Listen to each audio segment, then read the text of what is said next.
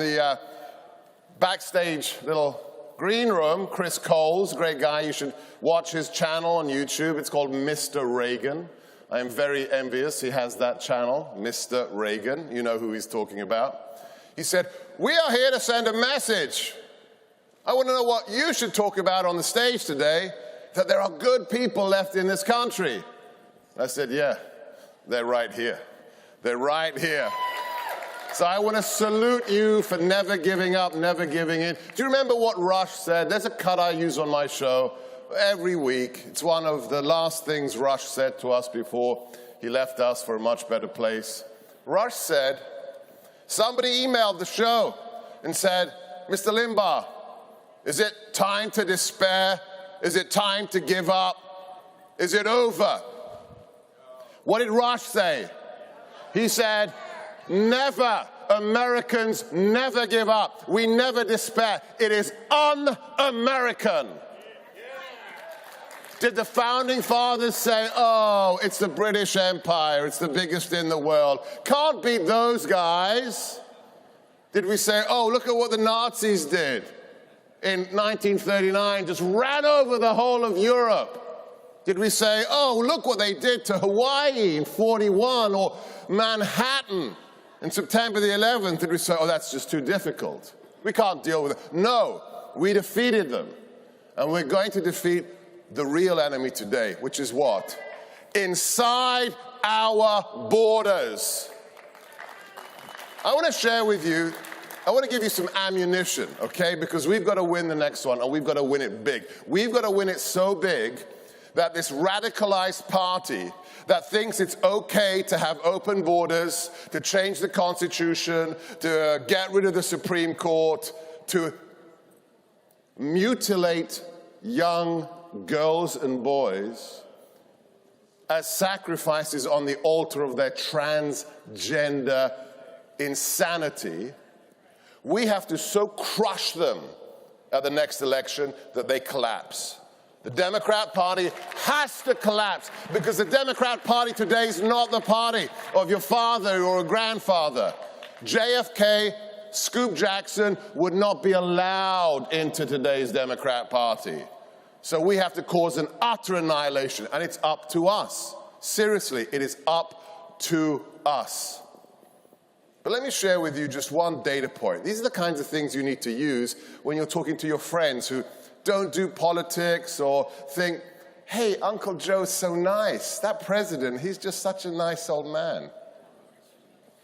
I did a little bit of math for my last Sunday show on Newsmax, the Gawker reality check. Because my thing is national security. I'm a wonk. I eat, drink, and dream national security. If you take every war we have fought in since the end of World War II, so from 45 to today, you can add up every soldier, airman, Marine, sailor, and Coast Guard who has died. Whether it's Korea, Vietnam, First Gulf War, Second Gulf War, Afghanistan, you can add it all up. The number of total killed in action, total in 70 years, is 103,000. 103,000 Americans died wearing the cloth of the Republic to keep you safe. On Biden's CDC website, you can look it up right now. It's very hard to find because they don't want you to find it. On Biden's CDC website, you can find this stat. In the last 12 months in America, deaths by fentanyl poisoning totaled 110,000 Americans. More Americans have been murdered by Chinese fentanyl in the last year because of Biden's open border than have died in every war since we won the Second World War. That is why I tell you right now, the enemies are out there. I get it. I get it. Xi Jinping in China, the mullahs in Iran, Putin in the Kremlin, I get it. But the biggest threat we face are our fellow Americans who do not believe in America. We are living in a time that no civilization has ever survived. It is utterly perverse. As a guy who likes history, think of this. Can you imagine any regime, I don't care if it's an ancient empire, a city-state, a kingdom, any regime in history, any part of the world, that was run by people who hate the country they're running? It's perverse. Why would you run to be the president of a country you detest? Remember Obama said, we're moments away from fundamentally changing America. Do you want to fundamentally change something that you love? Try that with your wife, gentlemen. I love you, but I want to fundamentally change you. A little nip and a tuck here, a little, yeah, get back to me, how that works out. You don't want to fundamentally change something you love? And here's the sad thing, we're all concerned. I grew up under Maggie Thatcher. Maggie Thatcher's my heroine, right? I was in the UK, living in the time of Maggie, looking at Ronnie here, and I just, wow, this is conservatism for me. Call me a paleocon, right? OG conservatism. But today, it's not even about politics. Take away the letter R after your name. Let's not talk about the GOP. Oh, and by the way, can I just get a little bit political for a second? Will you let me? Can we be clear that my boss in 2015 won despite the GOP, not thanks to the GOP? Can we just, on the record, please? So, it's not about politics. It's not about R or D. The dividing line in America today is one thing. It's just one thing. Do you love America or do you hate it? Do you love America as the greatest nation on God's earth or do you hate it? I know you do, but what are you going to do to make sure we keep it? Yes. But what does fight mean? Come to CPAC, write a check for the local congressman? No, no. I'm deadly serious now. I'm going to leave you on this. If you are not running for local office, I don't care if it's the local library board. If you're not running for local office, you are helping the Democrats. End of story. End of story. If my wife, who hates politics, detests politics because she's sane, can come to me 2 years ago and say, love, I'm running for the local community center board. I said, you mean you're asking my permission, right? Because you've read St. Paul's letter, right, about wives and husbands. No, she said, oh, I've registered, I've got the signatures, I'm running. What? You're running? You hate politics. She said, oh yeah, I hate it. But when I saw them in the local library have a drag queen story out for kids, I said, that's it. We're not having sexually explicit, perverse things for children. I'm running for the school board. If my wife, Katie Gorka, can do that, then what the hell are you doing to save America? All right, guys, get busy. God bless you. Let's make 24 the biggest victory in conservative history.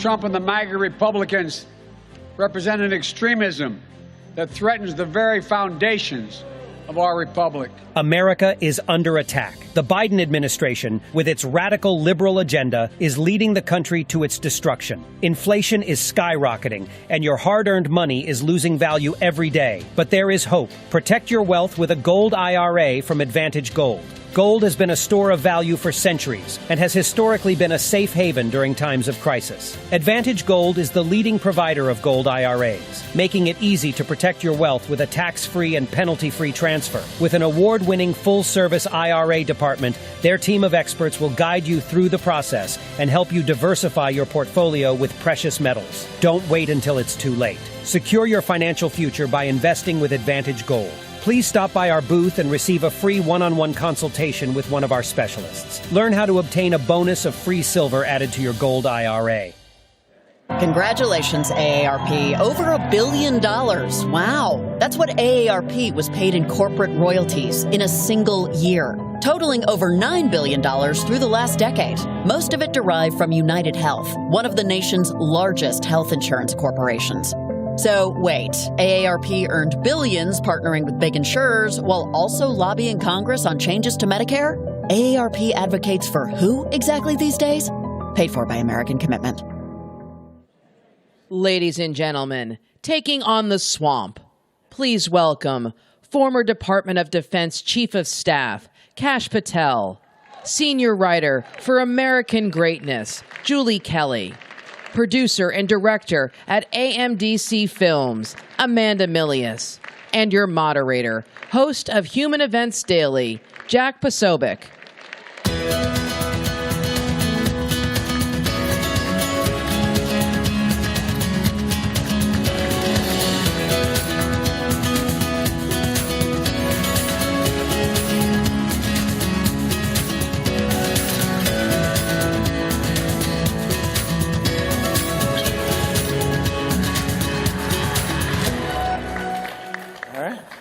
Shall we? All right. Good morning, CPAC. Good morning, National Harbor. Good morning, Patriots. You know, it's early in the morning, but that's okay, because as Amanda said backstage, the clip doesn't know what time it is, so eventually at some point we'll be watching back later on this. But it's amazing to see everybody here. It's amazing to see everyone's smiling faces and Amanda. And it's great to see so many people here this morning, but I always say this when I speak at CPACs, I almost wish we didn't have to be here. You know what I mean? Because I wish we could just be living our lives. I wish we could be raising our families, being with our kids, going to church, Easter's coming up. I wish that we could be focusing on those things. But unfortunately, we are dealt with a situation in which we were all born into. We were born into a situation where we have an out-of-control government, an out-of-control administrative state, an out-of-control swamp, which we are currently within smelling distance of right now. I don't know if you guys smell that wafting over. No, that's not East Palestine. That's Washington, D.C.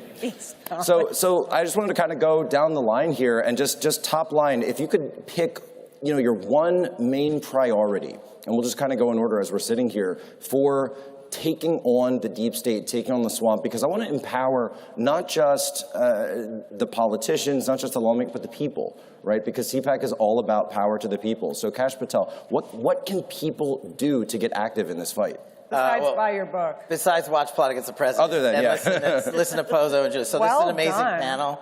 Get that out of the way. And, buy the books, listen to the podcast. The deep state is something that, like Jack was saying, not only did we wish we didn't have to do this. I wish we didn't have to address a deep state. Yeah. That's something that you're talking about in like tyrannical dictatorships. But in 2023 America, you have a two-tier system of justice that was created by the very people that were supposed to serve you and create an equal tier system of justice. I mean, Julie is the expert on how the January 6th defendants have been mistreated and how their due process rights have been violated. So the way that I think you crack the deep state is personnel. And it's not necessarily a fault of the last Trump administration, because what did they do? They were never in politics. They came in and said, okay, you guys have been government 15, 20 years. We're supposed to be able to rely on you for being, whether it's Republican or Democrat, to do the national security mission, to do the America First mission, to put the interests of Americans first. And some of those people, a lot of them, unfortunately, we just got it wrong. So I think the bench, I want to highlight this. The bench exists. The people are there for every agency and department. And I got so motivated behind it that I wrote a book called Government Gangsters, which the deep state is actually trying to prevent the release of that manuscript. But we're going to take them to court. It'll hopefully be out this spring. And you got to educate everyone. I list every single government gangster by agency and department. But the one thing Donald Trump taught me was don't just highlight the problem. What's the solution? How do we fix the FBI, DOJ, and the swamp and every other agency? And it starts with personnel, and it ends with congressional oversight. And hopefully that's something that's ramping up. And that means getting the right people in office who understand exactly what Kash is talking about. I want to see congressional candidates that have your book with notes and highlights and underlines and dog ears and everything. I know some people Not think with that's... the RNC we have now. Oh, Sorry, we'll talk about that. Julie Kelly, though, and by the way, congratulations to Julie Kelly because of your yeoman's work on the Jan 6 issue. Seriously, give it up for her. And I want people to understand that in the dark days, in Jan 7th, Jan 8th, Jan 9th, I'll tell you something. Everybody knows I'm on Twitter constantly. I didn't even tweet those days because I didn't know what was going on. I went 3 days without tweeting. Now that is a national emergency. That's a national emergency right there. We didn't know what was happening. The censorship hammer was coming down. People were getting arrested left and right. And there was one person that stood up and said, what's going on is wrong, and that was Julie Kelly. Yes. And just this week, Rasmussen just dropped a new poll that said 61%, not of Republicans, but of all voters believe that January 6th was likely provoked and instigated by federal agents. 61%.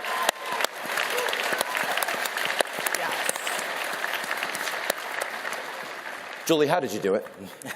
Well, first of all, Jack has been a friend of mine since the very beginning, even before January 6th, and I would not have any sort of platform on Twitter to share my work without you. So I want to thank you so much for your friendship for years. Also, I would not be able to write about January 6th or cover it if it wasn't for following Kash, Devin Nunes, and this small team of courageous warriors who took on not just the swamp in the Democratic Party, but 90% of the Republicans to uncover the biggest scandal in American history, which was Russiagate. And what they tried to do and are still trying, is to destroy them. But because I had a basis of covering that, it helped with my learning curve on what to cover for January 6th. And then, of course, the plot against the president, the documentary that Amanda, if you haven't watched it, please watch it because, these are the people who saw this first and fought it first. But unfortunately, what started in 2016 with Crossfire Hurricane has only accelerated. And when the DOJ decided and FBI to go after Donald Trump, his closest campaign associates, people like Carter Page, and everyone was like, who cares about Carter Page? Who cares about Paul Manafort? Who cares about Trump or his family?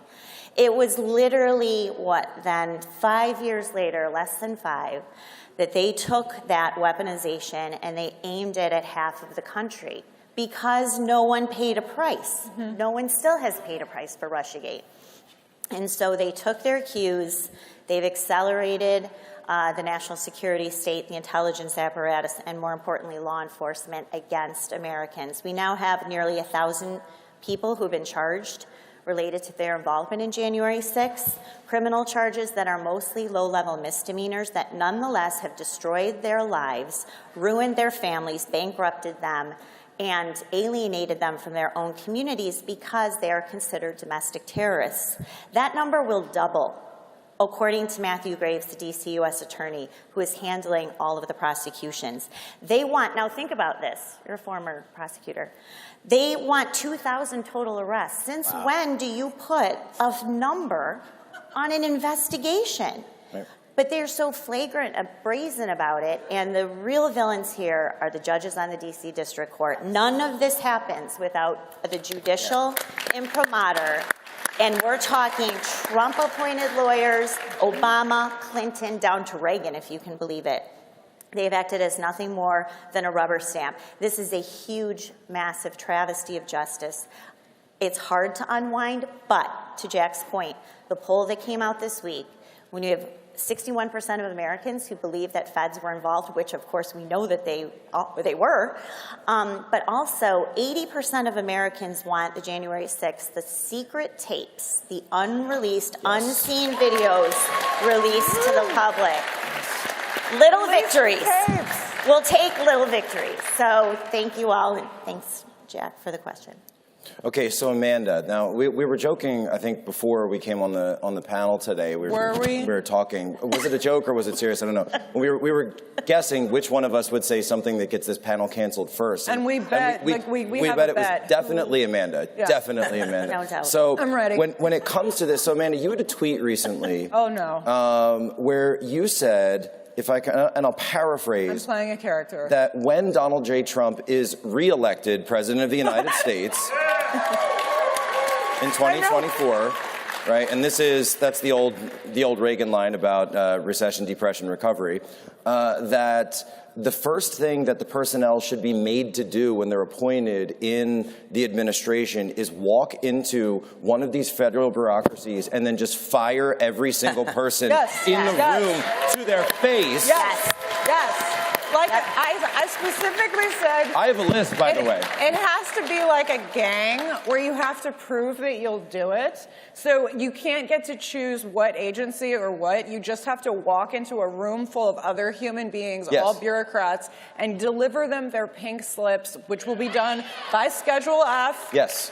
This is with Schedule F. I talk about Schedule F all the time. I'm like a total nerd, but it is the one way that our administration finally figured out how to fire entrenched bureaucrats. Because as both of you guys have said, personnel is the problem. That's why we have the corruption at DOJ. That's why we have the corruption in every single agency down to the FEC, the SEC, everything down to the EPA. I mean, there is no such thing as a non-corrupt agency. I mean, what?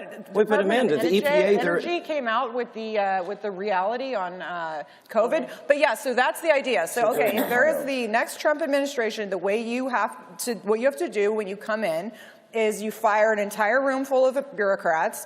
And then if you can actually fire enough people that you close a bureau, everyone is awarded with a single tattoo on their face. Like the guys down in El Salvador. Like MS-13. And so everyone, when you see somebody coming with like several, you're like, oh my God. Like you're going to have to get a whole barrel full of ink when I walk in. Because I'm going to walk in. I'm going to walk in. I'm like, why do we have 16 intel agencies? This one's gone, this one's gone, this one's gone. I mean, it's true. And all I got when I was in State Department for basically ridding us of the duplicative bureau that I was put in charge of as the head political. Yeah. It's gone now. I'm like the only person that was willing to kill my own fiefdom. And for that, I got the threat of being fired every week. Yes. And my boss and I would go through the resumes. And I was like, they're going to try and fire me again. But yeah, I mean, we need to change that. Personnel is policy, and I think we all know now that personnel is the most important thing in an administration, and also a strong Congress. I'm going to get off this hobby horse in a second, but on the administrative state, none of this would be possible if Congress did its job. Yes. It's supposed to be the one that writes laws and legislates, but what we have is law by administration, and that's not an accident. The administrative state was built on purpose, which means it can be unbuilt on purpose. That's the thing that I want to tell conservatives, because they frequently act like it's this sort of mysterious growth of DC that just happened over the years. I've always said that whenever and you guys will appreciate this, Cash, for sure, is that when you're walking around, and if you've ever done any work in the federal government, they have this phrase called the interagency. And whenever someone invokes the interagency, it's like, and I'm Catholic, so it's like invoking the Pope. The interagency, the interagency, yes. The interagency said, the interagency consensus, on Russia, on Ukraine, on China, on the laptop,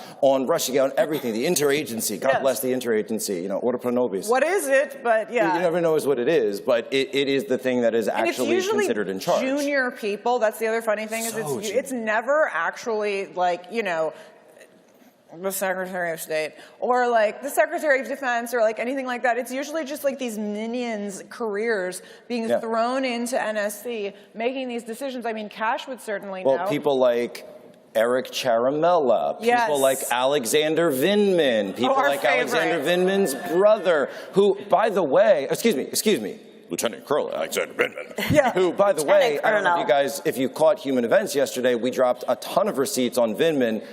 I got his entire pitch deck where Vindman and his brother have been going to the government of, you guessed it, Ukraine, shaking them down for up to $12 million in defense contracts because he started the war and now he's trying to profit off of the very same war that he started after a perfect phone call. A perfect phone call. That's the perfect example of guys, and whistleblowers are something that we need to talk about because there's a difference between fake whistleblowers, Charmella and the Vindmans and everybody else, who stood up a fraudulent impeachment and put this country through 2 episodes of turmoil, which was totally unnecessary, except the deep state wanted it to happen. The administrative state and the heads of these agencies, the Rod Rosensteins, the Bill Barrs, the Chris Wrays, the Haspels, the Espers of the world, wanted this to happen. They wanted this to happen against Donald Trump.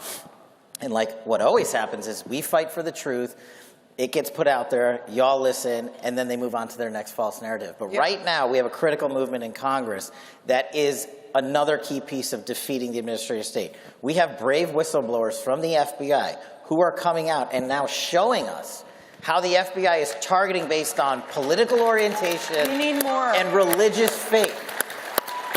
2 things the Attorney General was asked about this past week under oath, and he basically lied when he said we don't do that, yet you have an FBI intelligence report that was rescinded by Chris Wray, the director of the FBI, because they literally took targeting warrant applications against people who went to church.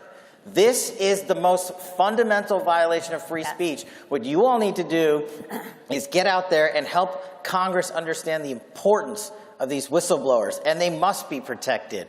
Under the prior administration, even though Charmella and Vindman and company were basically lying the entire time, they still receive whistleblower protection status. You know who got fired? The latest slew of FBI whistleblowers, Kyle Serafin, Steve Friend, and a couple of other folks who just have done amazing work, and we have to stand for one thing, and I know we've talked about this before, but I'd love to see, whatever the organ is, whether it's the HCU or CPAC or RNC, whatever, a whistleblower fund that's actually able to be set up to help these people who come out and from these agencies. And by the way, not just in the agencies, but I'm also talking about the people that come forward to a good friend of mine, Mr. James O'Keefe. Whether you're in pharma or media or the entertainment complex or wherever you are, we need to set up a fund for patriot whistleblowers so that they can be taken care of. Because look, and I say this as a prior intelligence officer myself, who was part of the swamp, right?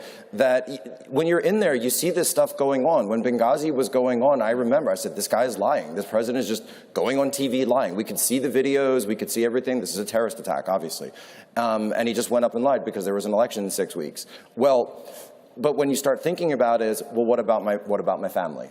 What about the fact that I've got 5 years in, I've got 7 years in, I'm working towards my pension, I'm working towards this, and all that money really plays a role. And so these brave, courageous people that are coming forward realize that they're throwing that all away. They're throwing away their name, they're throwing away their reputation, they're throwing away not only their money, but their promise of future stability, economic stability for their families and for their kids. That's scary. Potential prosecution. And not even opening themselves up to all that. They, as we've seen with this DOJ, they will make up a charge. They'll generally they will weaponize a statute like obstruction, and I'll show you the crime. Obstruction of an official proceeding, which was a post-Enron felony that dealt with tampering with evidence that this DOJ has bastardized and now used to criminalize political dissent, which sounds okay, except it's a 20-year felony, and this DOJ has charged more than 300 January 6th defendants with this to leverage either plea deals or throw them in prison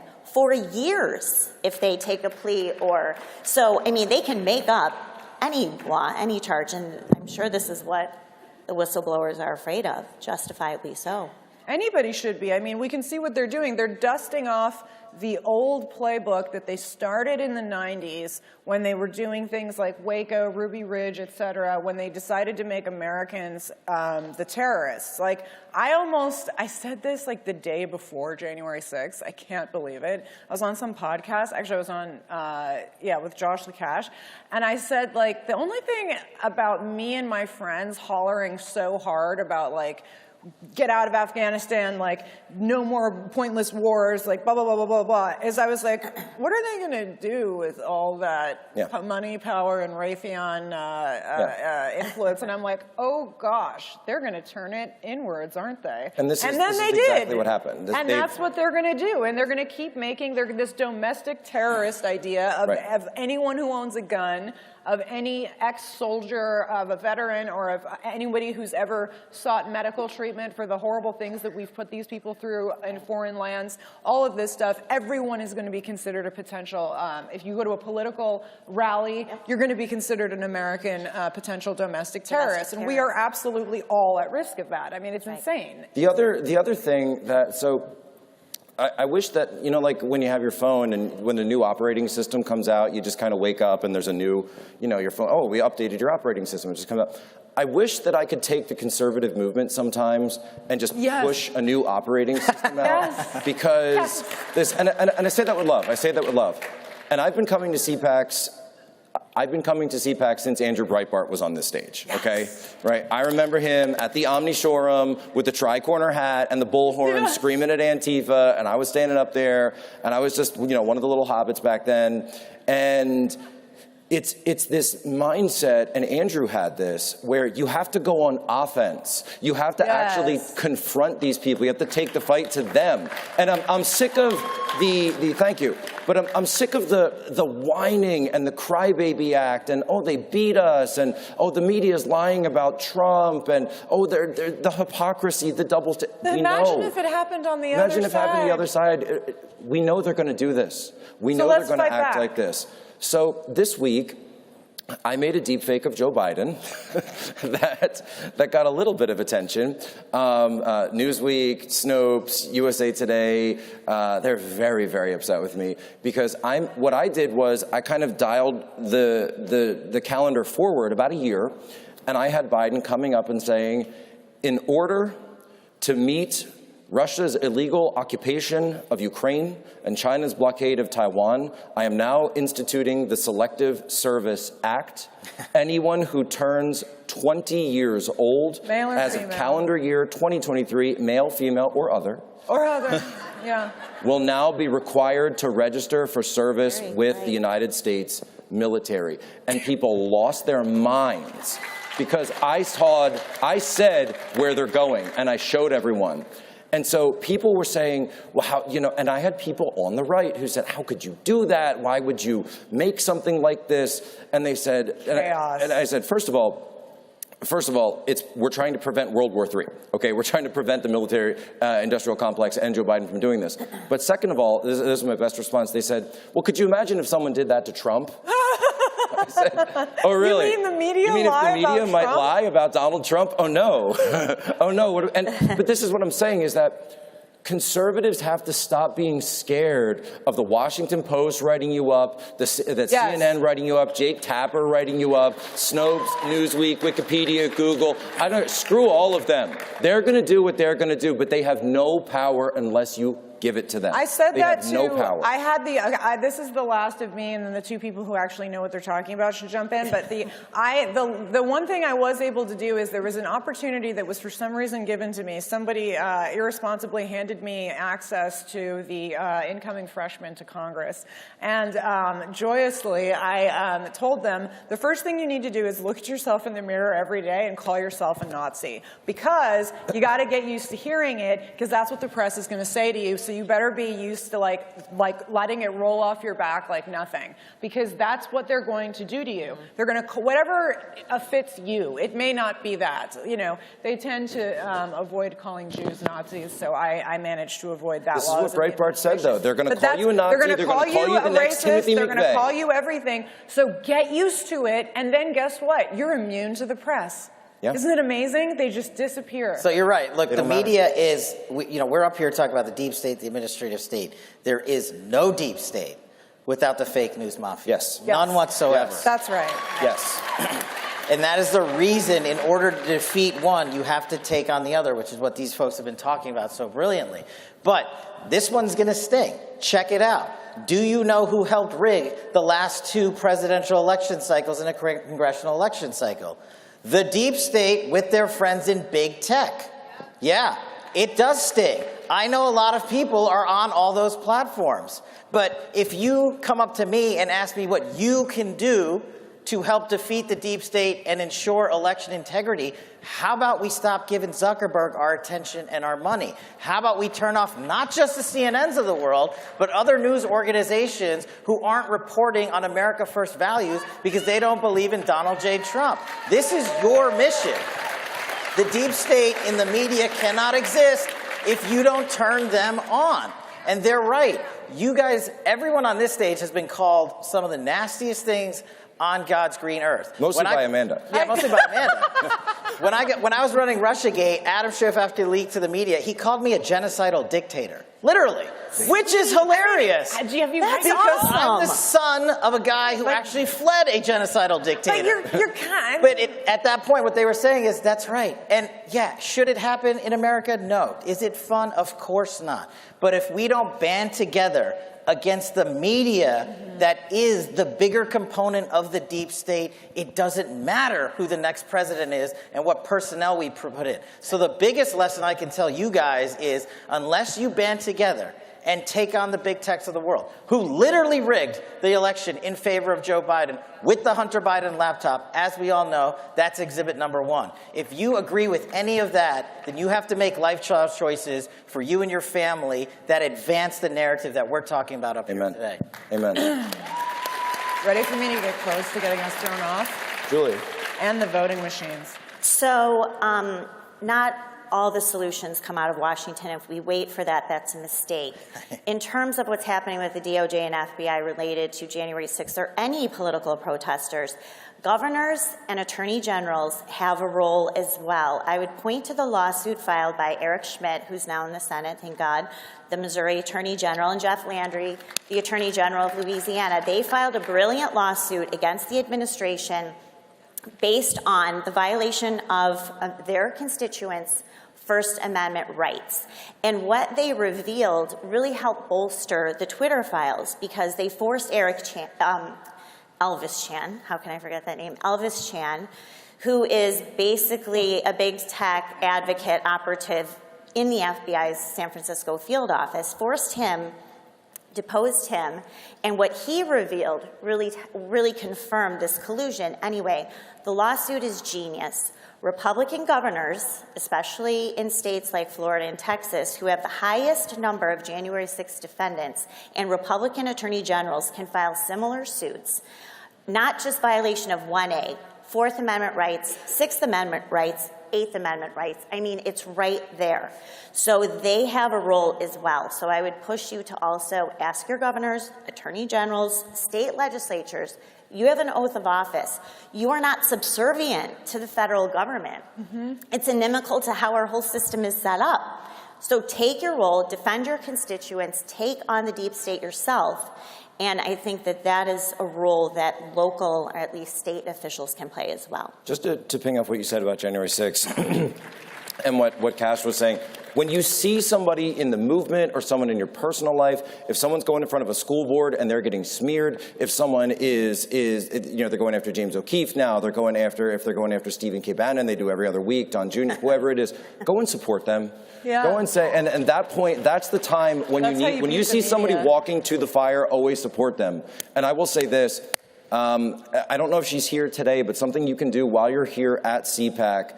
I happened to run into her yesterday very briefly, and then I lost her, but I think she's walking around still. And Julie, you would know better than me, but Ashley Babbitt's mom is here at CPAC. She's right there, Jack. She's here? Right there. And and if you happen to run into her and she's into it, come on. Actually, yeah. Yeah.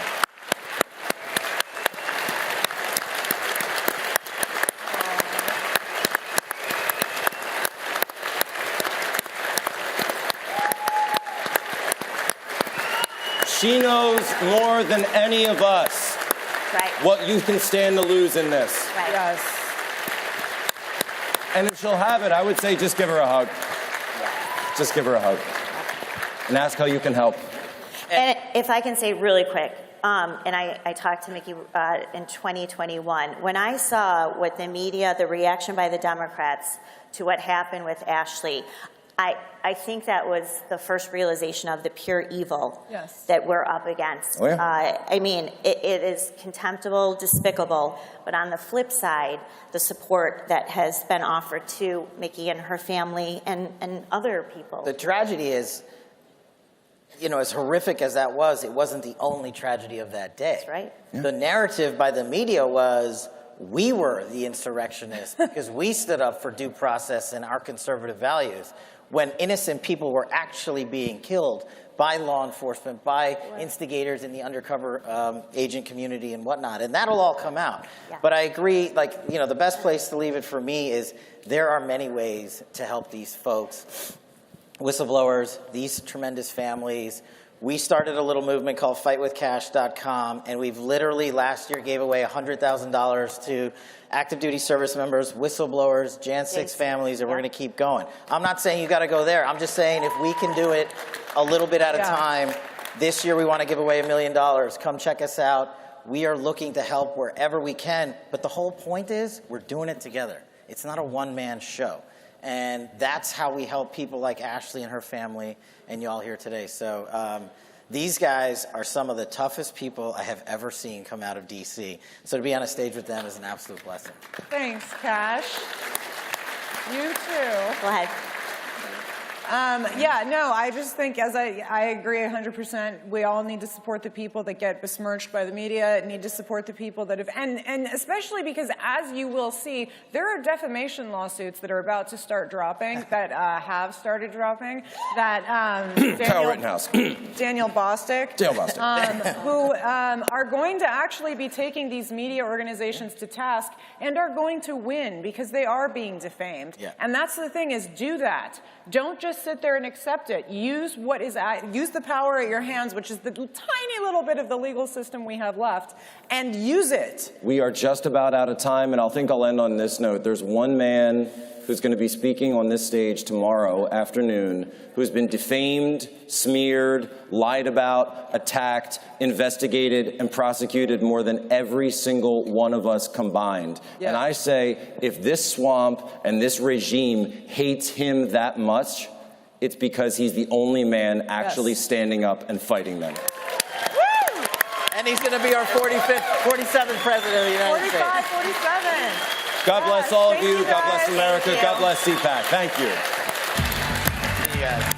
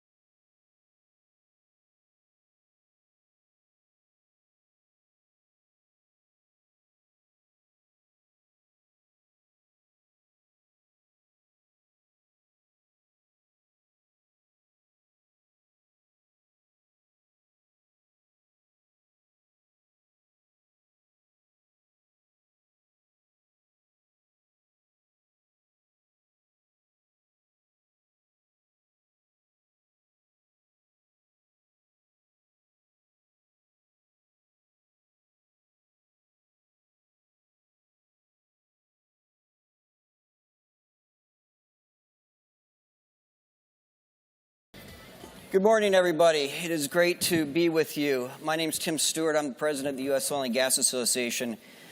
We represent most of the small and private independent oil and gas producers in the United States, or as I like to say, the people who take all the risk, do all the work, get none of the credit, and take all of the crap. And with that in mind, we're going to have a great panel. It's an honor to be on the stage with these great Americans today to talk about energy dominance and energy security. And with that, I'd like to jump right into it. Is that okay? You bet. We'll start with Congressman Zinke, if that's all right. Congressman, you were when you were Secretary of the Interior, the term energy dominance became the really sort of the mantra for the department.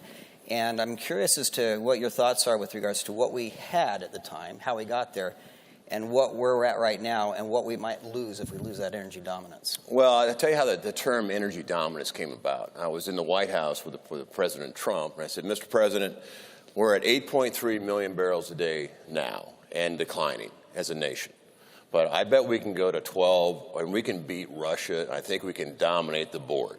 And he looks at it and he goes, energy dominance. And he loves it. So that's how energy dominance.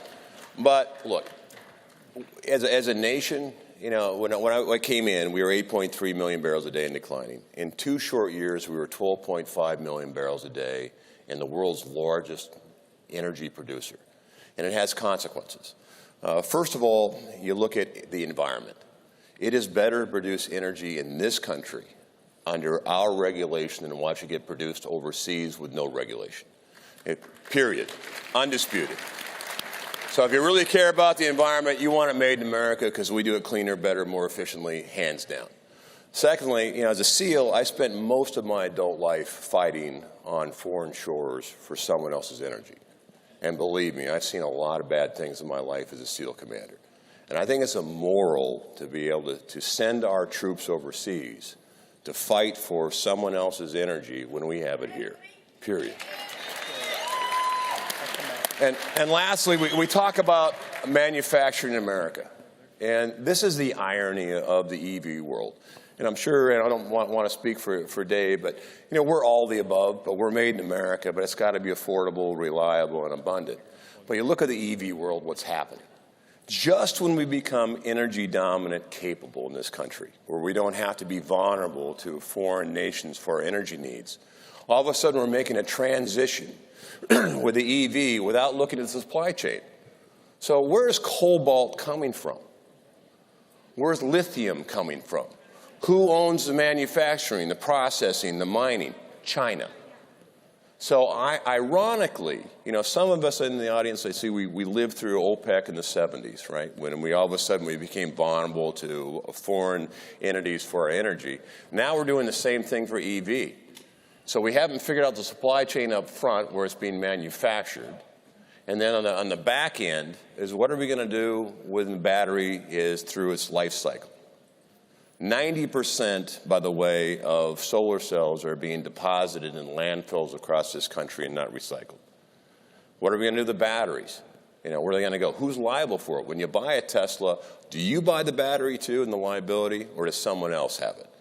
And looking at the supply chain and vulnerability, this is why fossil fuels are so important, because we own the supply chain. And if we do it right, America will prosper. That is a great point. Thank you.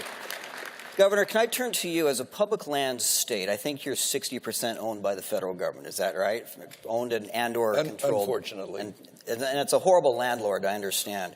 I don't think Americans really appreciate what it's like to have the federal government as your lord and overseer on so much of what you do.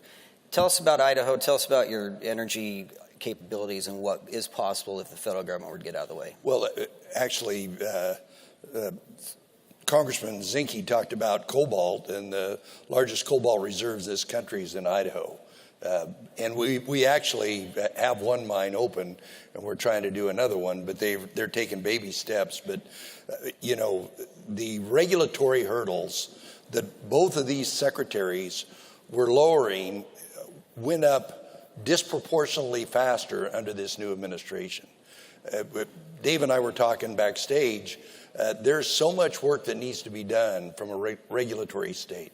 Idaho's the least regulated state in the nation. My first year, for every new regulation, I got rid of 40, and today we have zero-based regulation. And the reason Idaho's growing so fast is because we freed those regulatory bonds from the very smallest individual entrepreneur to the largest company to be successful, just the opposite of what the federal government's doing right now. And so, you know, the big acts, Water Act, Clean Air Act, Endangered Species Act, and NEPA, the reform that needs to take place there. And every one of those was passed with good intentions, but different administrations in different Justice Department and different lawsuits have made them where they're totally unworkable. And Dave was doing more to change that around and got interrupted prematurely on a very wise task. So all of us, to make the federal estate work, to make energy independence, to make critical minerals available, need to be focused like a laser on reducing that regulatory friction going forward. I appreciate that. I don't think the Americans realize that the United States is the world's only energy superpower. We are the top in production for oil, for natural gas, for coal, and nuclear, and we're second in wind and solar. And it would not have happened between the time of 2015, 2016, when our industry started to coordinate with the governors and with the Interior to get to that point. We are an energy superpower, and we are at risk for losing that. But David, give us an idea of what the federal asset is actually like, what the real potential and capability is, and what is at risk if we do this wrong? Well, I was really lucky to work with Secretary Zinke and President Trump, and what they really did is in the early 2000s, fracking and other technological innovations fueled by entrepreneurship led to a dramatic increase in production of energy on private lands. And in 2016, when the election took place, Secretary Zinke, President Trump, and myself, and many others, took the model and success that had been on private lands and drove it forward on federal lands. And we have a tremendous federal mineral and energy wealth, tremendous. And what you see is within a few years, 2019, 2020, incredible increases. And now we have the fewest acres leased. We have a very small number of permits coming out at a very small time. And they just simply turned the dial.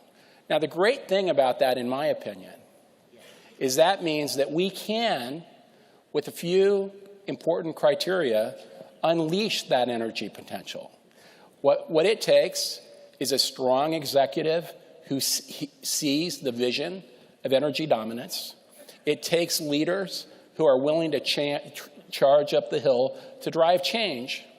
And what we have to recognize this time around is the bureaucracy thinks that they have completely won with this current administration. They have won. And so the fight going forward in the next administration to drive change will require more aggressive action, more thoughtful action, and stronger spines of steel. And thank you, Secretary Zinke, for showing me that leadership and allowing me to drive that change forward. So, Dave, that's a great point. I mean, there's a lot of risks for somebody who wants to leave a career to go back to work for the federal government as a political appointee. And you're up against a calcified bureaucracy. What are some of the things, what's the advice? What do you do? How do you make things work? Well, you know, that's an interesting question, Tim. I've spent a lot of time in bureaucracies, ask Ryan Zinke.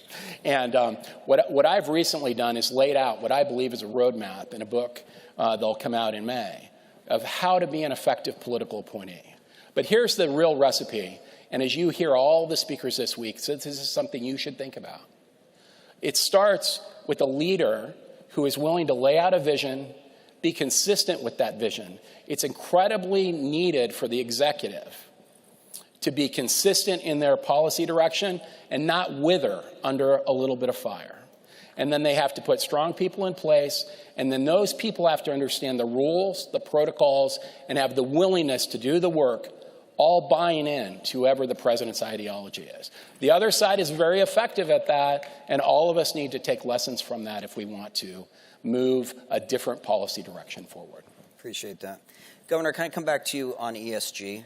We were talking about this backstage. One of the absolute biggest risk for our industry is the intentional debanking that is being, the debanking of the oil and gas industry, the freezing of the liquidity, the seizing up of capital with the intent to make us with the ability not to do our work.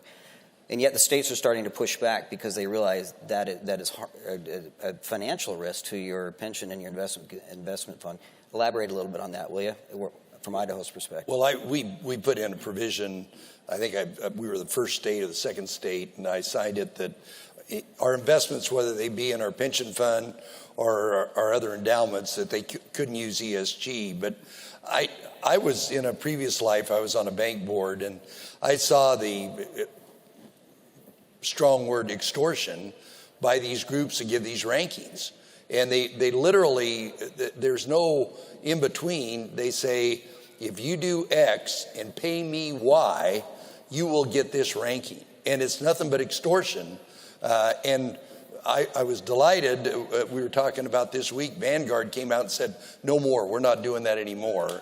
And good for them, because internal rate of return is what matters. You know, it is very hard, you know, if you have a pension fund or an endowment to, particularly with inflation the way it is, to get any kind of a return, a real return.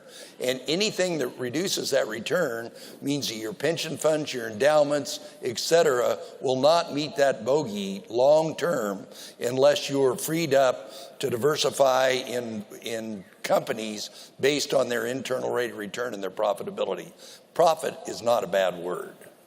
Yeah, and I agree. That's what keeps us in business, as the saying goes. So, Congressman, you're back in Congress. Oh, I'm back.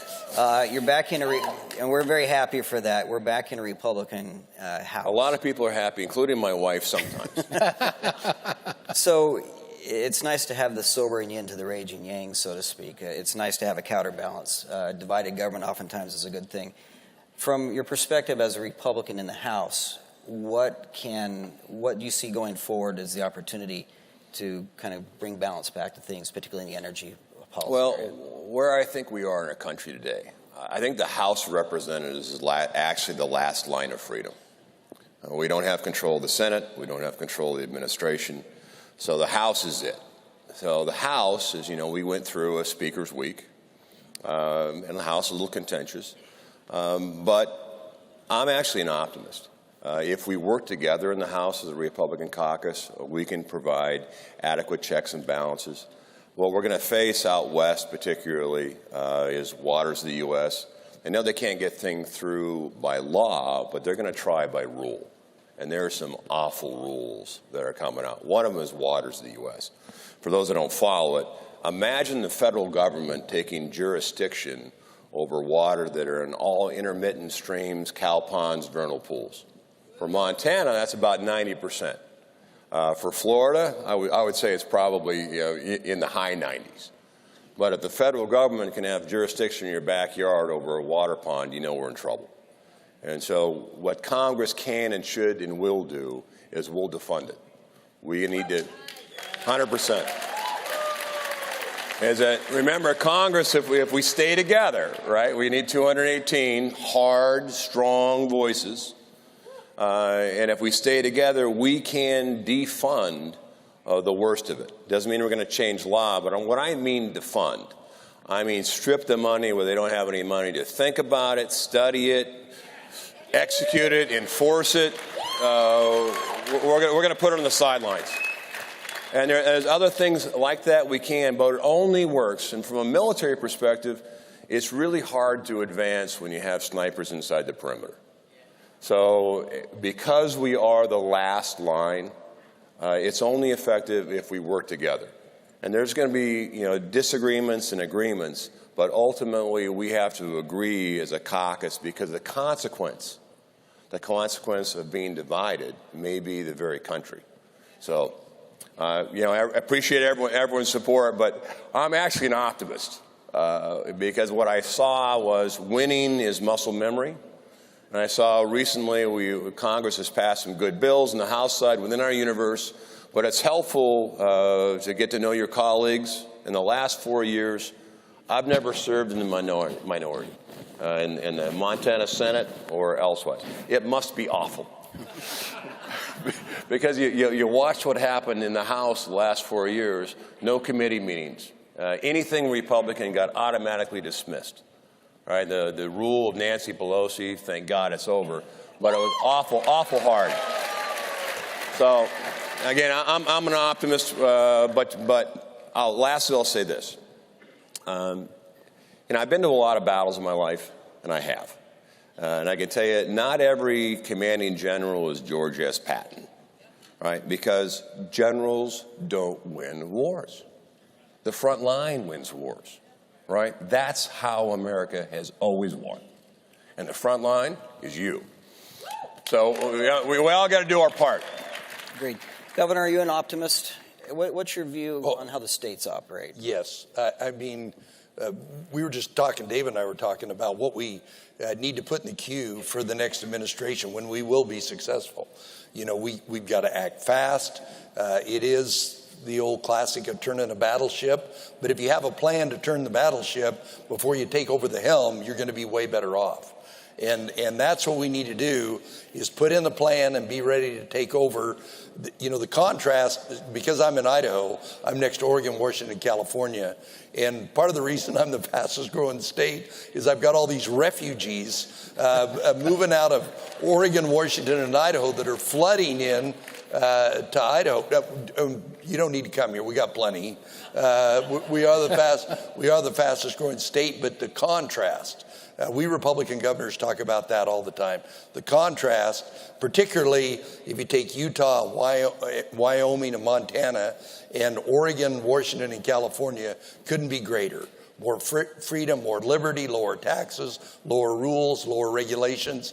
Everything that CPAC stands for is omnipresent in those states and absence in those other 3 blue states. I appreciate that. Thank you. There's a lot to be optimistic about the federal capacity to generate energy, to remain federally dominant. And Dave, you probably understand this better than anybody I've worked with in 30 years in this industry. I know you're an optimist.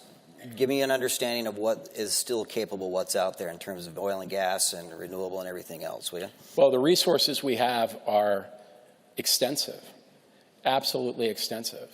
And one of the things that we can look at is access to existing areas, enhanced access to existing areas, access to new areas. There's also the beauty of technological innovation that is making the environmental impact less while the extraction of the resource is enhanced. So today we're actually producing more energy with a smaller footprint, and we're doing it better and more environmentally responsibly than anywhere in the world. And that's why I believe that our vision is so radically above the vision that Secretary Zinke just described of, let's go ask other places for our mineral development, our energy potential, lower environmental standards, lower health and safety standards, and not reap the benefits of having that secure supply at home and the economic productivity that comes with it. It doesn't meet any rational test of anyone. And that is why, at the end of the day, it's inevitable. If you insist on it, it is inevitable that we will drive to that energy policy direction. It's absolutely inevitable, and we just need to keep pushing. Thank you. And it's true, smart money follows. The United States the U.S. oil and gas industry is the best in the world. The rest of the world sends its people here to learn how to do what we do. We do it better, cleaner, and smarter than anybody else. And yet, despite this administration's best efforts, we're still around. And frankly, I'm going to be around in 10 years, whether President Biden likes that or not. I'm still going to be doing this. We have just a couple minutes left. Let's just do some final thoughts, if we could. And we'll start with you, Congressman. How's that?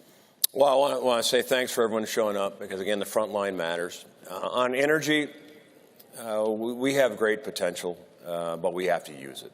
Again, you look at the Biden administration. So where are they getting the crude from? Venezuela. They're begging Iran, Russia, and it's immoral and unconscionable that we can't, use our resources here. And you know, wind, solar, everything has a consequence. If you're wind, you know, you got to accept you're going to chew up probably 750,000 birds or so a year. That's a lot. If you're a solar, you know, minded person, guess what? When you propose these hundreds of square miles of solar fields, that is public land oftentimes you're not going to recreate on, you're not going to fish on, you're not going to hunt on. It's fouled, single use. And yet people object to a pump jack that's an acre someplace hidden. This is an issue because energy matters. Lastly, you look at our inflation, which is robbing all of us, right? What are the two drivers of inflation? Energy and excessive spending. Energy side, gas should be $2 a gallon as it was when Dave and I were secretary. It should be $2 a gallon. It matters. We curb the spending, we bring inflation back down, and we'll get this country back. But we're going to need your help, and you're here, which means you care. So thanks a lot. Thank you.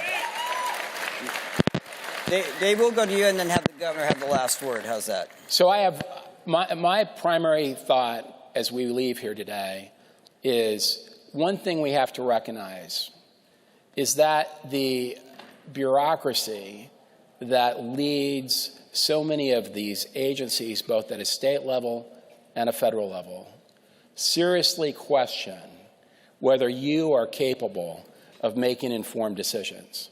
And as a result of that, they think it'd be better for them to choose whether you have an electric or gas stove. They think it would be better for them to choose whether you have a one type of vehicle or another. And we can't let that happen in America. At the end of the day, you, the voter, get to pick the leaders of this country. The leaders of this country need to hold the bureaucracy accountable. And that is the only way we maintain representative government. Absolutely. Governor, close us out. Well,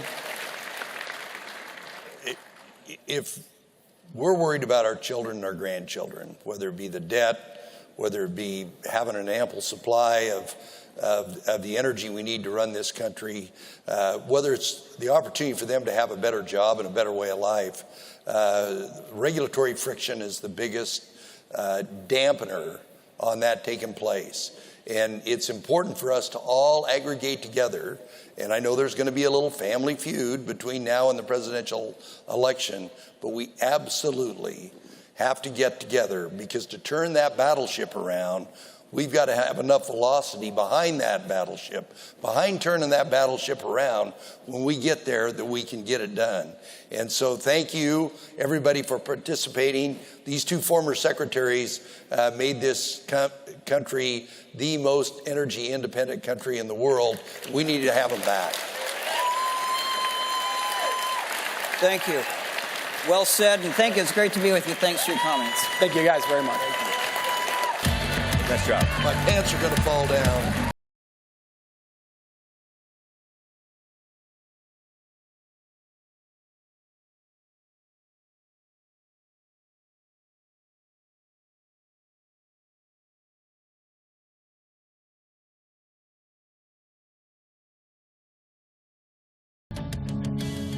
I figured out that the media had come after me in a very brutal way when I opened my social media feed one day, and I saw a lot of people making allegations that I had committed crimes that I had not committed or not even been accused of committing. The problem with being defamed like that is that you effectively feel like you have no recourse. And so in a way, I think you feel helpless, but then you also feel very defensive because you feel the need to sort of explain to everyone that you're associated with that, you know, what was said about you is not only not even a little bit true, it's just completely false. It's a very weird set of emotions because you feel like you're trying to defend your entire identity when you shouldn't have to. And for anyone, that's a lot to keep in check. Ultimately, the end game for most people is to have their future left in jeopardy, if not destroyed. And when I looked at my future, I understood, like, I'm probably never, without legal intervention, I'm probably never going to go be able to get a job at a major company. I'm probably never going to be able to interact with certain people ever again. From my very first interactions with the attorneys at the Null Law Group, I realized quickly that I didn't need to prove to them in the same way that I had to prove to others that I hadn't done these things, because they were quite used to these type of cases. And because of that, when they looked at my case, I felt that there was a degree of trust that was really just refreshing after trying to explain myself to everyone around me. I would not hesitate to recommend the Null Law Group to any friend or family member who went through what I went through. The level of comfort that they could provide after going through something like that is really powerful.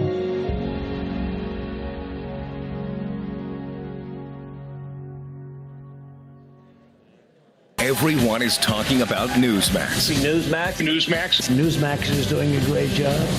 The new news network that's changing the way Americans get their news. Live from the White House with the latest. James? This is real problems, real health concerns. What would you do about the border knowing that President Biden has veto power? From fresh voices who viewers trust. We can't allow agenda-driven reporting to decide what the truth is. This is when things are going to start really getting interesting. Newsmax. Real news for real people. Oil. The most precious natural resource known to man. It is the engine that drives every modern economy and has provided the foundation for innovation worldwide.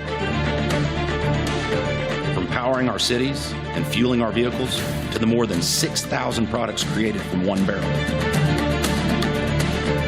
Oil has changed the standard of living for every human being in the modern world.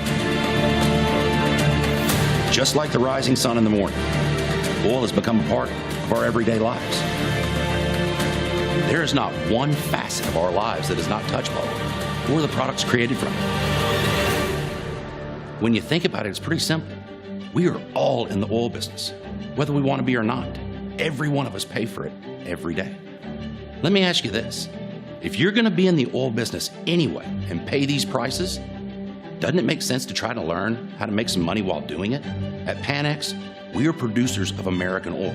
Go to panex.us/learn, where you can begin to build your foundational knowledge about the oil and natural gas industry. A perfect place to start would be a morning without oil. This 5-minute video reveals a world that most of us don't even contemplate as possible, a world without oil in it. From there, you can bolster your oil knowledge by downloading one of our oil and gas primers, Oil and Gas 101 or 102. At Panex, we believe it is imperative to educate yourself on all that oil can do for you. Do yourself a favor and give us that chance. When done, if you decide that you too would like to reap the rewards of oil and gas, great. If not, at least you've bolstered yourself with that information that will last you a lifetime. You owe it to yourself. Go to panex.us/learn and see all that oil can do for you.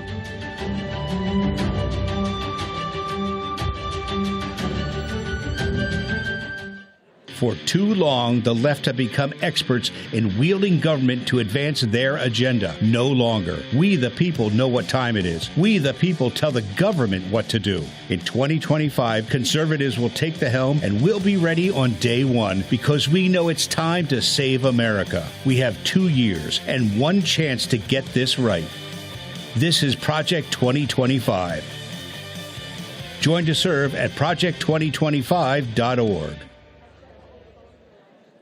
Ladies and gentlemen, please welcome from Georgia, Congresswoman Marjorie Taylor Greene.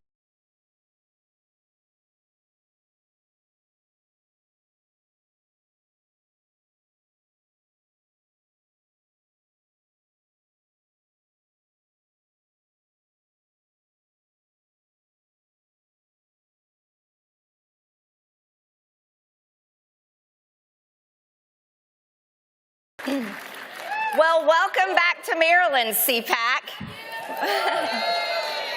We are so excited to be here, and this is such an important time for conservatives to come together. And I'll tell you why. The left has told us something that should put fear in the heart of every parent, and not just parents, every single person. They've said they're coming for our children. Now, I don't know about you, but when it comes to kids, I think the Republican Party has a duty. We have a responsibility, and that is to be the party that protects children.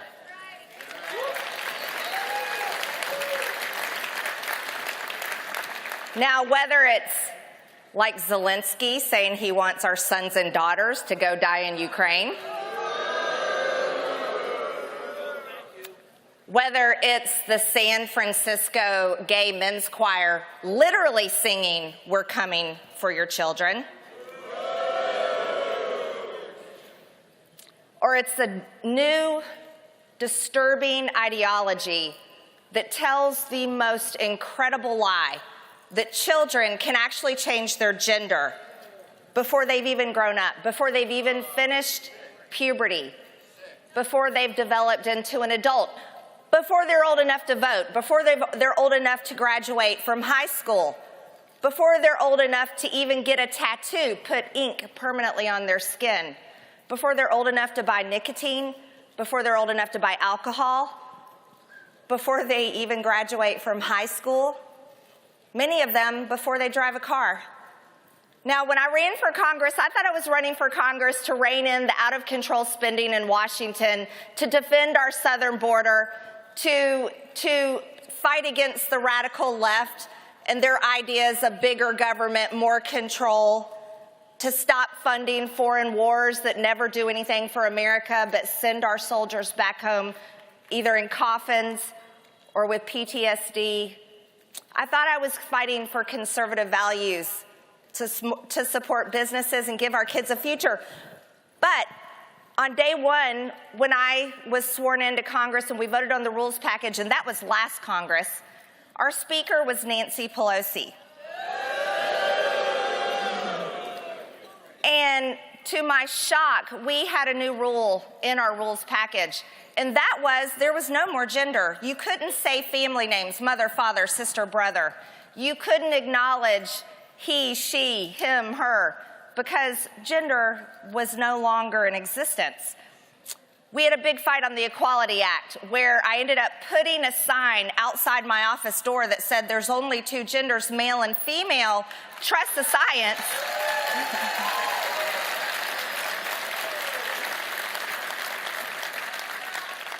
But who knew this would become an even bigger battle? But then I started to learn about an industry that is turning into a multi-billion-dollar industry, and they have a target, or should I say a victim. You see, their target is not adults that, adults can choose what they want to do. This isn't about adults. We're talking about people under the age of 18. Their target for their multi-billion-dollar industry are children. And everyone knows that when you're growing up, think about it. How many times did you say when you're a kid you wanted to be a fireman or a doctor or a police officer, or you wanted to be something when you're an adult, but when you grew up you became something else? My favorite thing to say that I did become when I was growing up is I wanted to be a mom. And thankfully I am a mom.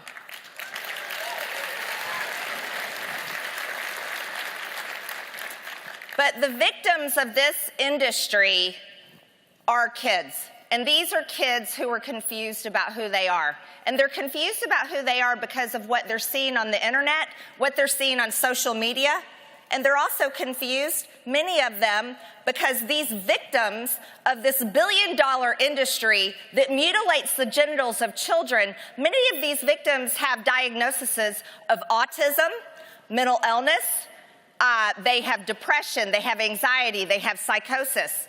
Many of them live in foster care, so they already have lived lives of abuse. And these victims come in thinking they're going to find happiness and they're going to find security in their identity because they think they can change their gender. These boys think they can become girls. These girls think they can become boys. But you want to know what's happening to them? They're given puberty blockers, they're fast-tracked, given puberty blockers that actually chemically castrates them, makes them sterile. They're given testosterone to girls as young as 11, 12, 13 years old, that within 4 to 5 years, some of them are having to have hysterectomies because of the damage it does inside of them.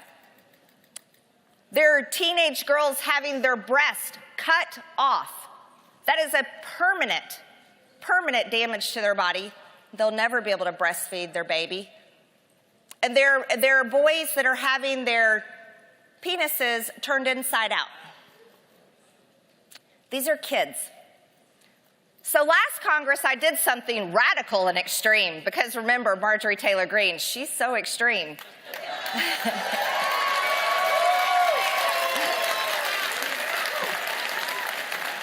I introduced a bill called the Protect Children's Innocence Act. Protect Children's Innocence Act. And let me tell you my great news this morning, ladies and gentlemen. It couldn't pass last Congress because, like I said, Nancy Pelosi was the Speaker of the House, and she doesn't believe in gender at all. But we have a new Speaker in our Republican majority in the House of Representatives. And I'm going to be introducing my bill, the Protect Children's Innocence Act, that will make it a felony to perform anything to do with gender-affirming care on children. Yes.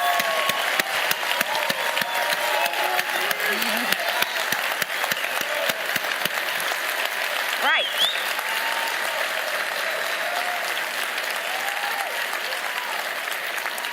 And obviously, you all agree with me.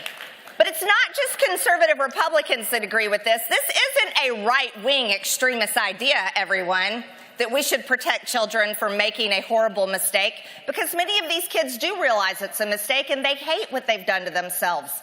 And then they're left with lifelong disabilities by the people that are making billions of dollars mutilating their genitals. So let's think about it like this. This is actually an idea for all Americans. It's not just a Republican idea, because people like Bill Maher agree with me on this issue, even though he attacks me. There's independents, Democrats, Republicans all over America that agree that we need to let kids be kids.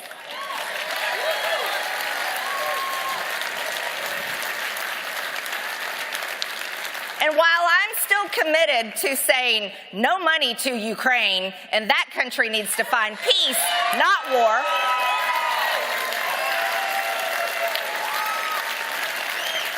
and while I will look at a camera and directly tell Zelensky, you better leave your hands off of our sons and daughters because they're not dying over there.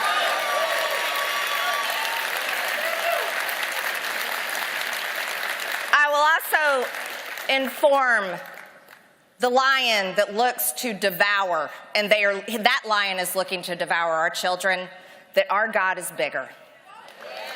And our God is the God that created us, man and woman. In his image, he created us. And our God is the God that created our children. And because of him, we will get this bill passed, and the Republican Party will be the party that protects children from such an evil that I cannot believe it exists in this time. Thank you so much, everyone. Listen, call to action. Call to action. I'm introducing my bill next week. Call every single member of Congress and tell them to get on the Protect Children's Innocence Act. Thank you so much to Matt Schlapp and CPAC for endorsing my bill.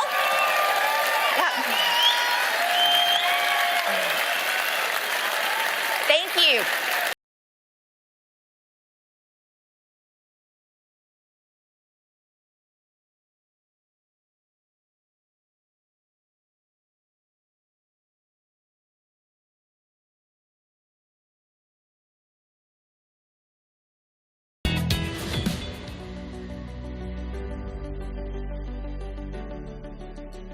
And today I want to share some words of wisdom.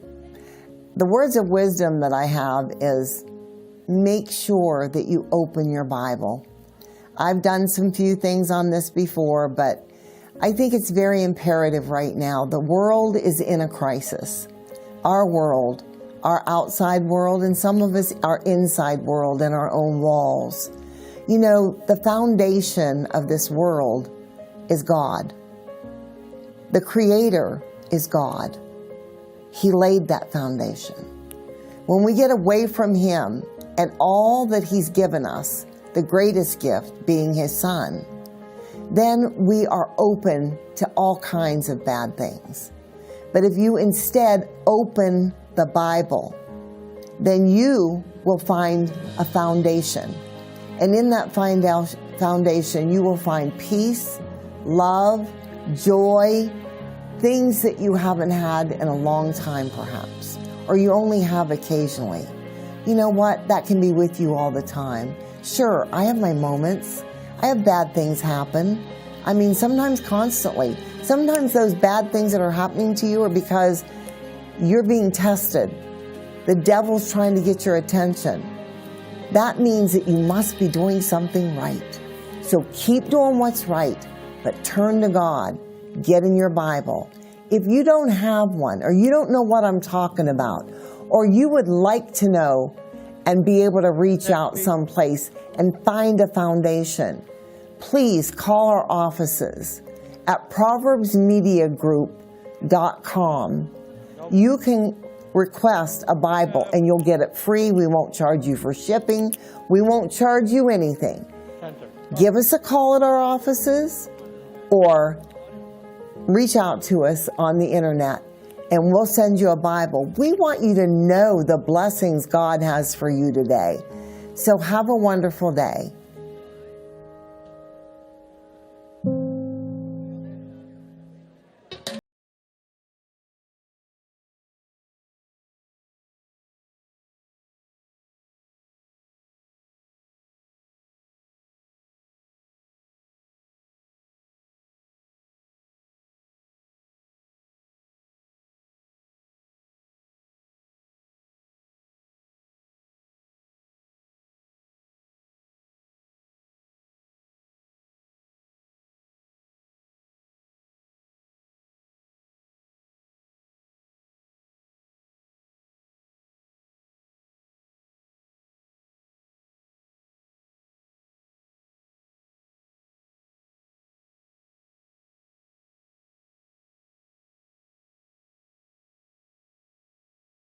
Wow, thank you guys all for coming. This is an honor for me. I am a father. I've got 6 kids. And what strikes me about this opportunity to be here at CPAC talking about this issue of transgenderism is that I'm with 2 girls that have been impacted by this issue from 2 totally different ends of the spectrum, right? We have Chloe Cole, who had gender confusion and had a whole other experience. And then we have Riley Gaines, an amazing athlete, who lost her opportunities. So we're going to talk about all this, and we're going to let their stories be told, because you guys get shut out of the media all the time, right? Absolutely. So Chloe, tell the audience just the quick story about how you developed the gender dysphoria and how you were taken advantage of, because this is really important. Yeah, so I'm somebody who transitioned and detransitioned while I was still a minor. I started experiencing gender dysphoria when I was about 12 years old, and I started socially transitioning first by changing my name, the way I dress, the way I cut my hair, and my mannerisms. And then eventually I got diagnosed with gender dysphoria. And at 13, I was put on puberty blockers and testosterone, and I had a double mastectomy at 15, just after my sophomore year of high school. And I stopped transitioning at 16 years old. Well, Chloe, I'm wondering, how was this covered by your insurance program, or did they have to pay out of pocket? Yeah, so I'm from California, and by law, insurance companies are supposed to cover every single step of the transition process, pretty much. And I'm curious, so they're forced to, by law, cover the transitions, but what about in your case, when you end up figuring out that you didn't need these surgeries and they took advantage? Are they forced to cover the detransition surgeries and treatments? No, so I've reached out to the team of medical professionals who helped me to transition, and I haven't gotten any help with my detransition. I've pretty much had to figure out how to go through motions all by myself. There's still a lot of unknowns. I mean, I'm having a lot of complications from the blockers, the cross-sex hormones, and the surgery, and I haven't gotten help with any of those. There's no standards of care for people like me. That is so evil. And the obvious thing is this is so evil. They lock them into this, and then they don't help them get out of it once they realize they're taken advantage of. But being taken advantage of is something that you experienced in the NCAA competitions you were in. Can you tell people about the championship and your experience having to swim against a biological male, really. Absolutely. So I graduated from the University of Kentucky last year, where I was on the swim team. I was able to accomplish some really amazing things in my career that I'm extremely proud of and will forever be proud of. But my senior year last year, I'm sure a lot of you are familiar with the Leah Thomas story. Leah Thomas is a 6'4", fully intact biological male who swam 3 years on the men's side at University of Pennsylvania before switching to the women's team during his senior year. And so last year, out of nowhere, this person who at the time I had no idea was a biological male began posting the fastest times in the nation across multiple events. It was very bizarre. There was several red flags, one of which this was someone I had never heard of, which is rare in swimming, especially when you're competing at that top tier. And so an article was posted disclosing that Leah Thomas was formerly Will Thomas. And about 3 weeks before our NCAA championships, the NCAA announced that Leah would be competing with us.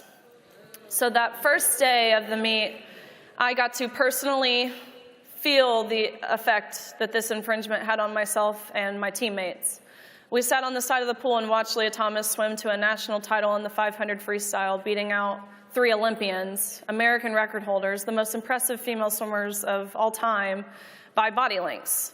And I want to add that this was a male swimmer who the year before was ranked, at best, 462nd in the men's division.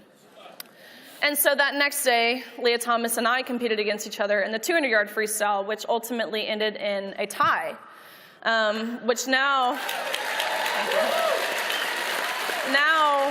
looking back, I realize kind of how God has moved through all of this. But we tied. We went the exact same time down to the 100th of a second. And so upon tying, we go behind the awards podium where the NCAA officials hand you your trophy and you're marched out and you're named an All-American.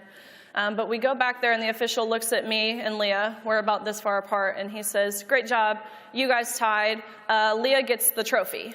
And so I look at him and I say, "Okay, I understand we tied and I understand there's one trophy, but what's your thought process as to why Leah gets the trophy?"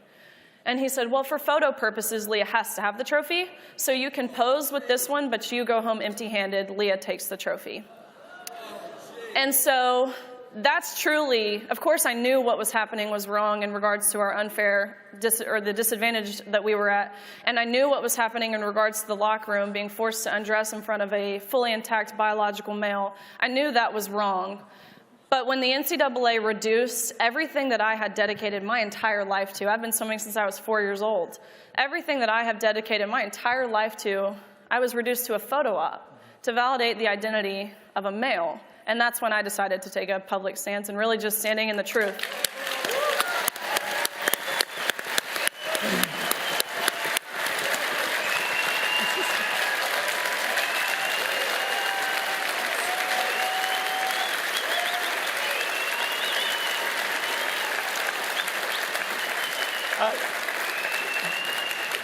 I am a little bit bewildered, though. I'm confused because I'm told by the transgender activists that this doesn't happen, that we don't do these surgeries to little kids, that we don't have men competing against women. Chloe, what do you have to say to the people that say that this isn't happening? I mean, we have clearly documented cases of this happening all the time. Like Jazz Jennings, they had a whole show about a kid who underwent sex reassignment surgery at 17 years old and started a medical transition at 8 years old. And I started medically transitioning when I was 13, and I went under the knife when I was only 15. How much do these procedures cost? Did they give you a bill that showed how much it costs to get the hormone treatments? Or because I know that Lupron is a pretty expensive drug. And by the way, if you didn't know, Lupron is a drug that we've been giving to sex offenders to chemically castrate them for decades. Right, and then we stopped doing that because it was deemed too cruel for use in sex offenders. So if it's too cruel to use in sex offenders, why are we using it on kids? Why not use it on children? Great logic. Oh my gosh. There are a few transgender activists on Twitter that are notorious, and they're freaking out right now. primarily because they're getting their butts kicked, right? You have 19 states that have passed laws to protect women's sports, to keep boys out. Tennessee, Bill Lee, just became the 9th state in the country to ban these surgeries and hormone treatments for minors. And so they're freaking out. And one of the things I saw recently, there are 2 activists that come to mind, Ari Drennan and another guy named Aaron Reed. They're both transgender, so they're males, but they try and, do women face. They say that you two are committing genocide by opposing their movement. What do you have to say to that, Riley?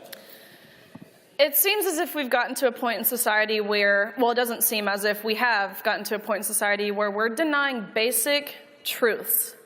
Man and woman is the sheer essence of humanity, and these people are trying to blur that line so we can't define what it is to be a woman. We have a sitting Supreme Court justice who refuses to say what a woman is. This is a problem, and this is something that translates far beyond my expertise of sports and far beyond Chloe's expertise. Look at what's happening in prisons. Look at what's happening, of course, within the education system. There's so many realms of life where they're trying to, they're pursuing this aggressive attempt to fully eradicate women as a whole, which is incredibly heartbreaking, especially being 22, sitting back here seeing this. I don't know if I was just naive before or if this is something that has been totally sprung upon us, but it's an attack, and it's an attack on women. It's the women who are at jeopardy here.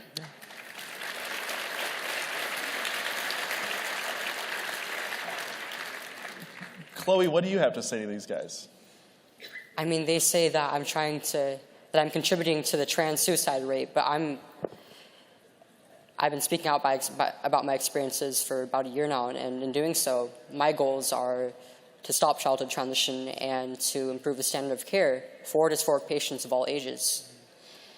I mean, there's very little evidence to suggest that gender transitions are actually successful, and the standard for a successful transition is, well, the patient didn't commit suicide, which is a really low standard of care. Well, in all seriousness, there are studies on this, and one of the most troubling things that I found in these studies is they're not good, but they lose track of the people that they're studying within 5 years. Where did those people go? Did they detransition? There's a real propaganda effort against you guys. We have no idea. We have no idea how many people detransition, how many of them commit suicide, and for what reasons, because it's all skewed. Mm-hmm. But there's a study conducted in Europe, done over the course of, I think, 30 years, all on adult patients who did a full transition, like hormones, surgeries, and they were actually about 19 times higher risk of committing suicide. Riley, Governor Larry Hogan was on the Sunday morning talk shows a few weeks ago, and he lumped these transgender issues, the sports and all that, and he dismissed it as the culture war. And he says that we don't need to protect kids in schools from all this stuff. If he runs for president, he's not going to get in the culture. What do you have to say to these politicians? Because there's a lot of them, and a lot of them are in the Republican Party, the party that should be obviously opposing this. What do you have to say to the politicians that say that this is just a trumped-up culture war and we should be focusing on the fiscal issues and the important issues of the day? Well, I've been going around to a lot of different states and testifying on behalf of women in sports, or fairness in women's sports legislation, and that is something I'm seeing, is when I go to these states like Kansas or Oklahoma or Colorado, which failed miserably, unfortunately, these Democrats, they say, oh, well, this isn't happening. We have 4 transgender athletes in the state. Why are we worried about this? We have other more pressing issues. First, that is not true. These states that say they have 4 transgender athletes, it is so incredibly underreported. You might have 4 transgender athletes on one softball team. I talked to a person on the plane the other day on my way home from Texas who said her daughter's team had 7 transgenders on her basketball team. 7, and this is in Texas. So it's happening. There's cases of happening all across college that are not reported on because these universities don't want to admit they have men on their women's teams, but they do. It's happening. I had a parent reach out to me. Her daughter's 6-year-old cheerleading team, and it's not a co-ed. It's a women's, or I guess young girls' cheerleading team, had a male flipping up and down the court. It's happening in masters divisions. I talked to a 65-year-old lady golfer who's competing against a man. And so to believe that it's a non-issue is so far from the truth. If nothing else, let's say Leah Thomas didn't solely transition to win, to change in the locker room with women. This opens a door to people who would fully be willing to take advantage of that opportunity. And that's what we're seeing, especially in regards to prisons, where we see these men who are convicted of terrible, awful crimes like rape and kidnapping and just heinous things. They're now identifying as women because it means they can get into women's prisons. It's more lenient. The charges are less. They're seeing this happen. And so just in California a few weeks ago, after seeing this be successful for few, over 200 males applied to be in women's prisons. Like, come on. We're taking advantage of the system that's already failing. And it's, again, only harming women. Yeah. So, Chloe, there are a lot of parents in the audience. And I'm interested in this question as well, being a father. Where did you first learn about transgenderism or gender dysphoria? Right, because like as a kid growing up, we didn't have this when I was growing up. So I'm just curious, like, how did this enter into your life, this entire concept of transgenderism? I mean, like, as a kid, I would hear it a few times, like, from the adults speaking about it or from the TV, but I never really thought much about it until I started using social media when I got my first phone at 11. And, I mean, I was pretty vulnerable to this because I had really bad body image issues from a young age. I started puberty at, I think I was like 8 or 9, and the combination of that and having to deal with like the comments people would make about my body, and then going on social media and the internet at a really young age and like seeing all these really idealized images of women's bodies, just it was awful for me. And at roughly the same time that I started using social media, I started seeing a lot of posts that were in like video game communities that were, for some reason, there happened to be a lot of like LGBT identified people around my age on there. And eventually started seeing posts that were specifically about the LGBT, a lot of like information or really propaganda. And just a lot of posts about these people's lives, and I started noticing like a lot of these girls who identified as trans, they were quite like me. I mean, they were very tomboyish from a young age. A lot of them were like on the artistic side, and I felt like I could relate to them in a way, and it really touched me. And I eventually, after being exposed to this stuff for so long and so young, I started to wonder, like, maybe this has something to do with me, you know? Maybe I'm not a girl. It's so nefarious. You said something just now about the body issues.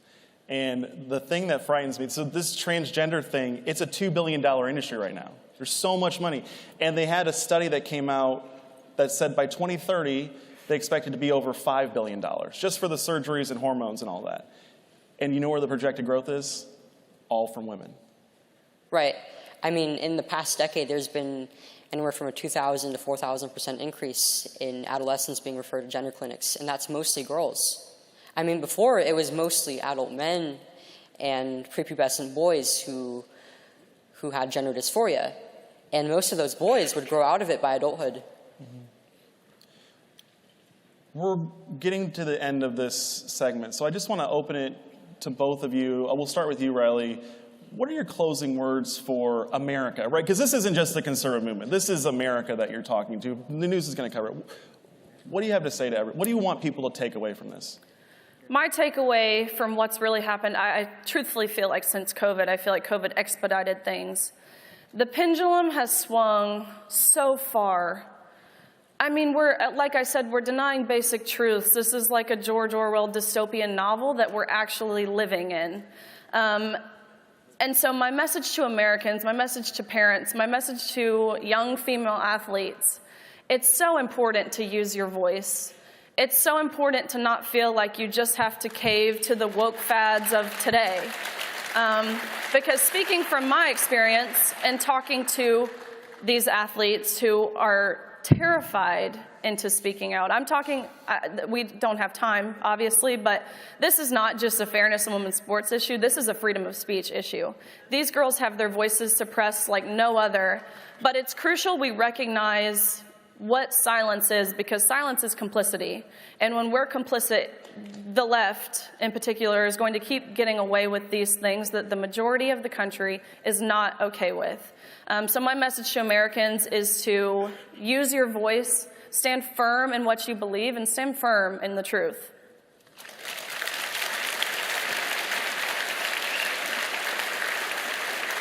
Chloe, any parting message?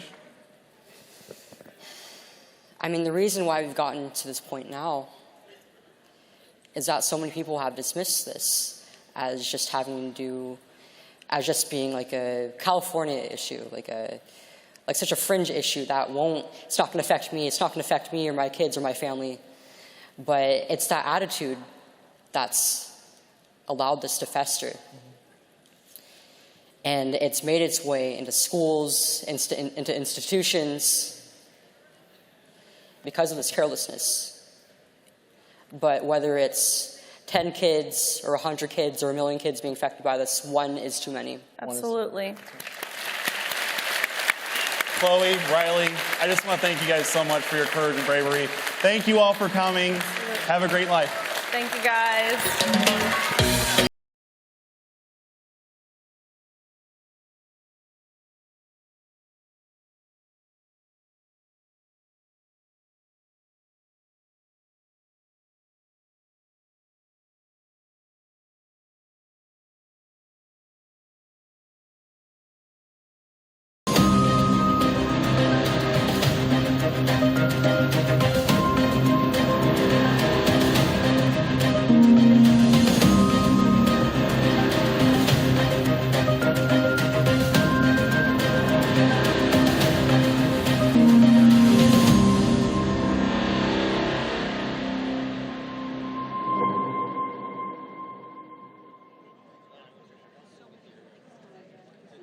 Convoluted election proposal ever. Ranked choice voting.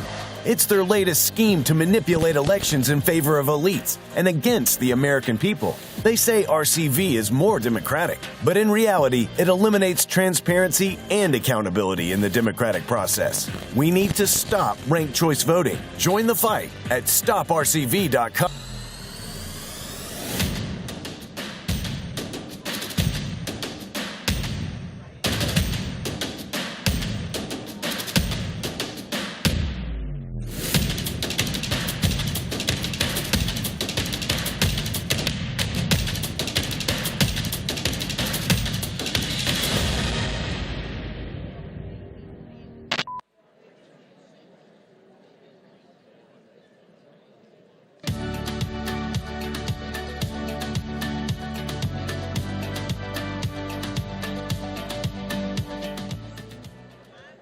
Ladies and gentlemen, please welcome from Florida, Congressman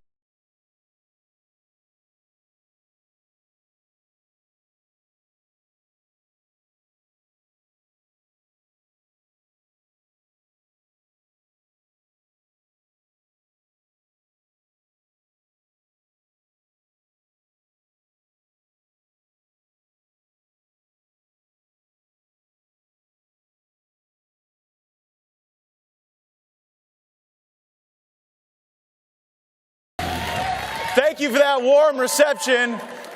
If you don't mind me saying so, I think vindication looks pretty good on me.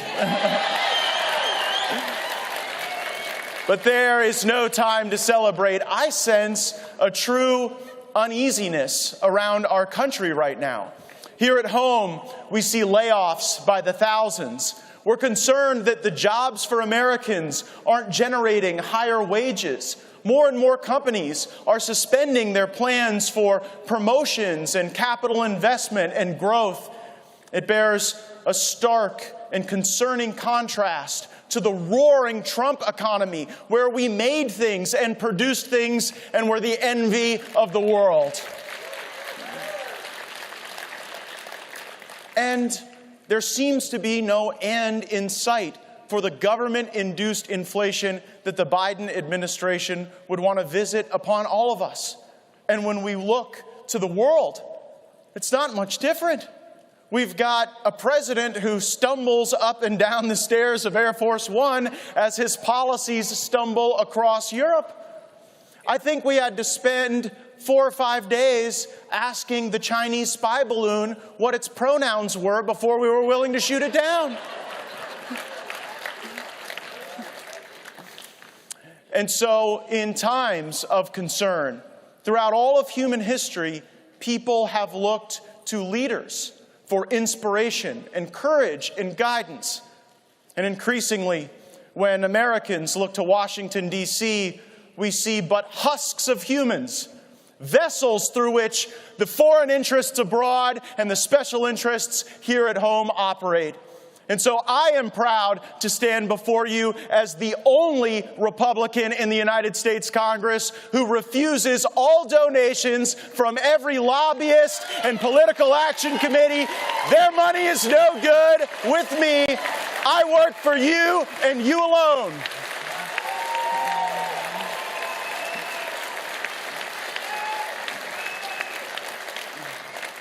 I am on a mission to change Washington, D.C., because Washington is a deeply corrupt place. You saw the work of that mission during the election of the Speaker earlier this year. And if you believed the mainstream media, we wanted crazy things. We were this wild group of radicals who actually thought we should have a few days to read legislation before we vote on it. We had extreme ideas, like the bills before our consideration should comport to a single subject, so that I wouldn't have to vote on the farm bill the same time I'm voting on war powers in Yemen. We thought we really could send a shock through the system with a requirement that the amendments to bills actually be germane to the subject area of the bill. We thought that bureaucrats who had turned against the American people should have their salaries singled out so we could vote against them. Imagine if we could have voted against the salary of Dr. Fauci years ago. What a better place America would have been.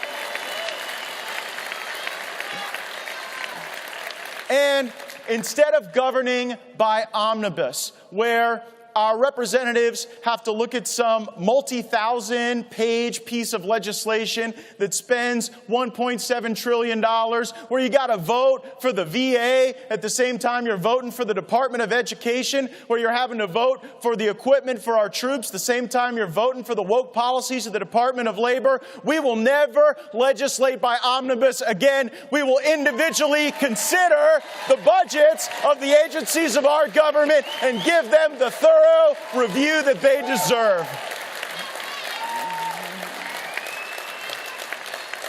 But perhaps the most important concession that we received during that fight was the establishment of a special group of legislators to analyze the weaponization of this government against our people. Seems like every time I turn around, they're engaged in surveillance or list building or monitoring, and I don't care if it takes every second of our time and every ounce of our energy. We either get this government back on our side or we defund and get rid of, abolish the FBI, CDC, ATF, DOJ, every last one of them, if they do not come to heel.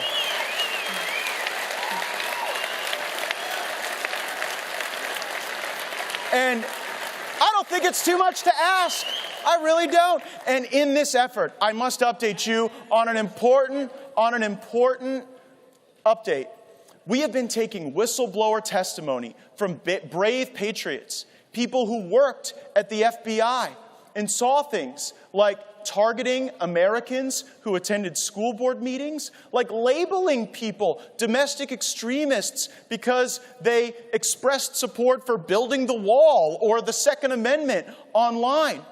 We had FBI agents telling us that they were cooking the books, where there would be normally one case that you would open up on domestic extremism.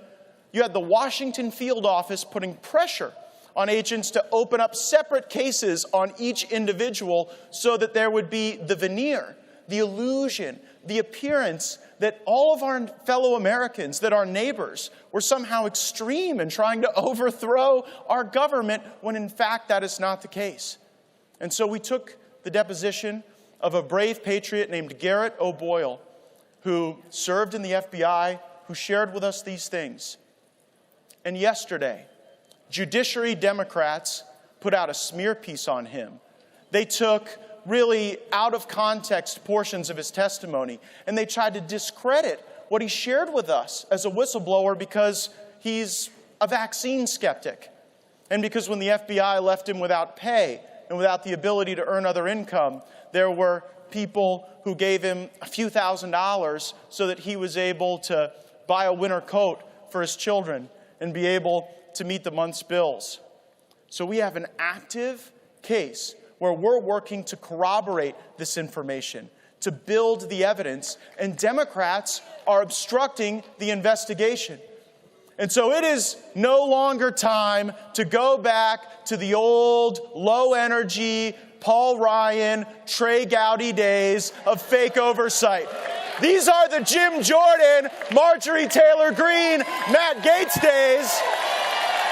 And if the Democrats are going to obstruct our investigation, then I am calling to remove the Democrats from our investigation. They shouldn't be allowed to sit in the depositions and hear the evidence if they are going to use that to try to get in the way of thorough, rigorous oversight. And I don't believe that means hearings where we yell at people. I think that means a fundamental reshaping of this government, a reshaping of this town. I know every time I give talks like this and meet with our great activists, I always get a question at some point where people say, do you still have hope? Can we even still save this thing, this great experiment? And I know we can. And here's what I would say. Even though at your job it may feel like you're outnumbered, sometimes even in your social groups, it may feel like you can't wave your MAGA flag at full mast. But I saw what a group of parents did in Loudoun County who at first were outnumbered. I saw what pilots did at Southwest Airlines who stood up against the vaccine mandate. I saw what Navy SEALs did who got injunctions so that now we are in a position to, in a Republican House of Representatives, restore every one of our military patriots with their full rank and back pay. And all of you saw what 20 members of the House of Representatives did when we demanded change in a corrupt town. These are different times. They are new times. They call for boldness and patriotism. It is the honor of my life to fight alongside each and every one of you. Go to MattGaetz.com, join my fight, vote for Donald J. Trump in the CPAC straw poll, and let's go get them. Thank you.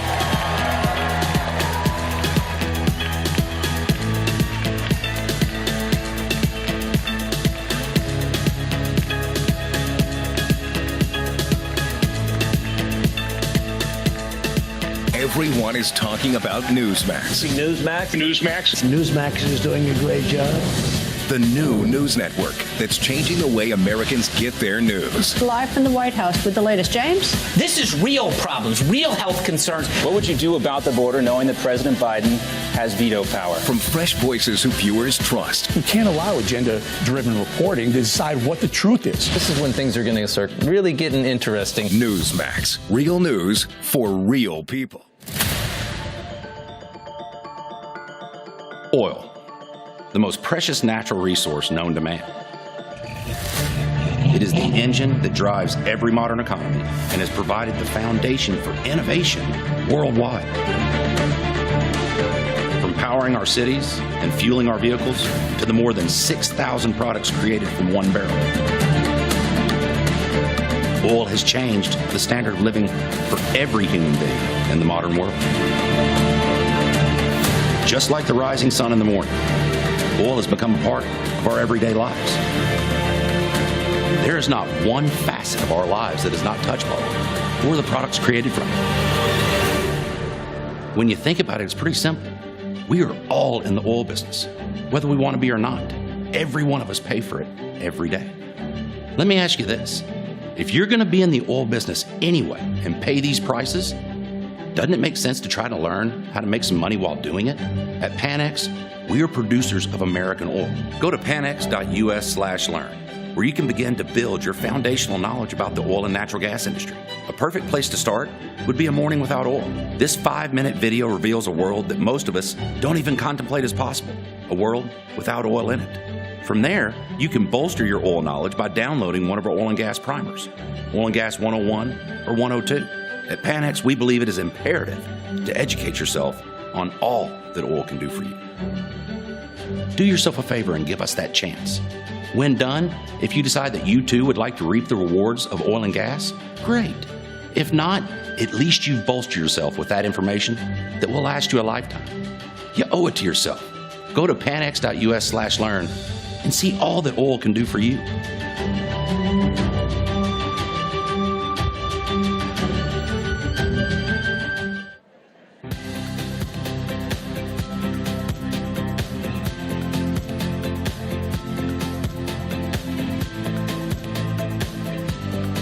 Ladies and gentlemen, the new axis of evil, Soros, Schwab, and Fink.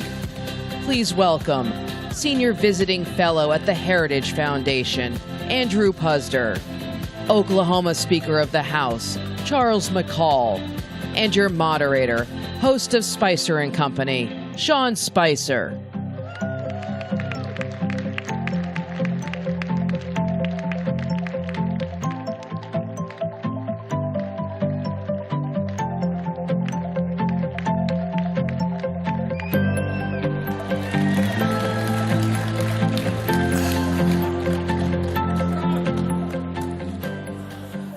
There. Hi. It's great to see you all.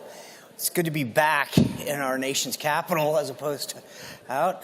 Nice that COVID is finally over, according to everyone in the government.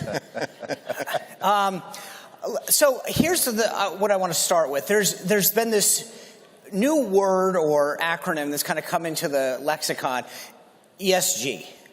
I want to know, Andy, I want to start with you. You ran a big company, Carl's, or CKE, which includes Carl's Jr. and several other restaurants. When and why did this come into society? Well, I would say good news for me. It came in about 2016, 2017 with any kind of force, because that was the year I retired, so I didn't really have to deal with it. But it really came in about then, right around the time of the Paris Climate Accord, where corporations started to get pressure from above, and above would be their shareholders, and in this case, companies like BlackRock, State Street, Vanguard, which are trillion-dollar private investment firms. They manage monies for pension funds, for state pension funds, private pension funds. They manage 401k plans. And literally BlackRock, State Street, and Vanguard combined are the largest shareholder in 80% of the companies in the S&P 500. BlackRock alone would be the largest, first, second, or third largest shareholder in those companies. So they adopted this ESG, environmental, social, and governance policy, where you invest not based on a company's financial performance, but based on how well they are accomplishing these leftist progressive goals. But just to be clear, it came from shareholders, not employees. That's where this largely got driven from? Yeah, it started with these large investment firms shoving these policies down on the companies in which they invested. And if you're the CEO of a company, you answer to the board, and the board is elected by the shareholders. So they're all very conscious of what these large shareholders will do. This is, they went after Exxon. They actually put 3 environmentalists on the board of Exxon. Within a few months, Exxon had a net zero carbon emissions policy. Now, does anybody out there think that Exxon having a net zero carbon emissions policy is in its financial interest or the interest of its shareholders? You have to be an idiot to think that. Well, this is exactly what the left has been selling, and fairly effectively. All right, so, Mr. Speaker, you're the longest serving speaker in Oklahoma history, correct? That's correct. All right, that's the easy question. From your perspective, when did this come in to sort of the legislative process about the same time? And was it the leftist legislators reacting the same way, or what drove them to sort of start to incorporate this into the legislative process, even in a state like Oklahoma? Yeah, we recognized this as an emerging problem last year and started developing legislation to protect our pensions in the state of Oklahoma in terms of the hard-earned money from state employees that has been tucked away for a retirement, and a retirement that they can actually live on. We looked at these ESG funds.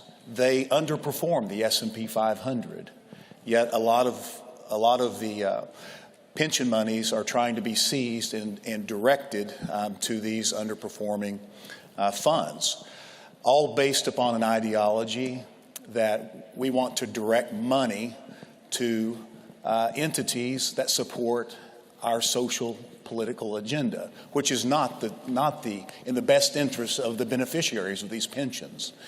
And so we've started looking at the state level in terms of what can we do, how can we protect the citizens of our state, and how can we collaborate with other states across the country to put in safeguards to ensure that when it comes to investing the pension funds of the state, that we are seeking the highest return for those beneficiaries. So let me kind of ask let me twist this the way I ask Andy on this. Do you think it's the legislators driving the train, or is it constituents telling the legislators that they want this done? Right now, it's the legislature. Right. Legislators that have realized the problem. And they're responding to the leftist activists. Correct. Okay. Absolutely. Okay.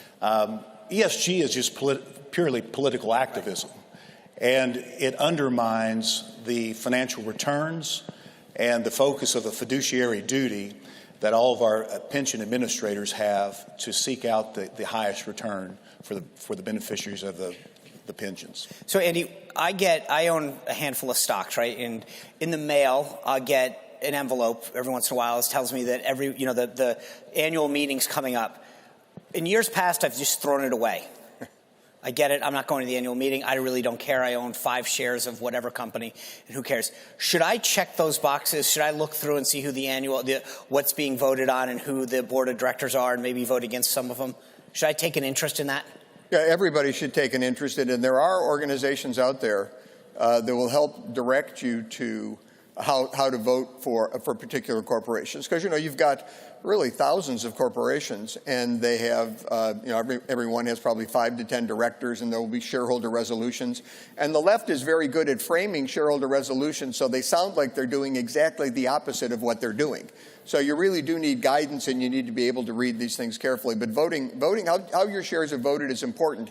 If you have a financial advisor, tell your financial advisor you don't want these investment firms voting your shares. You want to vote your shares, because if you have a mutual fund or a 401k or an index fund investment like you invested in the S&P or something, these funds like BlackRock, State Street, and Vanguard are using your money to accomplish leftist political goals that you don't support. That's right. Which is the genius of ESG. They use other people's money to accomplish these progressive political and social agenda items. And that's something we can all work with our financial advisors to stop. So speaking of investment and a lot of money, states invest a lot of money, right? I imagine the state of Oklahoma, your pension fund, et cetera, invests a lot of money. What is the state of Oklahoma doing to ensure that you guys are looking after it so that it's not going to ESG type funds? We are specifically have crafted legislation that requires and defines what a fiduciary duty is. And we are confining that to the sole fiduciary duty is seeking out the highest return for the pension beneficiaries in the state. You have to take on your pensions in your state. Those can be trillions of dollars that we're talking about. Secondly, you have to take on the contracts and the vendors of the state in ensuring that whoever the state is doing business with, who they elect to do business with, in the executive, that their companies do not subscribe to ESG policies. That's very important in protecting and maximizing outcomes for the state.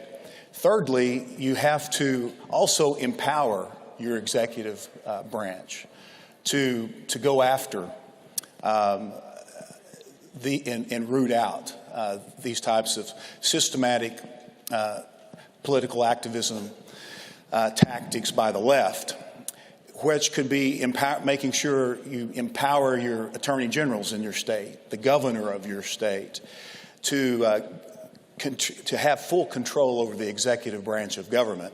In the state of Oklahoma, 2 years ago, we passed House Bill 1236. I was happy and excited to champion that. But every member of my Republican caucus, and we do have an 80% supermajority Republican stronghold in the state of Oklahoma. We're proud of that.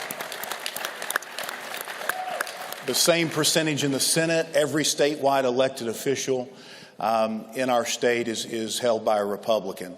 But we put in a mechanism to exercise our 10th Amendment rights as a state to push back against federal overreach and to authorize our Attorney General to constitutionally fight those things in the court.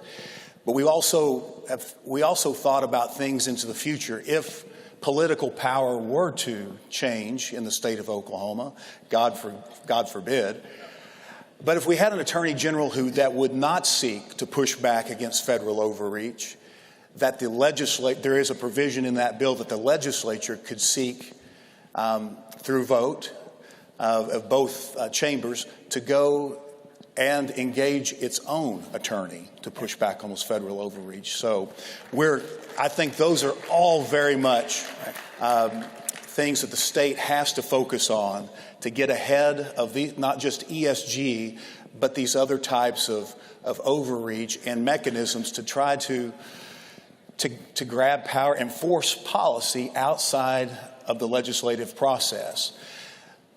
The left is redefining the golden rule in this country.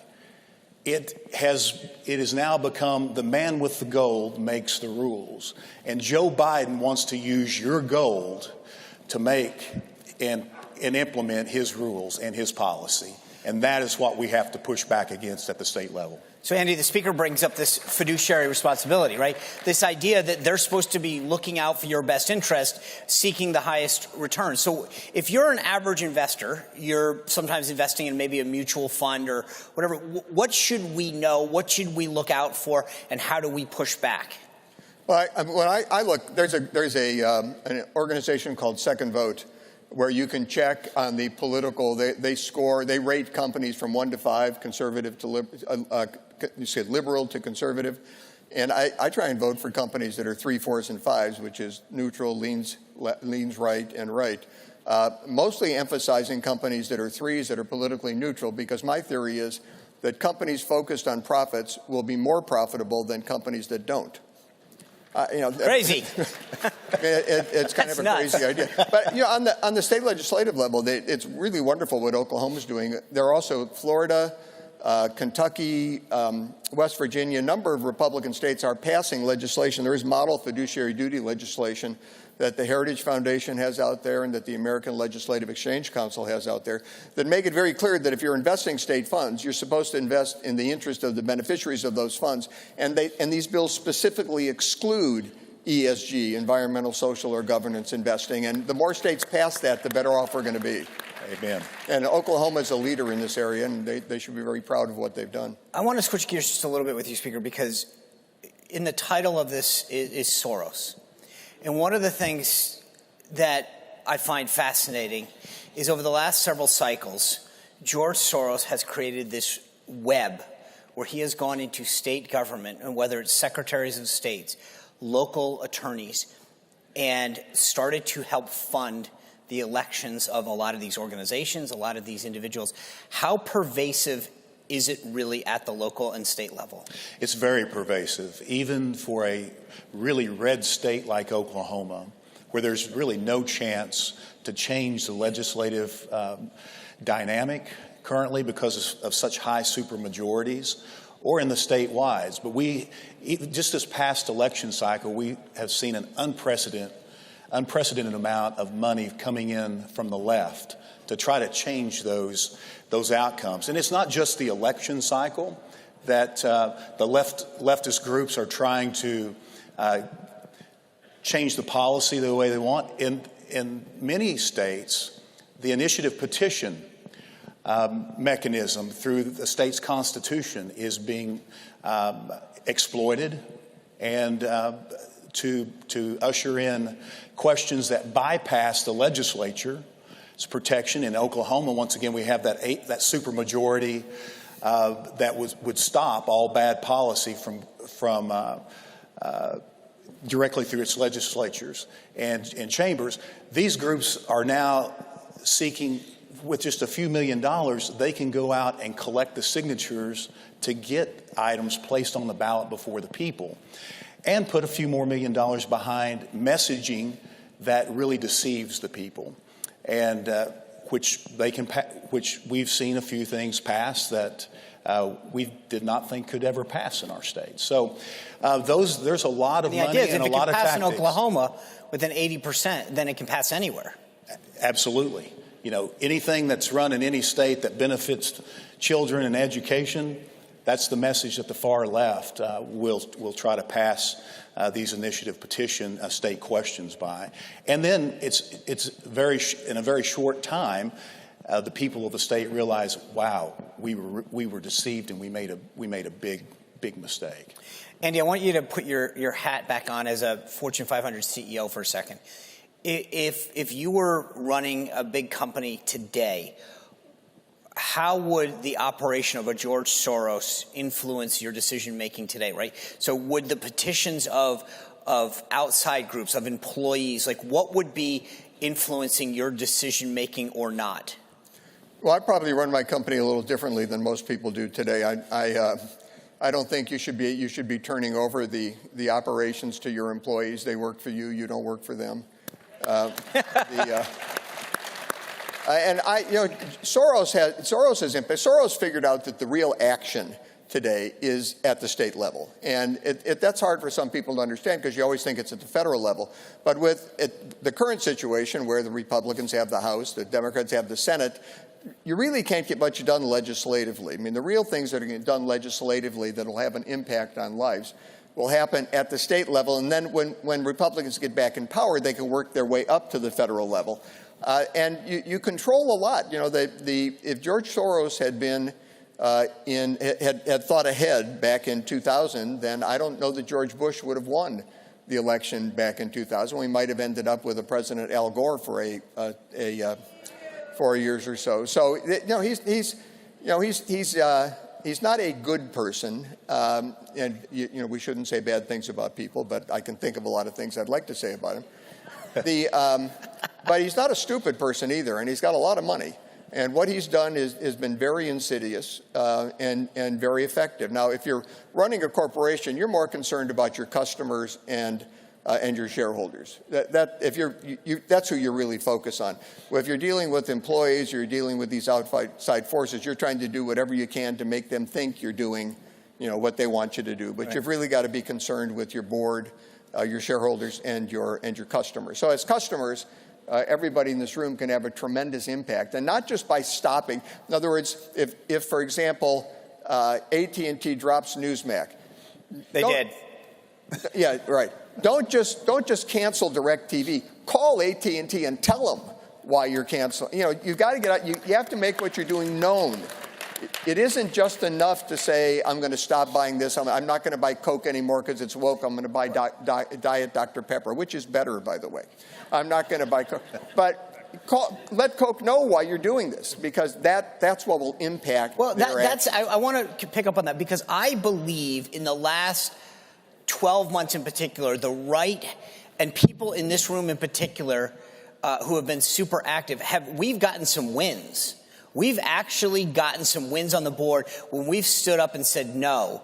They can't just roll over us anymore. And I guess the question is, what do you think, Speaker, has changed? Do you think that we're organized better, that there are groups that are, do you think we've just had enough? What is it? But I feel empowered more than ever before. I think people are just fed up with the current administration in Washington, and they're looking for states to take action. And we are a republic. Who do you listen to? I mean, I'm always amazed when you talk to a politician, what comes into your phones, your email, what DMs do you get? What do you go, okay, I've got a problem, or I'm doing well? It comes, it's for us in the House of Representatives, we listen to the people that elect us in Oklahoma. We carry the priorities to our legislative session. Our legislative session is only 4 months every year. But it's a collaboration between the other conservative states in the union too. My relationship with, let's say, Speaker Cameron Sexton in Tennessee, it's great to be able to pick up the phone, collaborate and exchange, hey, how is this affecting your state? What are you seeing? And build a coalition to move this type of pieces of legislation through to protect the people of our states. Yes. So it's a multi-faceted issue, and we have to be motivated and inspired to really not only just focus on our state to get it right, but to work with these other states to help them. And coming with ESG, we have been working to come up with model legislation. And Andrew, thank you for your input. And Senator Braun was here yesterday. I appreciate his involvement in championing this issue in this bill that we saw go through both the Senate and the House this week in Washington on this Department of Labor rule. We have to fight this at all levels, but in the state of Oklahoma, we have no one to blame but Republicans for not getting things done. So we are highly motivated. Every day we were in session working for the people. Yeah. Andy, you touched on cancel culture a little. Let me ask you this. From a conservative standpoint, you look at a company like Disney that has gone like woke plus. What is your advice? I mean, you touched on it for a second. Don't just cancel call. But do you say to a parent, don't get Disney Plus, don't watch Disney movies, or do you just call Disney? I mean, what is it? Because how do we strike that balance between being active and protest? Well, the more active you are, the more effective what you're doing. It's going to mean more. If you don't go to Disneyland or Disney World for a vacation and it's because of their woke policies, call them and tell them that. If you just don't go, it'll have an effect, but it'll have a much more meaningful effect if you go there. And look, Disney's aware of this. I mean, you don't offend half your target market and not realize what you're doing. I mean, they're aware that they've messed this up, and they've lost control now in Florida of the land in which Disney World stands, thanks to Governor DeSantis. He deserves a round of applause. So they're aware that they've messed this up, but the more pressure you can put on them, the easier it makes the CEO to resist the internal culture. They've made so many changes that their culture has now changed. So when you're running that company, you want to make changes. You got to move. It's like moving the Titanic. It's not like turning a speedboat. You got to move. You got to turn the Titanic. And when you let them know that supports what they're doing, it makes it easier for them to do it. And so. Do you guys think that when you mentioned talking to the Speaker of Tennessee, is there a collaboration among the states to say, hey, I know I've talked to a lot on my show with Jimmy Petronas in Florida. I mean, they've done a great job in Florida of pulling out of BlackRock and saying, we're not going to let BlackRock invest our funds. Is there collaboration among the states and saying, hey, we've had a win, look at what you guys can do? Absolutely. And when 25 states in this country make a move like that, we send a very clear message. And that changes the dynamic. But you cannot, I don't want to underscore the fact of the point that Andrew's making also. It's the people of our country also. Government can't do everything. They can't protect against everything. The people of this country have got to engage and act with your own money. And make a protest vote by changing your business, whether that's Disney, whether it's the financial institution that you use, the investment company that you use. If you want to get people's attention, you have once again, the man with the goal makes the rules. Well, and ultimately, that's the people of this country. I think about the instance of Goya Foods. When the CEO of Goya Foods went to see President Trump, and he said something positive, and they tried to cancel him. In fact, everyone out and bought went out and bought garbanzo beans just to buy them and said, screw you, we're going to support, Goya and President Trump, and they were benefited. So, I mean, that's another example of going out and voting with our pocketbooks and showing that we'll stand up for principles. But yes. I think that gets back to this idea of we've got the ability to vote with our wallets, too, just as much as the left. Yes. And if we stand up and do the right thing, that happens, right? I mean, that's the takeaway. And that's what I believe the far left is ultimately concerned and scared of. Right. The people of this country activating and making those decisions with their pocketbooks. Andy? Yeah, the left doesn't want a second economy, and that second economy would be an economy that's supported by conservatives. And you do start to see the widening out there now where some companies are going left, some companies are going right. The ideal world would be a Milton Friedmanish kind of world where everybody actually just focused on making profits, generating returns for investors, doing the kinds of things companies traditionally did. It's the change. It's that emphasis on this environmental, social, and governance investment criteria that's really had a terrible effect on our economy. I'll quote Joe Manchin. He said yesterday that ESG puts politics over the interests of 150 million retirees in this country. And Manchin isn't always right, but he was right yesterday. Well, I want to thank you both for having this wonderful conversation. I think the big takeaway is, we've got power. Let's be active. Let's go out there and vote with our wallets. Let's have our voices heard, and let's get things done. Thank you for being a wonderful audience and being here. Thanks, everybody. Sean. Anyway, thank you.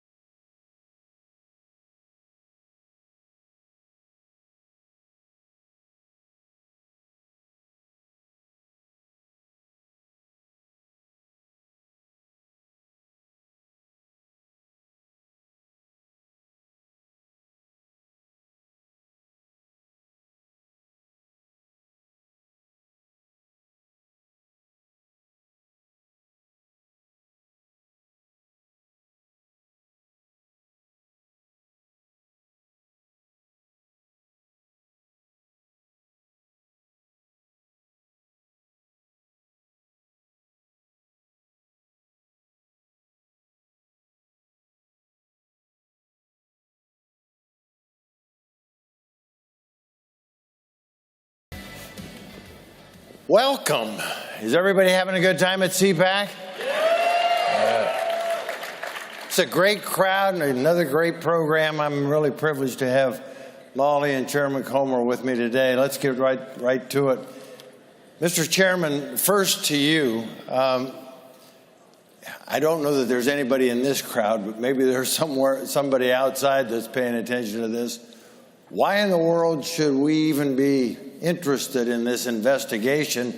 The Oversight Committee has begun on the Biden family, and what's the end game? What legislation or what fixes are you anticipating coming up with?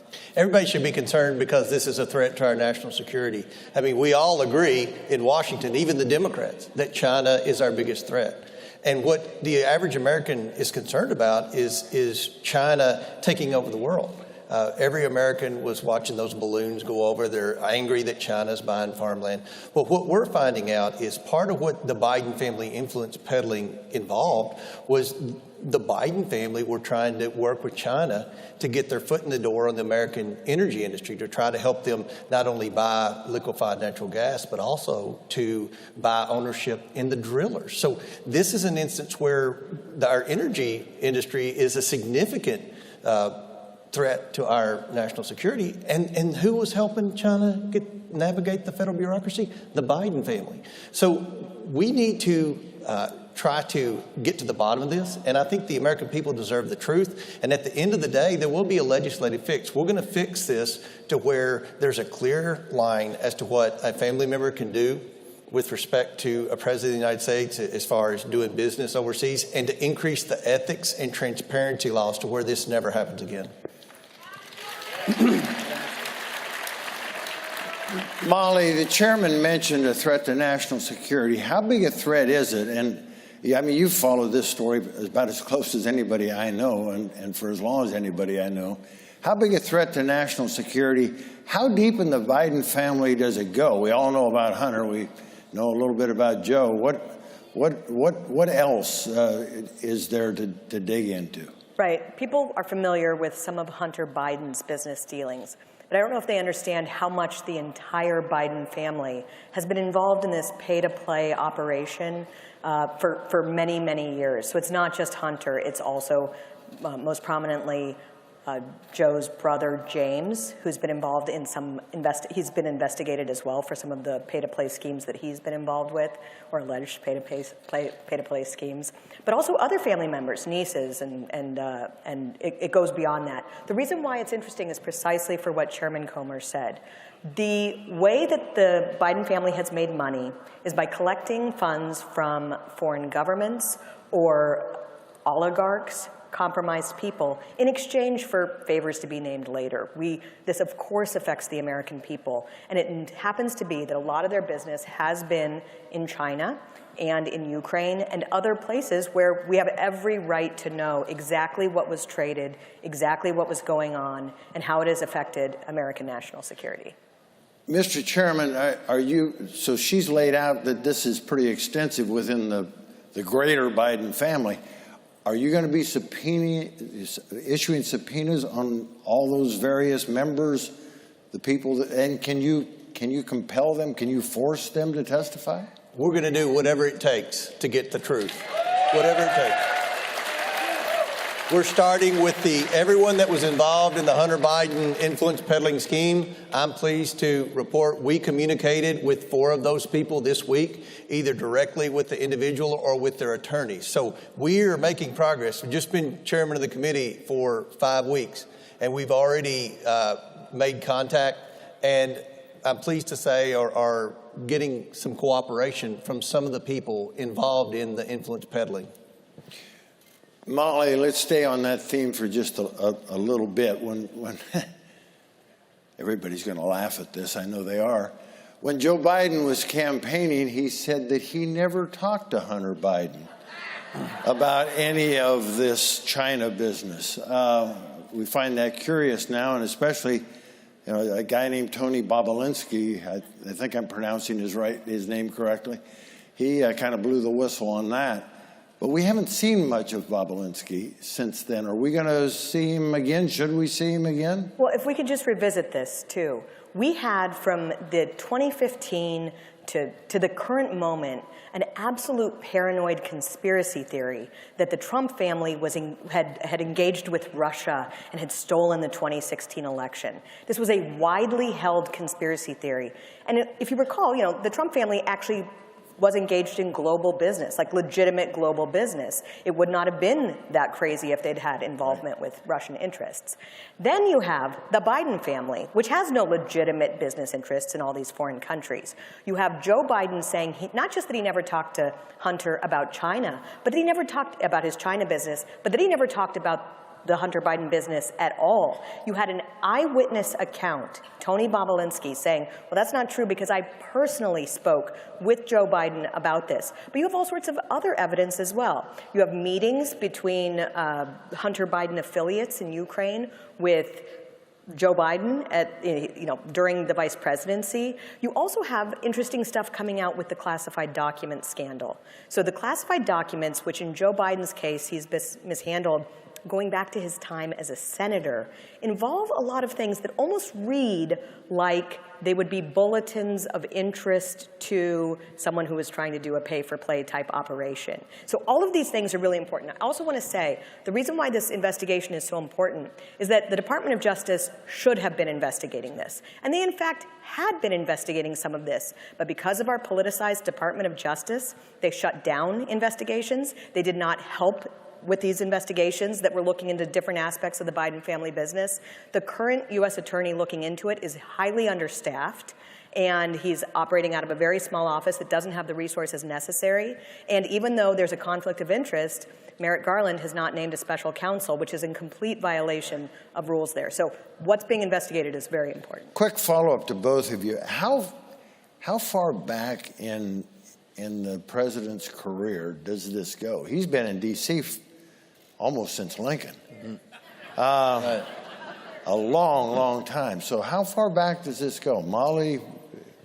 I just want to say that there are so many, we have an overclassification problem in this country, particularly, it's not so surprising that you've had Biden, Trump, and Pence all brought up with this classified document issue. It happens. The fact that some of these classified documents that Joe Biden is accused of mishandling date to the Senate has kind of shocked the town. Because whereas this type of information is kind of flowing all the time in the executive branch, you actually kind of have to work hard to mishandle documents when you're in Congress. And some of them do date to his time as a senator. Yeah. Mr. Chairman? Right now, today, we're going from today all the way back to Burisma. We're trying to focus on that. There's enough information there. I think the American people are going to get a good taste of what the Biden family business is about. And what Molly said is exactly right. The Democrats like to compare to what Trump did. Trump and Kushner, they have legitimate businesses. I know what their businesses are. They own real estate. They own golf courses. They own apartment complexes. They have employees. What's the Biden business? They don't own anything. They don't sell anything. They don't manufacture anything. What is the business? Being the big guy. The business is influence peddling. And there's a term for that. It's called being a foreign agent. So one of the things the Department of Justice could have already indicted,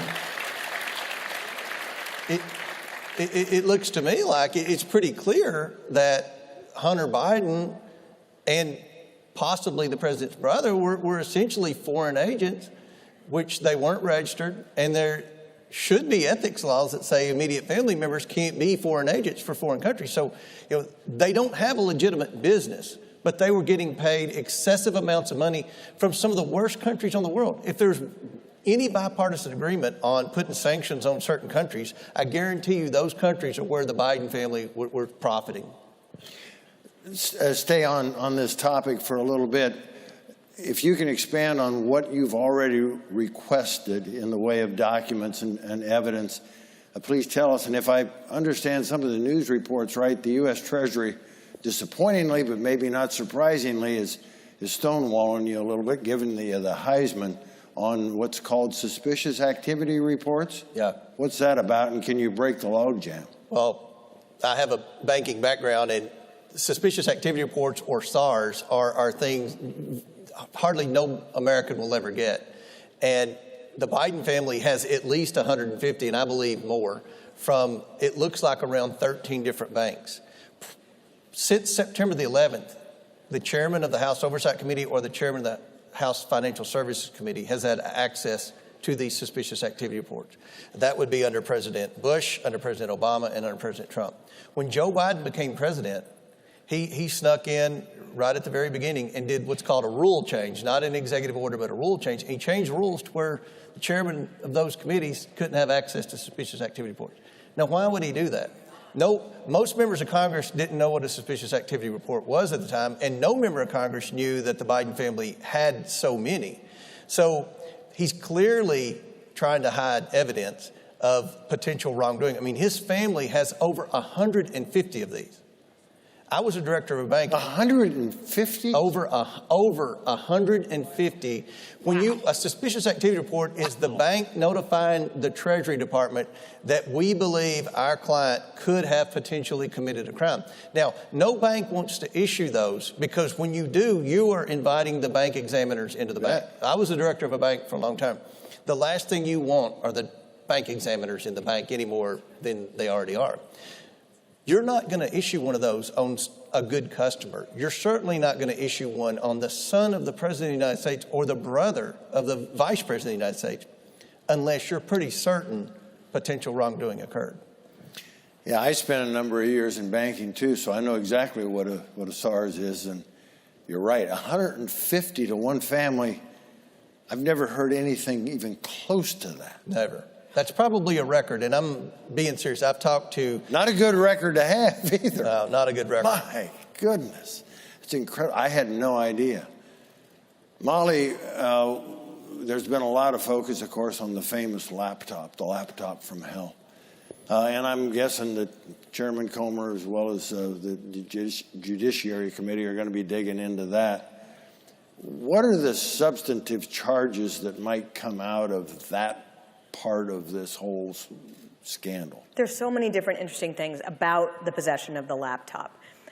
First and foremost, I think the fact that when it was discovered, we had big tech and big media conspiring, colluding to suppress open discussion of this, interfering in a U.S. election. That is a major issue. But the laptop, obviously, for those who have suffered through seeing some of it, there's a lot there. And a lot of it is salacious and not probably relevant to your investigation. But a lot of it just deals with the actual business dealings that Hunter Biden was engaged in over the course of many years. And so it is important that the oversight is being done on this, also because while the FBI had possession of this, they were not apparently sharing it with some of the arms throughout the Justice Department that were doing investigations into the Biden family business. They seem to be protecting the laptop from being open to examination. And so the laptop gets a lot of news because of the salacious stuff. But what's really important, and what's important for the American people, is how are U.S. interests compromised by having powerful families in bed with China? We know so much about how the Biden family has made so much money through China. Is that the reason why we are not doing what we should be doing to take them on as the threat that they are? And it's not just the Biden family, by the way. It's other important families in D.C. that make so much money from the communist Chinese government that they're unwilling to do what we need to do in taking them on. Things that never would have happened when we were engaged in a Cold War with the Soviet Union, where it was all hands on deck. We are in a society right now where we have Hollywood and the media and our most powerful politicians in both parties actually working with China and making so much money off China that it's a national security problem. And I'd say first and foremost is the Biden family, which, they've been involved for a long time. They've made a ton of money this way. And it's reflected in how Biden has spoken very softly about China, how he seems to have not been aggressive in countering the threats that they pose, whether economic or military. And there's no question that voters have every right to know what's going on here. I want to ask the same question to both of you, and this is a very personal question, but I bet it's one that everybody watching here has as well. With the closeness that we already know that the Biden family has had with China specifically, has China got the goods on them? Have they got their hand on a lever to exert that influence? I mean, isn't that what this is really all about? That's what our investigation's all about. And make no mistake, this is an investigation of Joe Biden. And to determine whether or not Joe Biden, first of all, lied to the American people. I think we're going to be all right on that answer. But secondly, is Joe Biden compromised because of the millions of dollars that his family received? Not just the money directly sent to an LLC, which served as a pass-through to Hunter and to Jim Biden, but also to the University of Delaware and the University of Pennsylvania. Right. I mean, Biden, the 4 years he wasn't in office, he drew a salary from an entity that was, by all accounts, funded through China. So when you ask when President Biden met with President Xi several months ago, why didn't he bring up the origination of COVID-19?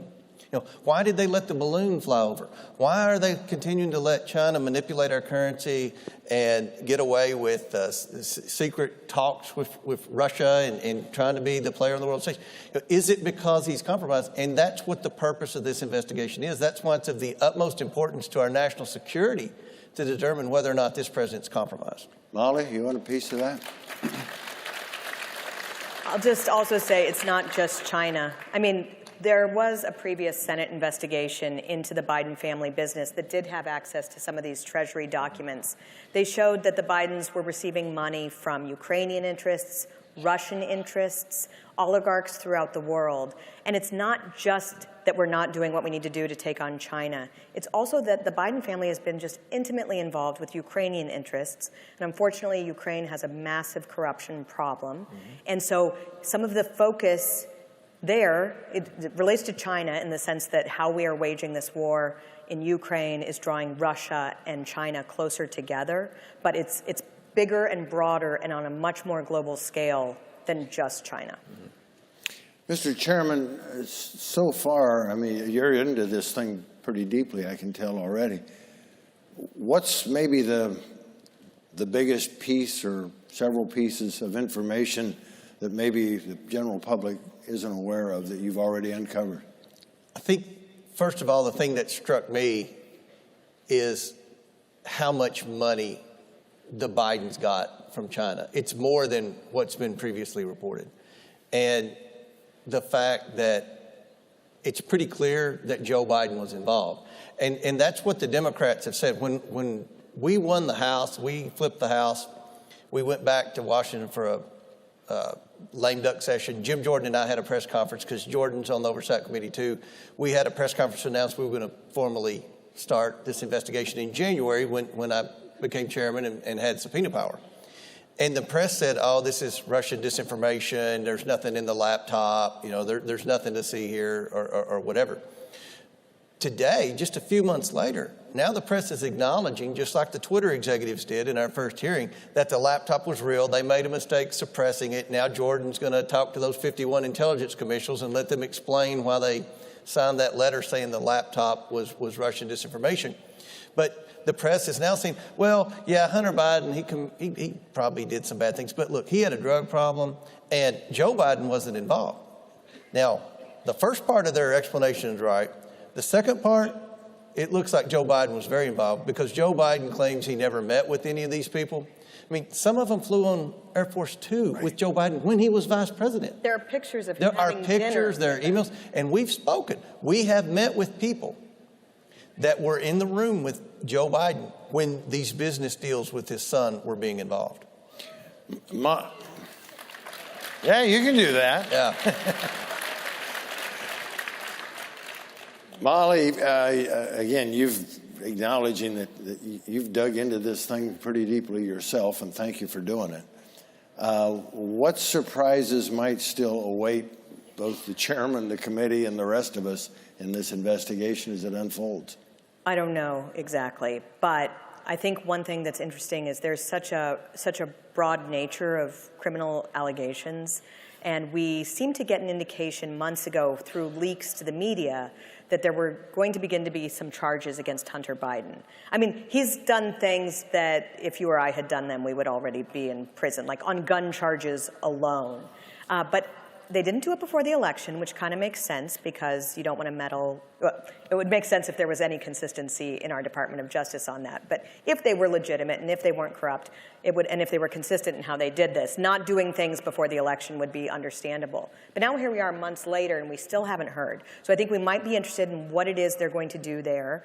And I do think people would be surprised by the breadth of influence peddling that was going on and just, things that we maybe already know but haven't gotten enough attention. Like, I always think about that $80,000 diamond that was given from a Red China affiliated person to Hunter Biden, which we learned about because of like divorce paperwork. What are you expecting to get in response, in return for that kind of gift? Right. And that's just like the kind of stuff that we happen to know about. There's so much more that we have yet to learn. Right. You mentioned big tech a little bit ago, and I should have followed up probably right there, but let me ask now, both of you, big tech's role in at least trying to keep the blankets on the bed, keep this covered up for as long as they could. That's obviously going to be part of the investigation. Can we hold them accountable too?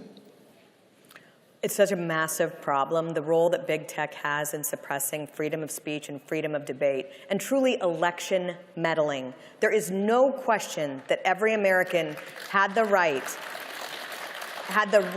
to know what the Biden family business was doing and what it was involved in. And it wasn't just that most members of the media did nothing to investigate it. It's when one brave newspaper, the New York Post, did get the goods on this and began reporting it. There was this concerted effort, a conspiracy, a collusion to shut this down, and many people should be held accountable. I don't actually know exactly what that means, but people need to stop giving propaganda press legitimacy.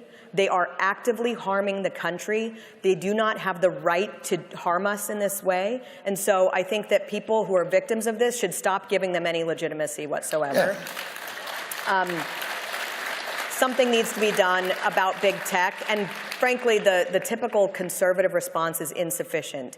Typically, conservatives will say, there's nothing we can do about this destruction of the country because they're a private company. No, they're more like another country. They're more like another government. And they are so powerful, and they have such an outsized effect on our, on the freedom of our elections, on the security of our elections, on our ability to just be free people and debate the truth. Something must be done. And I sure hope your colleagues are going to wake up and realize that something really needs to be done there. And then another part of it is that we have all sorts of agencies who are involved in this conspiracy to suppress conservative debate and information. We've had some reporting recently about this Disinformation Inc. It's a global billionaire-funded operation to say that if you are the New York Times and you lie for years about the Russia collusion hoax, you're good media. And if you expose what the New York Times is doing, well, you can't be trusted. They give that information to advertisers and other people like like search engines, and it ends up being that the New York Times gets to grow and the conservative media is declining. We are in an information war, and it's being waged by government agencies. They are funding some of these things, and so that's another area that really needs to be taken on if we want to have even any hope of being a free people. Mr. Chairman, do you want to add anything to this exposing that? I mean, at a minimum, it'd be nice if we knew the truth about big tech and the media's role in covering this up. Well, that was part of the commitment to America, to hold big tech accountable. There are committees that are supposed to be doing that right now, energy and commerce primarily. They're looking at Section 230 and some of the other things that we've all talked about. I'll tell you what my committee's doing, the House Oversight Committee. We just passed, it was my bill, passed out of committee, the Protecting Speech from the Government Act. Basically, it prevents what the FBI was doing. Right now, the Hatch Act apparently didn't apply to social media activities. So we've expanded, this bill expands the Hatch Act that would prevent and allow us to hold FBI agents accountable. We didn't know until Elon Musk released the Twitter files that the FBI had a special unit of 50 people at least. They didn't have the authority to do it. They didn't have the funding to do it, but somehow they had 50 employees that did nothing but police social media. And they were policing social media against conservatives. They were censoring conservative speech. But we can't hold, there's a loophole in the law, apparently, that allowed them to do this. The government has no business in censoring speech, whether it be conservative speech or liberal speech. That's a First Amendment right. That's a violation of the First Amendment. The government shouldn't do that. This bill will make it not only illegal, but allow them to be prosecuted for that. I want to be sure and ask you before you get away. We started CPAC yesterday morning with Chairman Schlapp and Chairman Jim Jordan from the Judiciary Committee talking about the investigation that he's undertaken. So, knowing the both of you a little bit, I know that you've separated the turf a little bit, and you've got your responsibilities. He has his. in judiciary. How have you divided that up? What should all of us expect from your respective investigations? Well, Jim's the GOAT. Jim's the LeBron James of the House Republican Conference. And Jim gets more words per minute in than I do. I don't know if anybody's noticed that. But Jim's focused on the Department of Justice. He's focused on the weaponization of the Department of Justice, the weaponization of the FBI. He's also on the Oversight Committee, so he knows what we're doing with respect to the Biden investigation. Part of the problem with the Biden investigation is overreach by the Department of Justice. There are a lot of questions we have for the Department of Justice as to why has Hunter Biden been able to get away with this. No other American would have gone this long without being indicted. But for whatever reason, the Department of Justice hasn't done anything to Biden. So Jim's focused on that. He's also a key person on the Oversight Committee focused on the Biden family influence peddling. So we work together really well. We communicate every day. Well, thank you for doing it. Let me ask both of you the same question as we wind this down. As I sit here, Mr. Chairman, you're in Congress. I was in Congress, privileged to be there for a little while. Molly, you've observed the buggers for a while, so you've got a perspective as well. I know what human nature is. I understand that we are a fallen nature. I get all of that. But I honestly struggle with how anyone, Joe Biden, whomever, could somehow think that this is all okay. Mm-hmm. That after that many years of,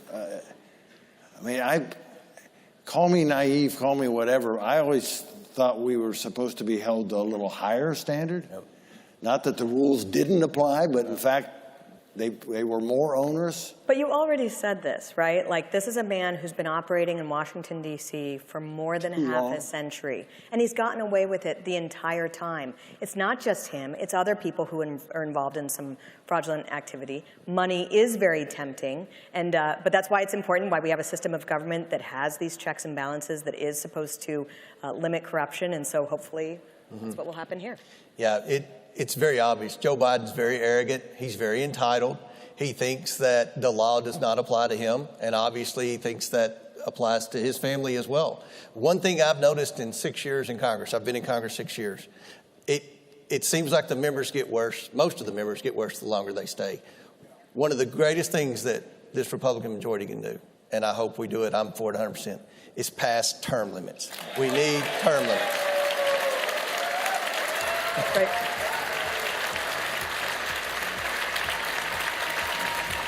Well, I think we're in good hands with Chairman Comer and Chairman Jim Jordan leading this investigation. It's a shame we've got to have one.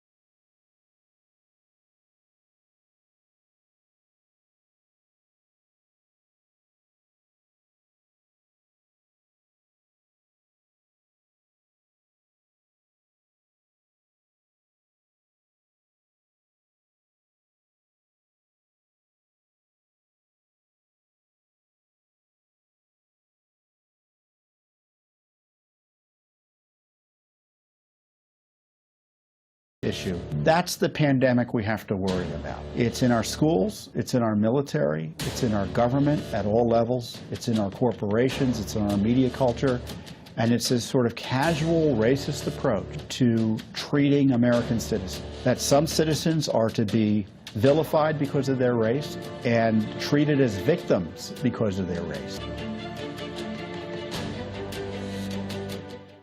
America is under attack. Our families are being crushed under the politics of a radical agenda. But moms have had enough. We are standing up and we are fighting back. This is our battle. This battle is every bit as important as the Revolutionary War because we fight for the same thing. Moms for America is a national movement of moms reclaiming our culture for truth, family, freedom, and the Constitution. I think Moms for America is exactly on track and is doing the right thing for the future of our country and our children. Like Moms for America is going at the heart of the issue. But I am honored to join Moms for America today as we speak out against the horrific mandates.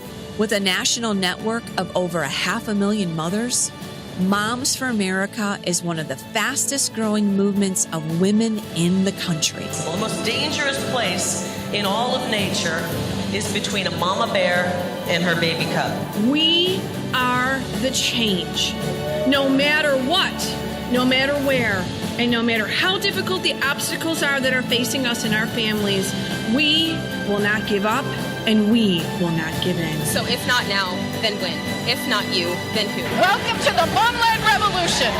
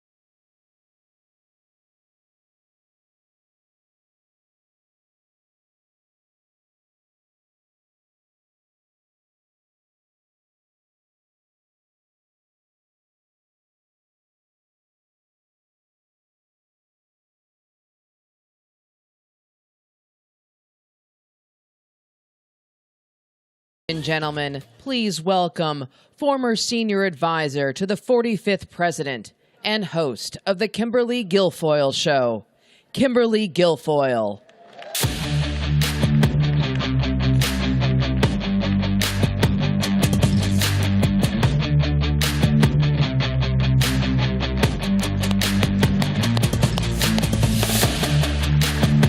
Hello, hello. How we doing, CPAC?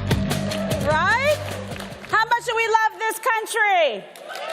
Yes, we do. And thank you to Mercedes and Matchlab for having us all here, an incredible group of fearless patriots. And we are just getting started. And thank you all for joining the conversation and being part of the conservative solutions to returning our country to prosperity, for growing the America First movement, and for wanting to make America great again. We are gathered here in our nation's capital at an inflection point in our nation's history, a point where Joe Biden, the Democrats, big tech, and their willing allies in the media are hell-bent on taking their far-left agenda mainstream and, frankly, destroying all of our lives. But we're not going to let them do it, are we? That's right. We're going to say no to open borders chaos, defunding, police disasters, attacks on U.S. energy independence, surrendering to climate alarmists, reckless spending, turning our schools into far-left indoctrination centers, no more lockdowns, lawlessness, far-left lunacy, censoring viewpoints who dissent, and then, of course, calling you a bigot if you dare to question any of it. Did I miss anything? Under Joe Biden, yeah, there's a lot more, right, Matt? Under Joe Biden, sadly, we are a nation in decline, a nation sowing doubt among our allies, and a nation emboldening our biggest adversaries. Remember the disastrous withdrawal in Afghanistan, which would have never happened under President Trump, where we abandoned our fellow Americans, surrendered to the Taliban as chaos ensued. Did Joe Biden take responsibility for any of it? Has this administration ever accepted blame for any of their delusional, destructive, diabolical, and dangerous actions? We all know the answer.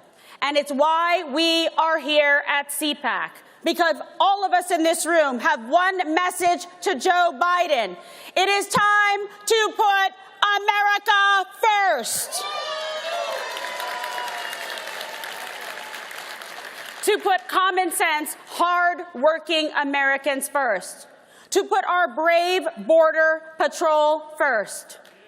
To put our police and first responders first.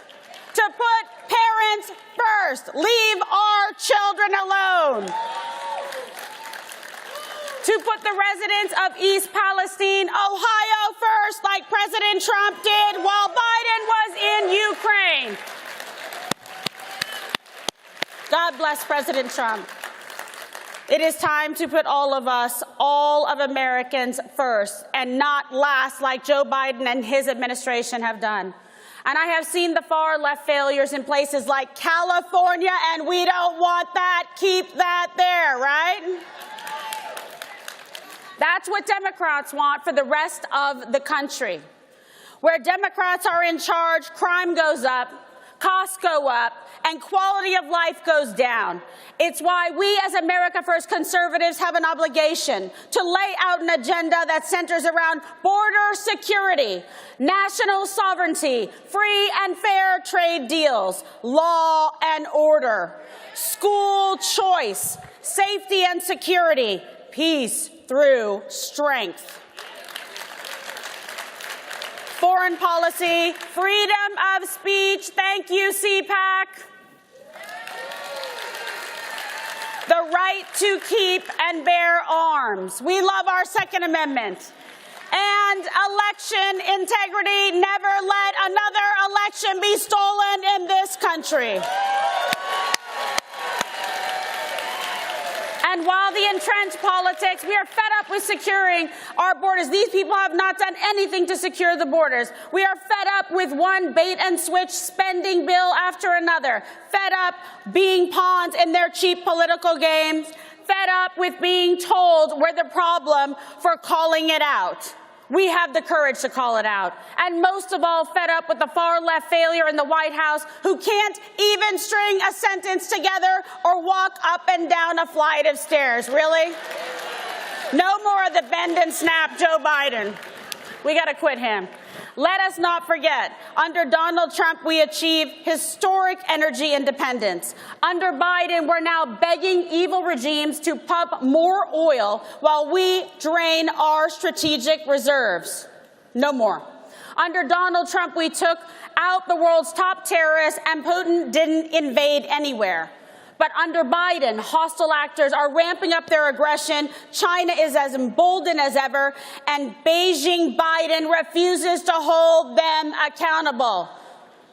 Under Donald Trump, we achieved historic peace deals in the Middle East. We saw robust wage growth, even amid a phony Russia hoax, and endless investigations against Donald Trump and the family. Under Donald Trump, it was a time for success. A vision for a better future, a whole lot of hope, and a whole heck of a lot of winning. Are you tired of winning? No, we want Trump back, let's be honest. But the Democrats, big tech, and the media would rather see hard-working Americans fail and suffer than admit to any of those successes. While we might find comfort in believing that their behavior is just a matter of incompetence, the truth is actually far more troubling. The pain they are inflicting is intentional. Because meanwhile, we continue to confront a totally compromised and corrupt two-tiered justice system. While there's one rule for Democrats, there's one rule for the rest of us. They have weaponized our agencies, the DOJ and the FBI.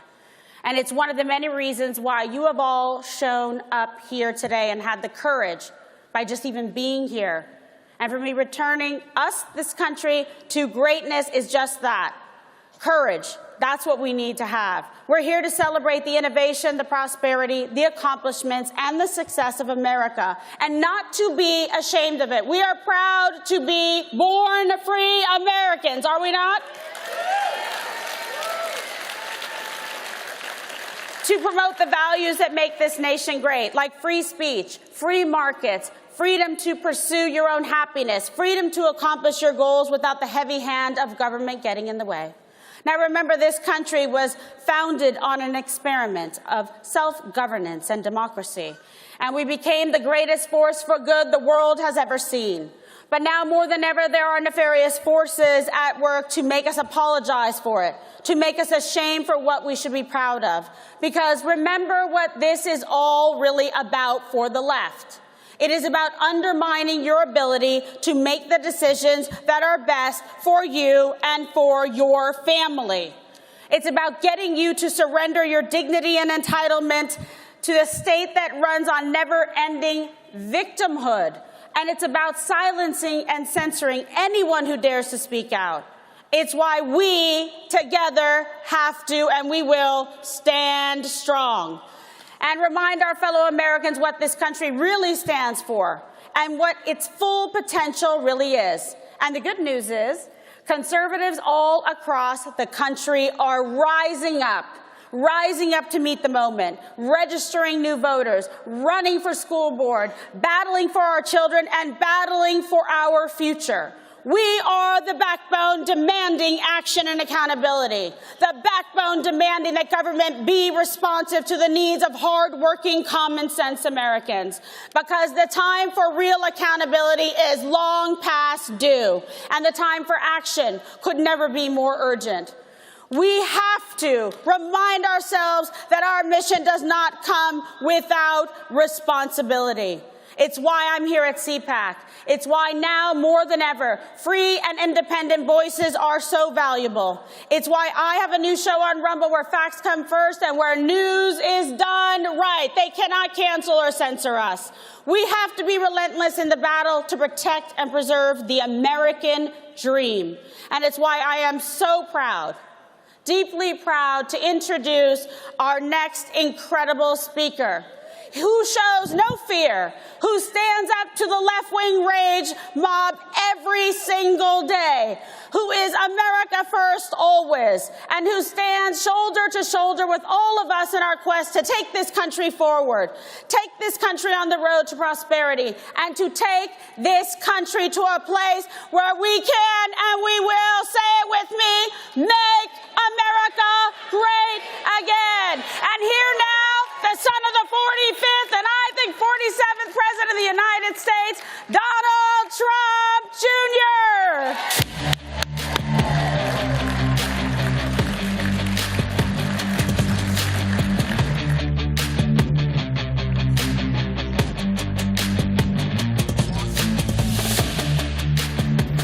Ladies and gentlemen, Executive Vice President of the Trump Organization and host of Triggered with Don Jr. on Rumble, please welcome Donald Trump Jr.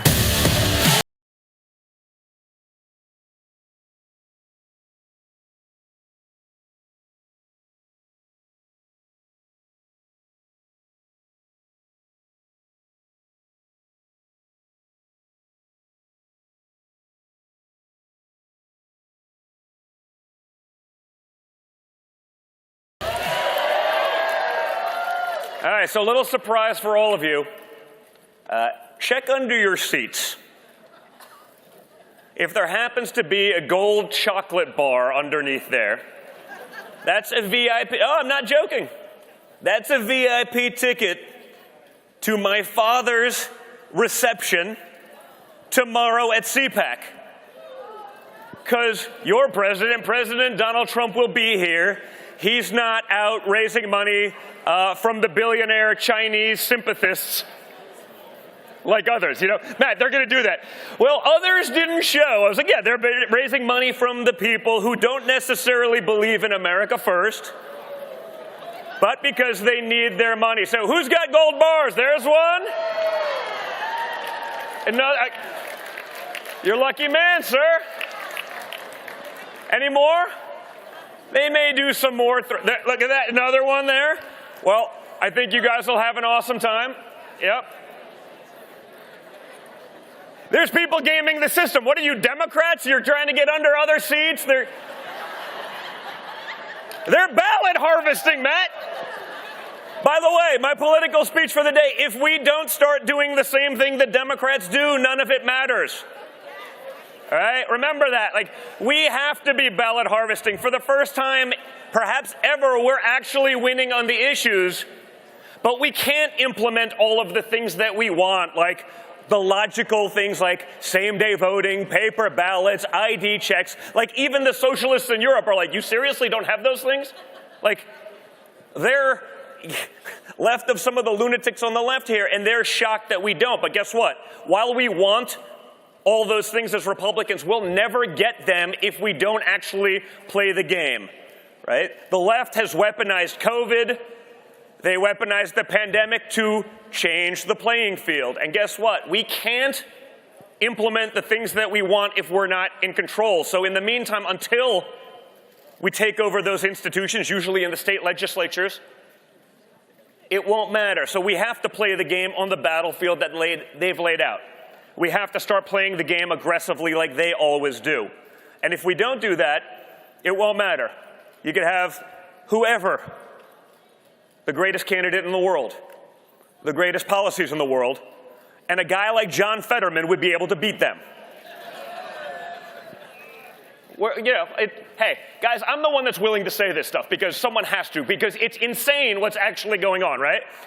And when I said, like, I don't know, it's sort of weird that Pennsylvania managed to elect a vegetable, they criticized me as being ableist.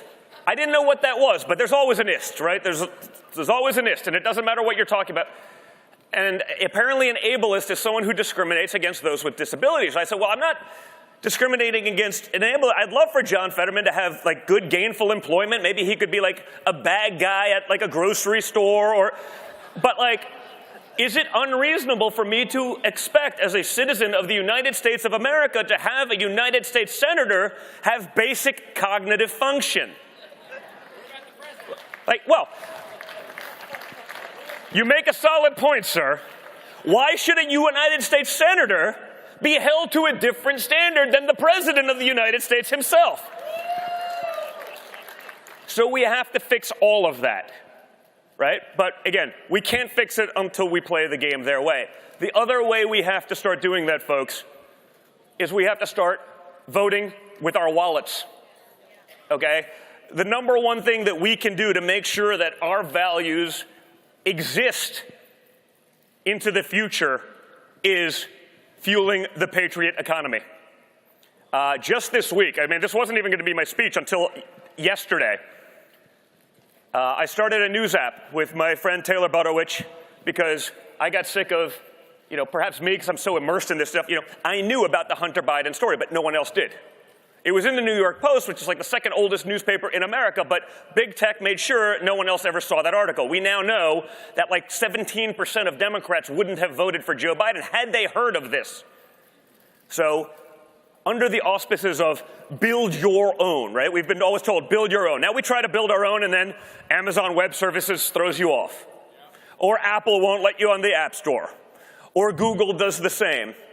They say build your own, but they don't really mean it, right? They're not like, oh, you just do it your own. Like, we're going to put up every roadblock possible to make that happen. But we took the advice and we built our own. We created an app that simply aggregates news, MXM news, like minute by minute. We take articles from the left, articles from the right. I mean, I looked yesterday. We had stuff from like Mediaite on there, like not exactly what we'd call conservative material. And Taylor, while operating the business, goes to check our account balance and finds out that we have zero in our operating account. There was about $750,000 in there the day before. Calls the bank, he calls me, he's like, hey, we have a problem. I'm, yeah, that's a problem. Like, that's not good. Calls the bank, finds out, yeah, you'll get a cashier's check in a day or two. What? Like, what do you mean? Yeah, we closed out your account. I was like, wait, PNC Bank. Okay, yeah. Like, this isn't like, and by the way, it's not like we're creating news. You know, like if I was talking about the Wuhan lab leak story as the most obvious thing in the world for the last 2 years, which I've been doing, like, I'm not even creating that. But because I'll show you the New York Times alongside a Breitbart and let you make up your own mind, that still to them is apparently an offense. Think about that. PNC Bank, a major national bank, but we've seen it all, right? I had Chase cancel something to do credit card processing, I think it was, for something I was speaking, because I was speaking at an evangelical event. Now, we understand based on the testimony of Chris Wray the other day that apparently, like, practicing Catholics are domestic terrorists. Just like concerned mothers not wanting their children to be indoctrinated with critical race theory, not wanting their children to be pressured into permanent life-altering sex change surgeries by their rainbow-haired teacher without parental involvement or consent.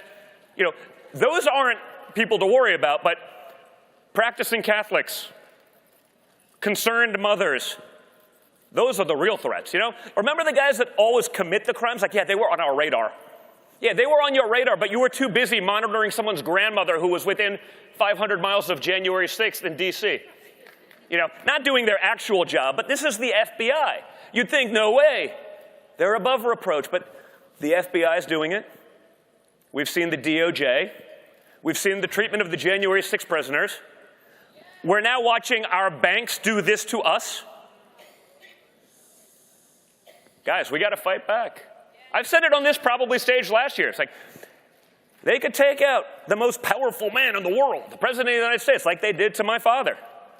Because if you have one guy going out there by himself, all the slings, all the arrows can be put on that person. They cannot do it to us if there's 175 million Americans willing to stand up for themselves, for decency, for our values. I mean, think about what we're up against. A major U.S. bank was able to cancel, and just canceled, our ability to do banking. We didn't even get a call. It was like getting broken up with by text. Like, you know, no reason. It didn't matter what, you know, hey, you're letting people, it wasn't, again, we're not even creating news. We're aggregating it. Check out MXM. You'll actually see both sides of the story, and you can formulate your opinion. And I'm so confident that we're right on our side that I'm willing to actually let you see the leftist viewpoint, because you will realize that they are insane. Why aren't they willing to show our side? Because they too realize that they're insane. Right? So what we have to do is we have to be involved in this. It's sort of amazing. I think Michael Seifert's here somewhere from Public Square. Another one. Great guys. San Diego-based company. He was sitting there at home. He was sick of going to a coffee shop that was taking his hard-earned dollars and giving it to leftist radical causes that would throw any one of us in the gulags, with or without cost, right? They would do it just because of what we believe. So he created a list of the conservative companies that shared his values, turned it into a website, and now Public Square has gone national. They're actually going public. But we have an obligation, if we want to exist, to support those kind of businesses. You're going to search it anyway, right? You're going to go on Google and find out what's the restaurant. I did it last night. Okay? I had a table of 20. I called at 8 o'clock, say, hey, we need a reservation. We got on Public Square. We found a restaurant that signed up because I know I could go there and not get booed, even in D.C. I won't mention the restaurant because they'll probably get canceled if I do, but it was sort of nice for me. We walk in, we're with Carrie Lake, and we're with Matt Gaetz and Nigel Farage. Like, it was a pretty conservative crew. That would have had a hard time probably eating in D.C. without getting yelled at. Now, I do well with that, but it's fine. But sometimes you want to just avoid it. And so we were able to find that. We have an obligation to get out there and support those kind of businesses. Because again, once we show the other side that there is pain in their wallets, I have to say that because someone will aggregate that and say that I was advocating for violence. No, but they can cancel us at any second. I mean, imagine being a guy at a bank being like, you know what, I'm just going to cancel Don Jr.'s news app. What could happen? And I have a platform of like 10 million people on Twitter, millions on Truth, millions on Facebook and Instagram. Like, I have the ability to fight back. And I did, and I put it out there, I put a tweet, and we had some pretty powerful people jump in on this, like the Speaker of the House. I would not have wanted to be PNC's bank's comms guy last night.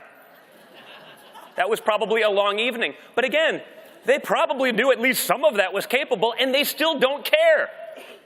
Right? This morning, right as I was getting on stage, it was a mistake. Upon further review, bullshit! Okay? It wasn't a mistake! Okay? Have you ever noticed the mistakes only go one way? You know? So go check out Public Square. Check out MXM. Support those businesses that support your values. Put their kids through soccer camp and soccer practice rather than funding, 10-month abortions. Some of the insanity that we see on the other side. Again, you have a choice. Exercise it. But the other side is, they're willing to do it. They don't even care anymore. Look at this. Another perfect example. Glenn Story right here from Patriot Mobile.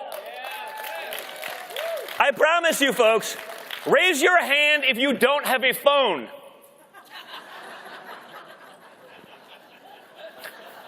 Well, I got to keep my phone away because I know I'm on every FBI list imaginable, so I just got to keep it away because they're going to drone me one day. You all have a phone. You all are going to use it. Well, you can give your money to AT&T, who has in the last month tried canceling Newsmax, who the month prior to that took off OAN out of millions of homes.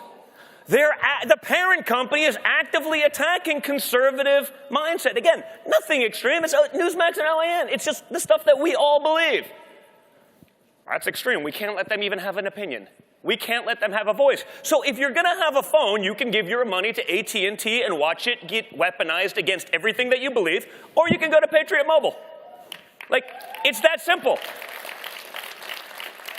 But we have to start thinking this way, folks, because if we don't, it's over. It's not just about the political landscape. We discussed ballot harvesting again. That's number one, right? There's a reason you can win House seats because that's so localized, but you can't win the national because you can't go to California. There are people in Pennsylvania, I guarantee you, that have no idea who was even running for the United States Senate that voted.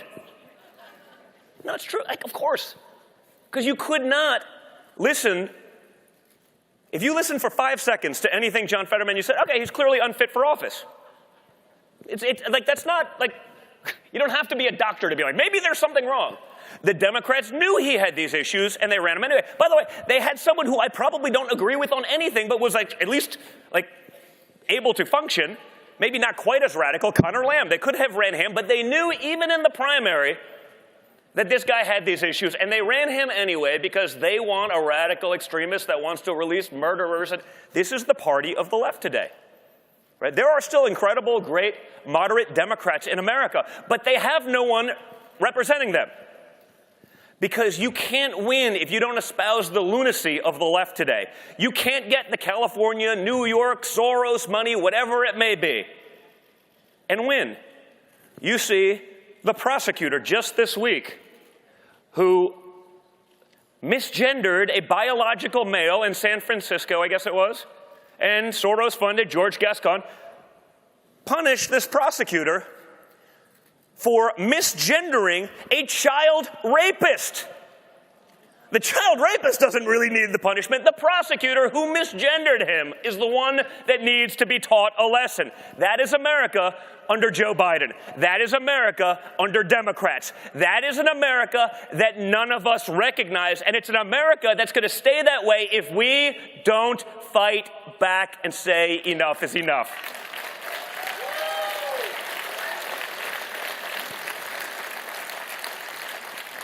So guys, that's our message, right? We need a president that is not owned by other people, right? There's a reason the billionaire class, even the billionaire conservative news class, wants someone other than Trump. It's because they want someone that needs them to take their call.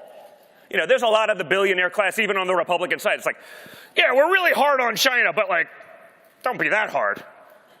Like, we still want our widget for a quarter-cent cheaper, and we'll destroy the American middle class to do so. Make no mistake. Okay?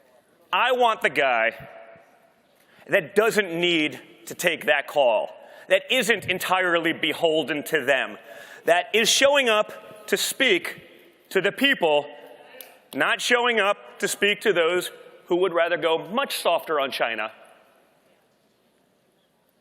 We didn't need this job to begin with. My father certainly didn't.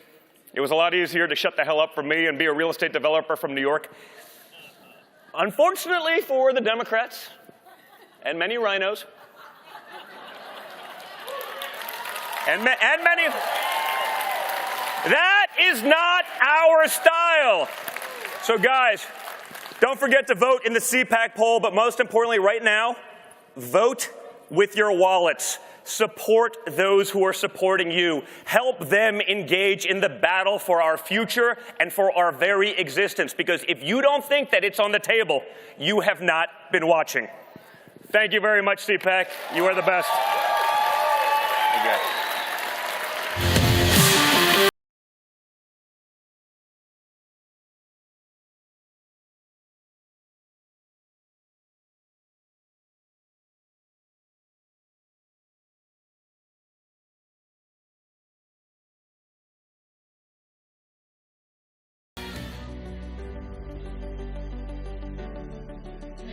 I would hear God say to me, I want you to worship me like you're a kid again, and you're just dancing for me. And so I was just free to worship God in my alone time.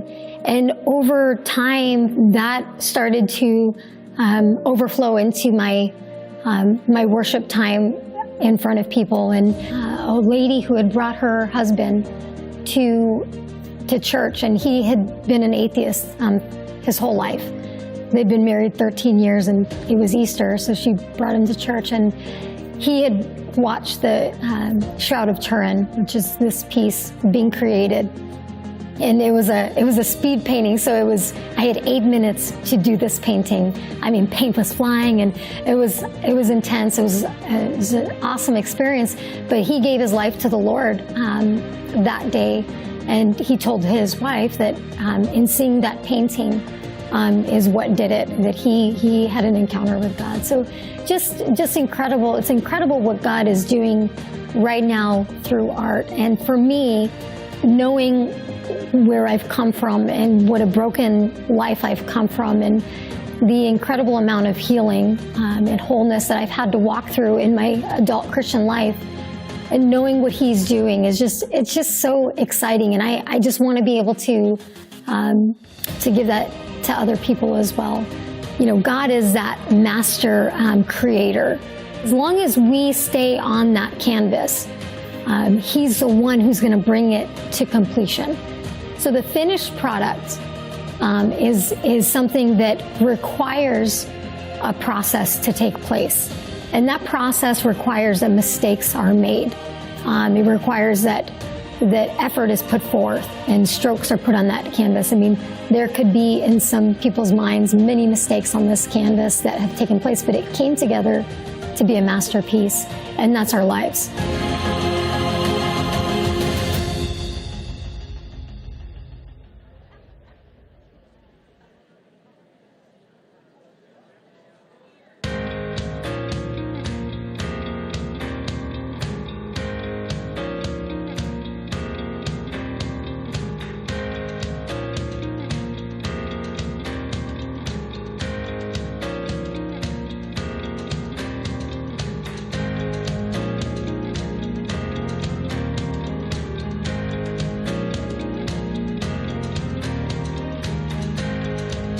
Ladies and gentlemen, a rabbi, a Christian, and a cardinal walk into a bar. Please welcome founder of the Jack Brewer Foundation, Jack Brewer, host of the Church and Culture radio show, Diehl Hudson, Rabbi Shlomo Hayem, and your moderator, host of It's Not About Us on CPAC Now, Elaine Beck.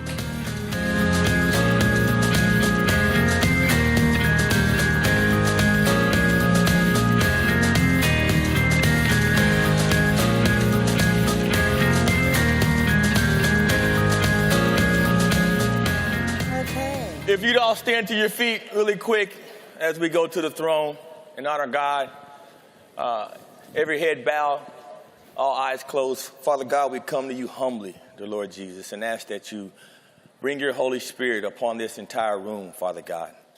Blessing the Slaps, Father God, CPAC, and everyone that has anything to do with this event, Father God. Give us the strength through your word, Father God. And everything that we say, let it not be of us, but a representation of you. I ask you these things in Jesus' name. Amen. Amen. Wow.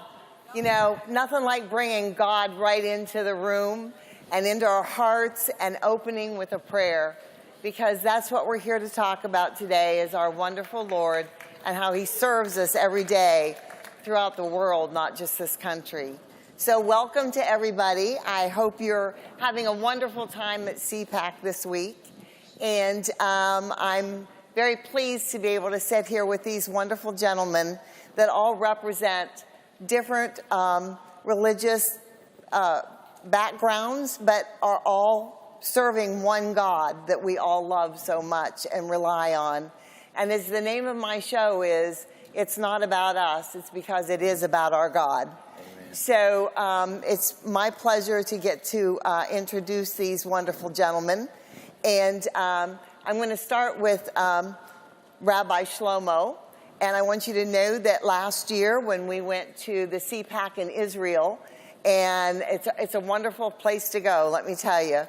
When we went there, I met a partner of his by the name of Yehuda. He introduced me to the rabbi, and it's been a growing relationship between CPAC and Israel, and they are now working with us as well. So welcome, Rabbi Shlomo. Thank you so much. And next we have Deal Hudson, and he was the co-writer with Matt Schlapp on a wonderful book that they wrote called The Desecrators. And if you haven't read it, please read it. I read it, and I'm telling you, they really hit the nail on the head with what the desecrators are about and what we need to do to make things better in this country. And then, of course, Jack Brewer. Jack is was a football player. Come on, you go ahead. You can let him know how much you appreciated what he's done. But moreover, what he's doing right now is so wonderful. He is actually working with AFPI's Center for Opportunity. He also has done so many things. I was joking with him backstage about how he even played for the Cardinals, and I'm from Arizona, so I love all of that, and so many of us follow football. So, but what you're doing now is such an amazing thing, and I'm going to start with Deal, though, on the questions. Deal's like, what is it? So, Deal, let's start with you. There has been widespread rioting, looting, and political violence in America the last few years. What are the spiritual implications of the desecrators on American culture? Well, that's a great question. Thank you. And the rioting, the looting, the pulling down of images of great men and women who have made this country, who have created its basic institutions serving the common good is exactly what desecration is. Absolutely. The word desecration is used most often when someone goes into a church, breaks a window, pulls down a statue, messes up an altar, or even disturbs the act of worship itself. And desecration, what Matt Schlapp and I wrote about in our book, is precisely the act of attempting to destroy what is sacred, our human sacredness, the sacredness of human life, the sacredness of community, of the unity and brother and sisterhood we have all over this nation. There is a sacredness to our patriotism, to love of our country. And I want to say this.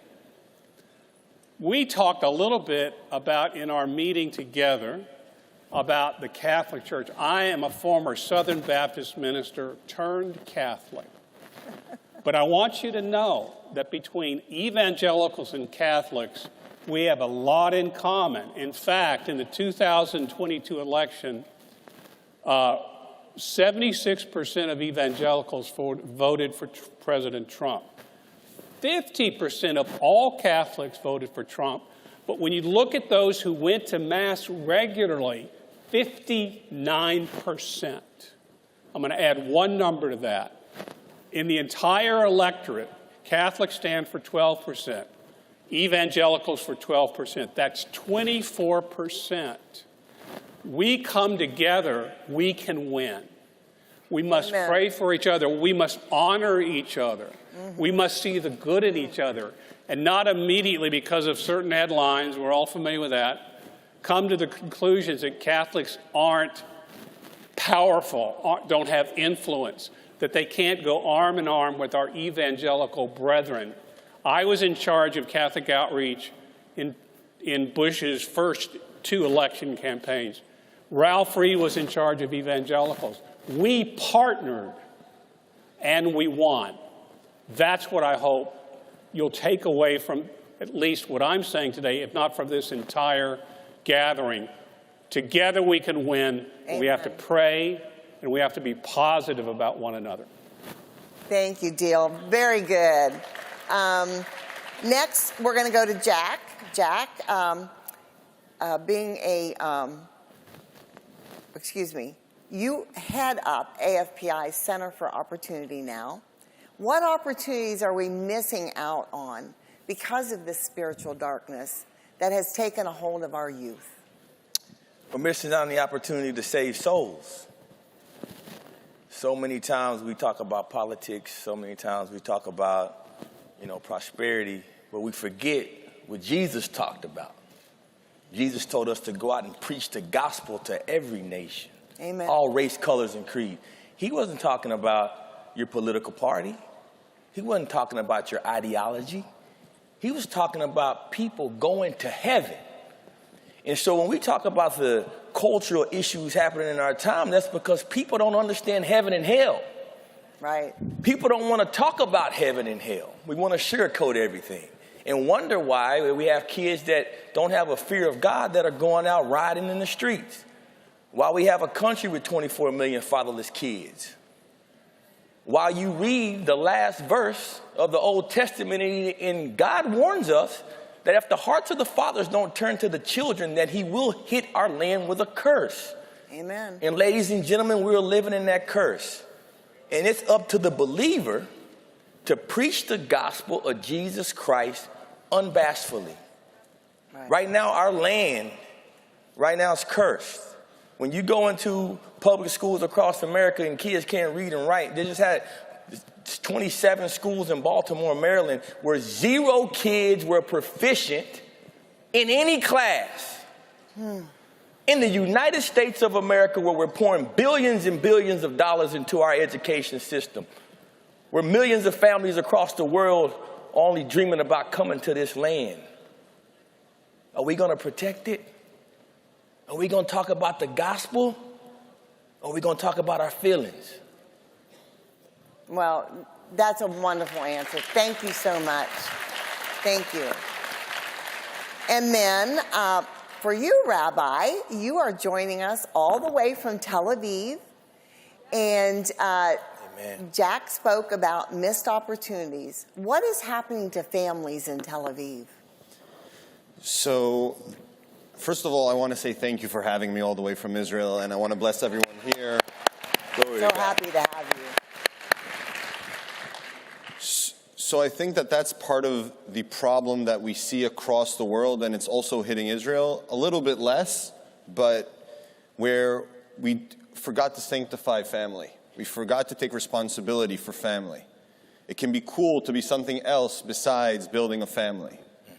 And I think that what we see today in Tel Aviv, ever since I moved there 14 years ago, part of what we preach is, let's build a family, let's have children, let's educate, let's build something that has a future that is built on values.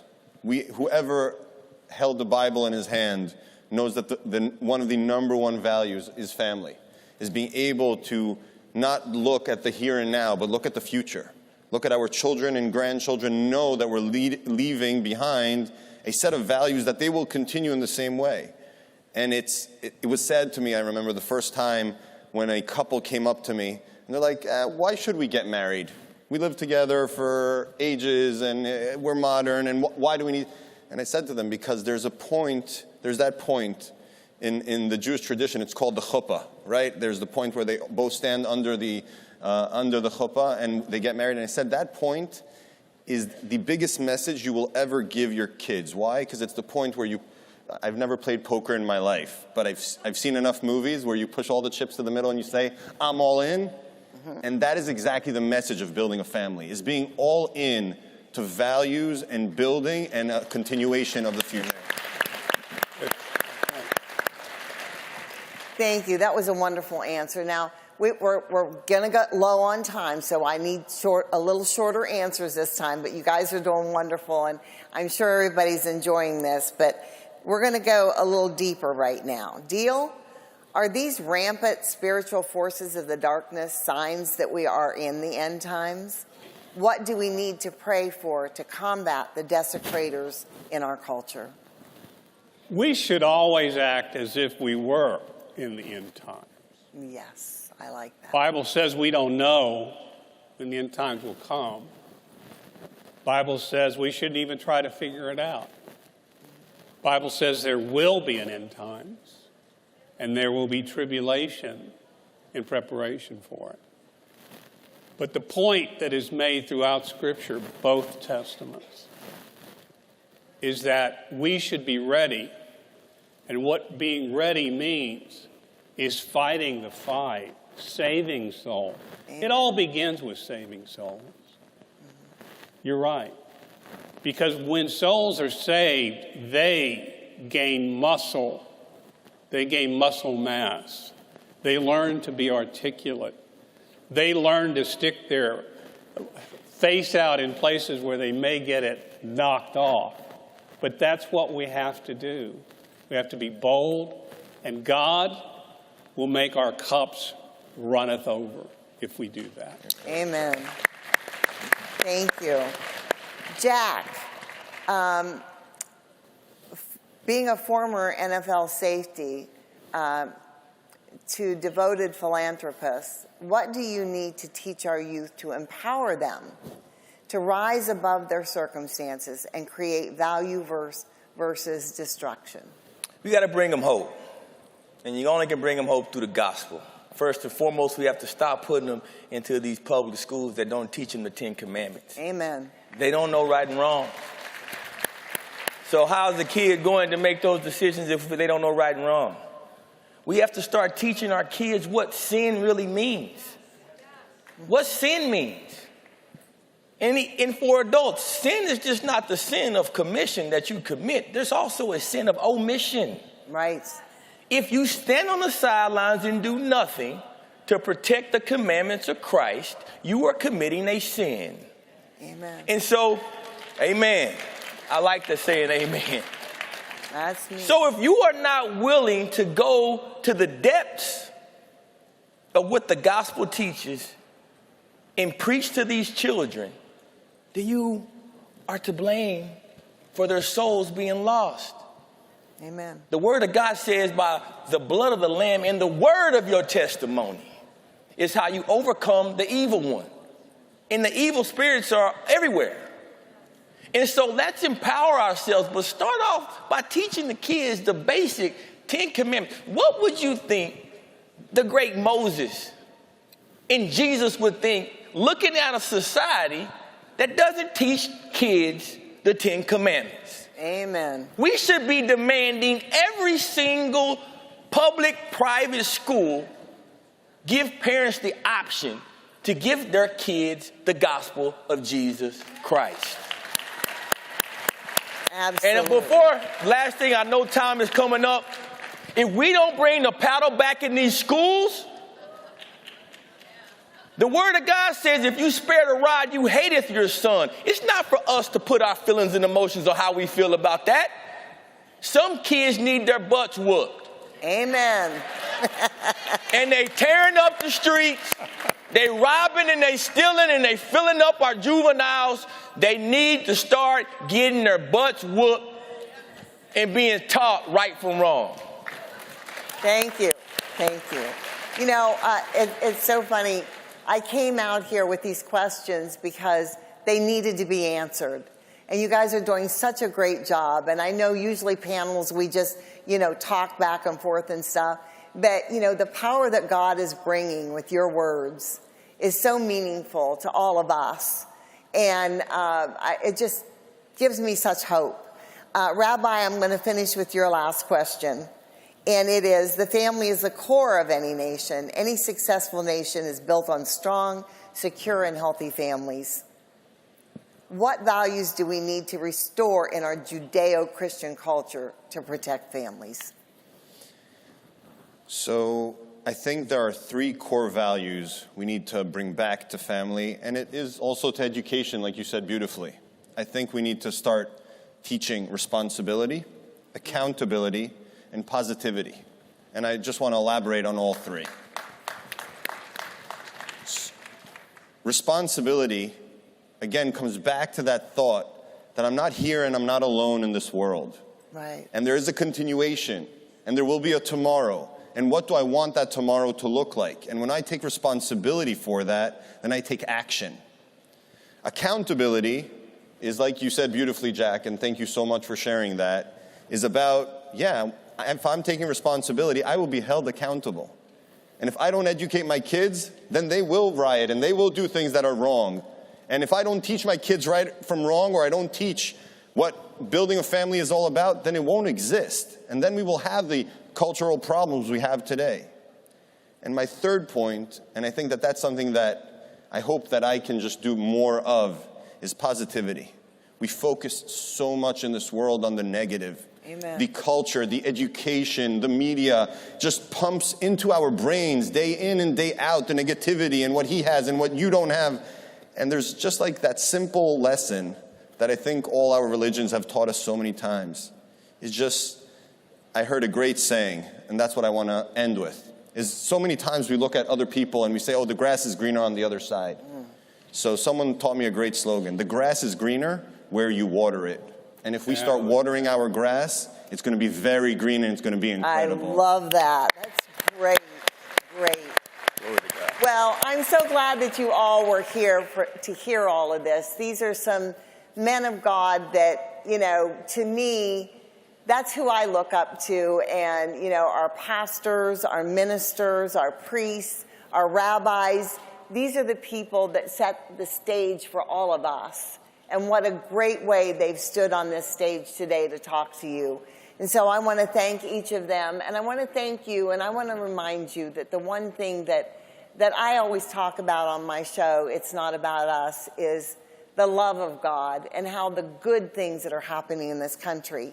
And right here at CPAC, that's one of the best things that's happening in this country and around the world. So we'll be going to Israel again this year and many other countries. Don't forget your neighbor, your friend, your children, your families of all kind. Remember, they all need hugs, they all need love, and all that love comes from God. So thank you for being with us today, and God bless you all.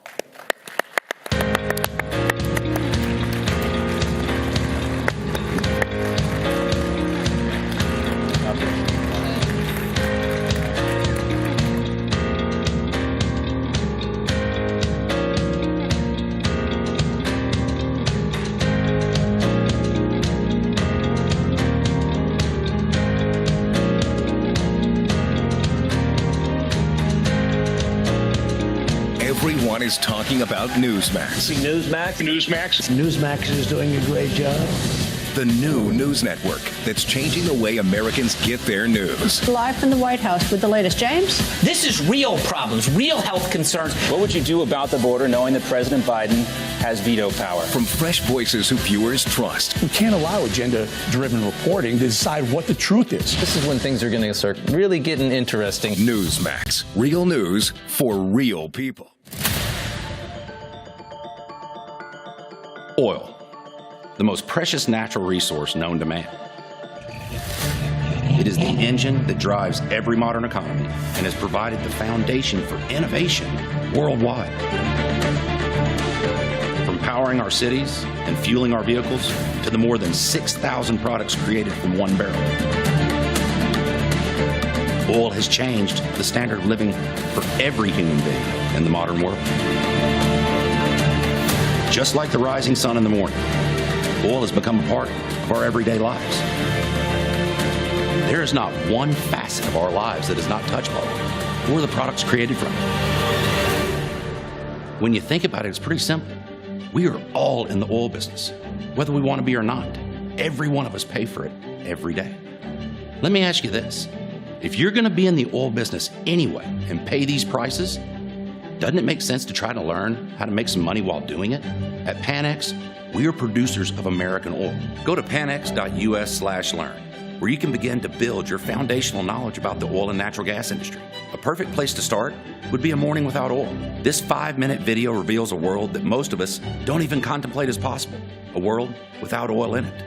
From there, you can bolster your oil knowledge by downloading one of our oil and gas primers, Oil and Gas 101 or 102. At Panex, we believe it is imperative to educate yourself on all that oil can do for you. Do yourself a favor and give us that chance. When done, if you decide that you too would like to reap the rewards of oil and gas, great. If not, at least you've bolstered yourself with that information that will last you a lifetime. You owe it to yourself. Go to panex.us/learn and see all that oil can do for you.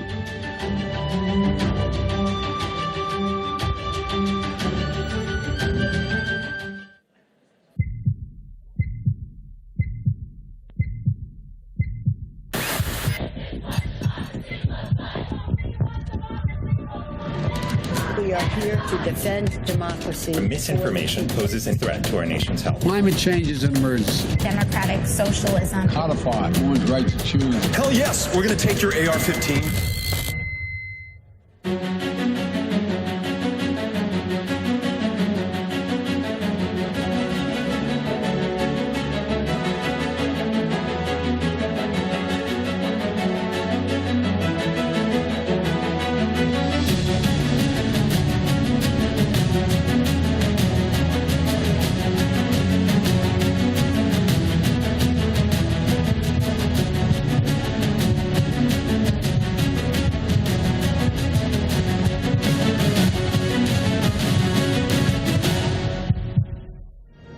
And the fact of the matter is look, we're all going to answer to him. But I live by that faith. And if we work together and lift each other up, we will build this red wave and red conservative movement that will benefit all of us. One of my favorite Bible verses came to mind. It's Joshua 1:9. God commands us to only be strong and to be of good courage. Yes, we're a wireless provider. We're a cell phone company. We have great coverage, nationwide coverage on 4G, 5G networks. We have 100% US-based customer support. We check all the boxes that say that we're a cell phone company. But here's the deal. Our mission has nothing to do with cell phones. Our mission is to relentlessly defend our God-given constitutional rights and freedoms, and to do so in a way that glorifies our God. Bringing God back into public schools. These In God We Trust signs are popping up in classrooms across Texas. Our next guest is with Patriot Mobile, the Texas-based cell phone company that gave the signs currently on display. Here with more is the Vice President of Public Affairs, Lee Wamgans. And, you know, Patriot Mobile is America's only Christian conservative wireless provider. Well, of course, we have, you know, extreme liberal leftists whose, you know, heads explode when they hear the national motto. But by and large, the majority of our feedback has been incredibly positive, and we're so proud to be a part of sharing the American heritage with our students. We love America's schools, and we love our students, and we want to help them and encourage them in any way that we can.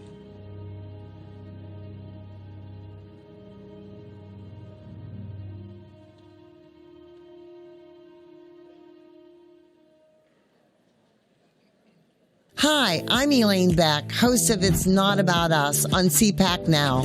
This week, I'm joined by one of our freedom fighters in Congress, a member of the infamous Patriot 20. You won't want to miss it. Tune in to CPAC Now at 7 p.m. Eastern Time this Tuesday for an exclusive interview.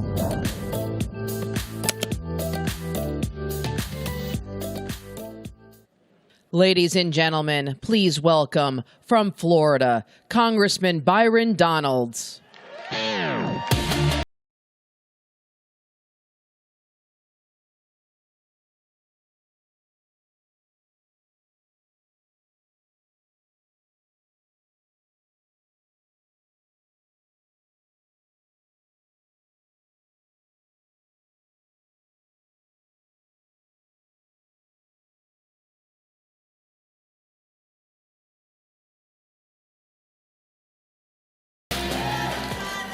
I love you too.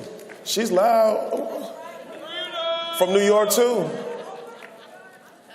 From where at? What part? Oh, the Bronx. Oh, they're cool too.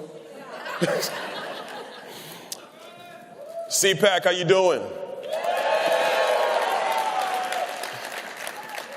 You know what, I gotta tell you, it's an exciting time on Capitol Hill. People were really concerned about, that first week. Y'all know what happened that first week. No need to relive the stories. But we were hearing the chatter outside the chamber. And we were hearing everybody say, man, what are these guys doing? Do they got this thing figured out? How are they going to govern? Is this going to succeed? What's going to happen? Have they weakened themselves? And I remember I was telling a bunch of reporters, you just calm down. We're going to get this thing worked out. And then we're going to do the job that the American people sent us to do. And what you've seen so far, and we're just getting warmed up, but what you have seen so far is House Republicans holding this administration accountable. And the press will always say, well, don't you think you should just get down to governing? And I always tell them, you cannot govern a nation if elements of your government have run amok. You have to make sure that all of the agencies and all of the bureaucrats have one goal, one mission in mind, and that's advancing the agenda of the American people. Not part, not some, not R, not D, but all of the American people. And that is what we are committed to on Capitol Hill.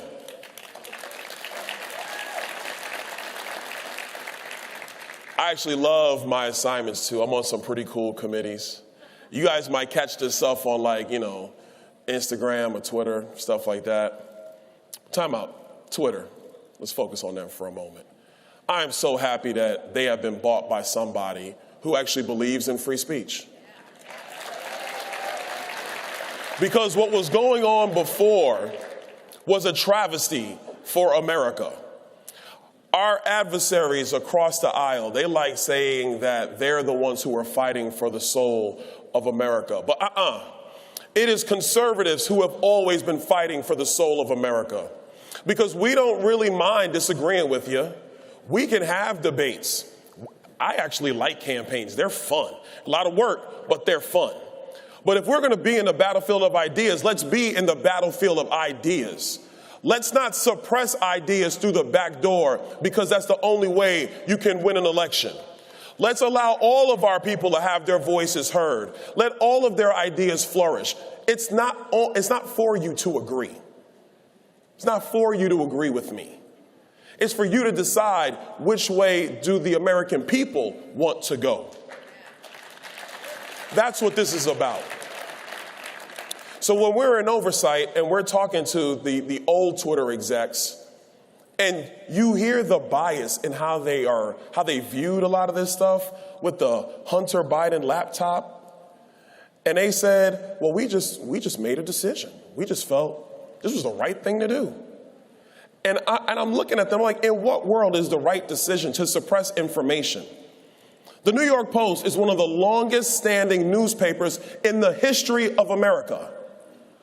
Who told some mid-level exec it's cool to suppress their information and their reporting? So what we're fighting for is an America where all thoughts and all viewpoints are allowed to be flourishing in our country. And if there's one thing I'm going to promise you, is that we are going to succeed on that front because people are tired. You know, I remember in America, this was back when I was apolitical, not in politics, regular person, loving life. And I remember people would have their political debates and you would have family members say, oh no, we don't talk politics at the table. We're here to eat and enjoy each other. And somewhere along the way, we've had families become divided just over politics. That's not healthy for our country. Our country cannot survive that. We can survive a lot of things. But what we cannot survive is being at each other's throats to the points where even families can't remain families. But you don't do that by silencing a family member. You do that by, at the Thanksgiving table, well, after the turkey, because you got to make sure the turkey gets done. Because mom ain't going to be happy if you arguing over the turkey. Let's finish the turkey first. And then let's get to the arguments. When the Cowboys are winning on Thanksgiving, I'm a Cowboys fan. So when the Cowboys are winning on Thanksgiving Day,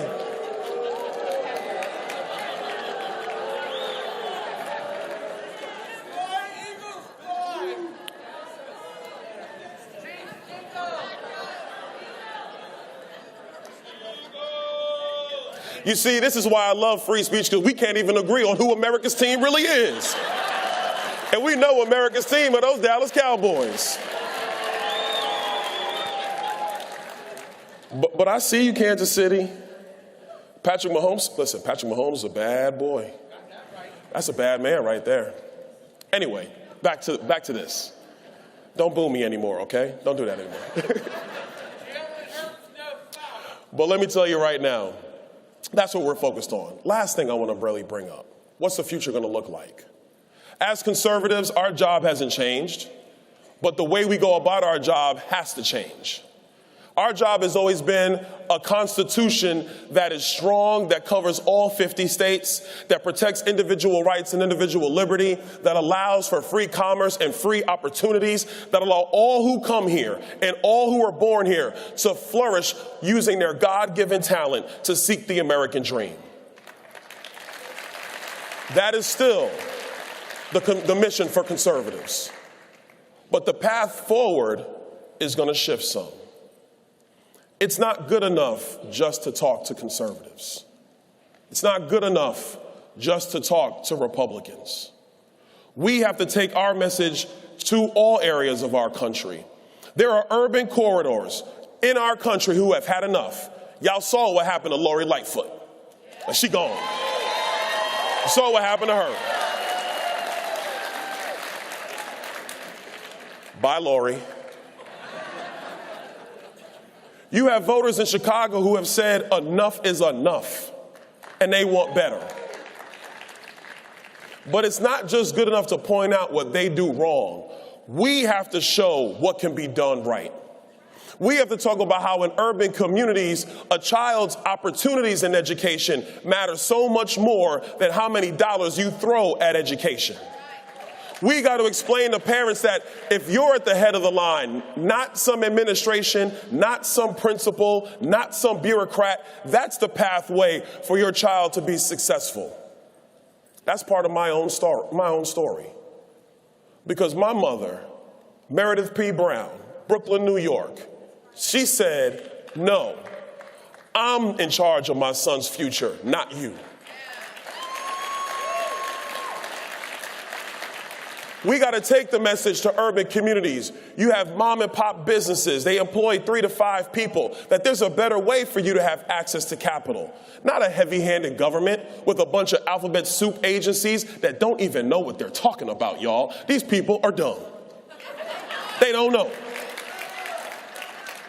You got to explain to them the best way forward for you to be successful is a robust financial system. Yeah, you got big banks. But we need a whole lot of small banks. And we need them all through America. And what stops that is the reckless, dumb policies that have come out of Washington, D.C. for far too long. And if we explain that to business owners and to parents and to churchgoers and to community activists in urban corridors, if we give them another opportunity, another shot, another viewpoint of what politics actually means and what policy actually stands for, then we can save the greatest nation man has ever known.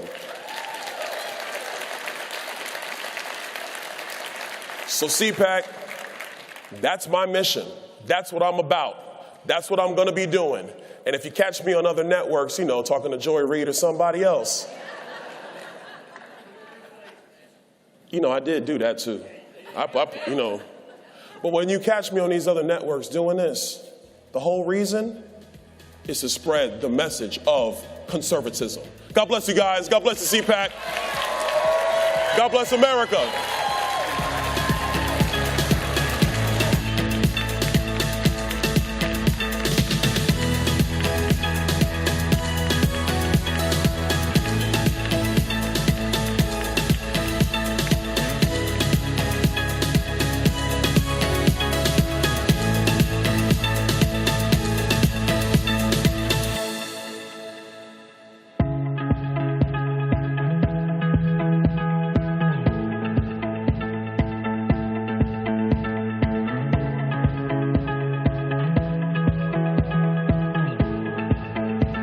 Nikki Haley made history, taking the oath of office to become the first woman to serve as governor of South Carolina. I think my differences have always had people underestimate me, and I think that's the fun I have, is in going and proving them wrong. President-elect Trump has asked South Carolina Governor Nikki Haley to be his ambassador to the United Nations, and she's accepted. Daughter of Indian immigrants is considered a rising star in the Republican Party. There is a new U.S. UN. You are going to see a change in the way we do business. For those that don't have our back, we're taking names. She's so tough. And she is so consistent. And you just know you're not going to move her. America will put our embassy in Jerusalem.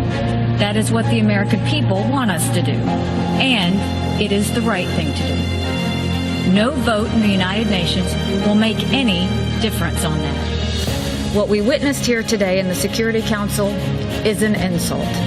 It won't be forgotten. I like the message that Nikki sent yesterday at the United Nations. This was the finest hour for Nikki Haley, I think, standing up for the United States, standing up for Israel. Nikki Haley delivered absolute fire and brimstone. She dropped it right on the head of the Russian ambassador. Haley shows us what American foreign policy looks like with the spine. I wear heels. It's not for a fashion statement. It's because if I see something wrong, we're going to kick them every single time. The biggest reason socialism is gaining ground is because capitalism's defenders are too afraid to speak up. We can't keep quiet. The truth matters, and it's time to tell it. America is too nice. Too nice. Stop being nice to these thugs and these tyrants that want to kill us. And if this president signs any sort of deal, I'll make you a promise. The next president will shred it on her first day in office.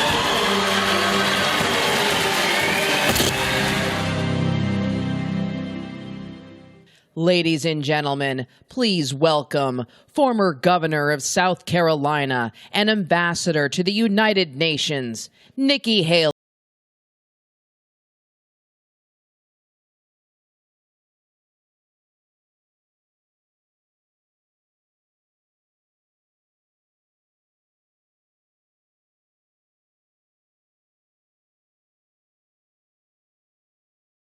Thank you so much.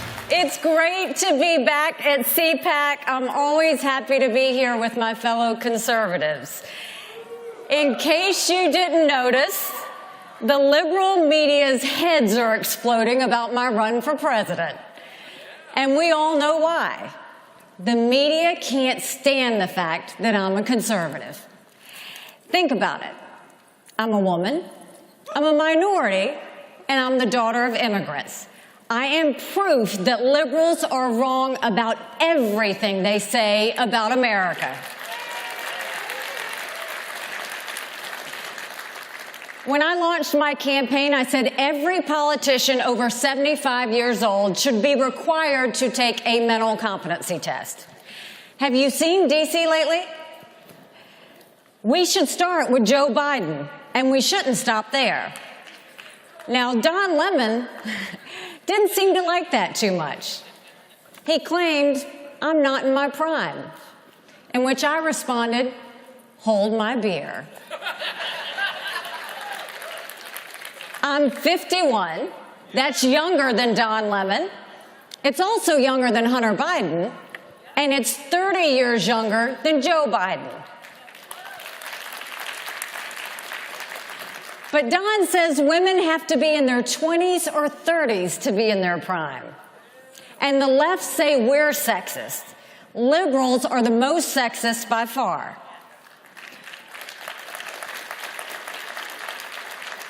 For the record, I was right. Every politician and judge should have to take a competency test. If you want to start at age 50, I'm good with that too. I didn't say the same for sexist middle-aged anchors, but Don Lemon proved CNN should probably consider that as well. Liberals attack me because they don't like who I am or what I say. I'm running for president to stop America's downward spiral toward socialism and end the self-loathing that has taken over our country. I'm running for president to renew an America that's strong and proud, not weak and woke.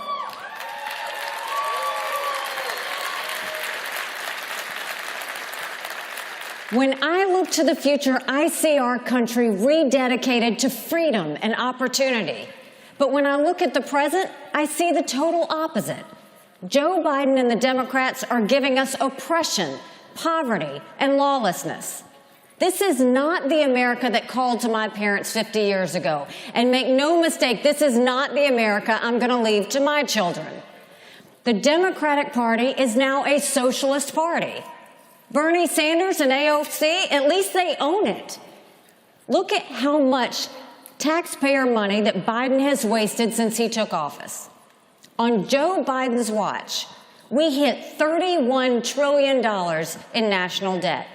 He's put us on track to add $20 trillion more in the next 10 years. And by the way, some Republicans have helped him do that. We need to stop with the earmarks and pet projects once and for all.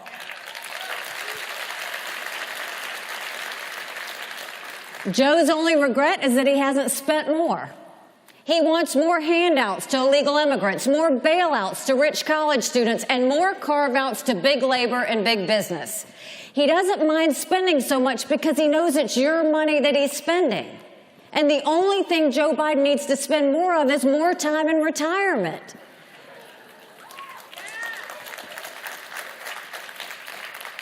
One of my heroes, Margaret Thatcher, said, "The problem with socialism is you end up running out of other people's money." This failed president is trying to prove it. But the socialist Democrats don't just want to spend our money, they want to take our freedom. They think they have a right to order us around, from light bulbs we use to the words that we speak. And now they want to ban gas-powered cars and gas stoves. When it comes to destroying our freedom, the socialist Democrats will never stop.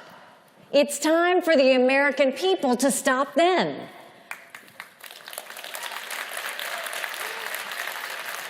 Socialism is weakening our country at the worst possible moment.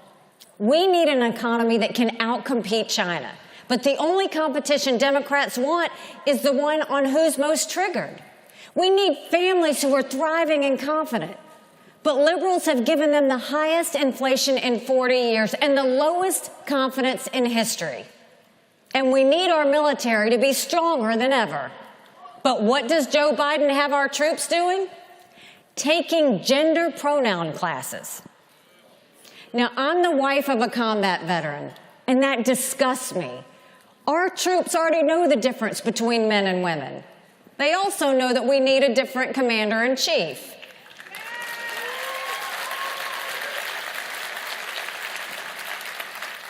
It's not just our military. On Biden and Harris's watch, this woke self-loathing has swept our country. It's in the classroom, the boardroom, and the back rooms of government. We're told our country is flawed, rotten, and full of hate. Joe and Kamala even say that America's racist. Wokeness is a virus more dangerous than any pandemic, hands down. I have traveled the world and back, and I've seen what's out there. America isn't perfect, but the principles at the heart of America are perfect. And take it from me, the first minority female governor in history, America is not a racist country.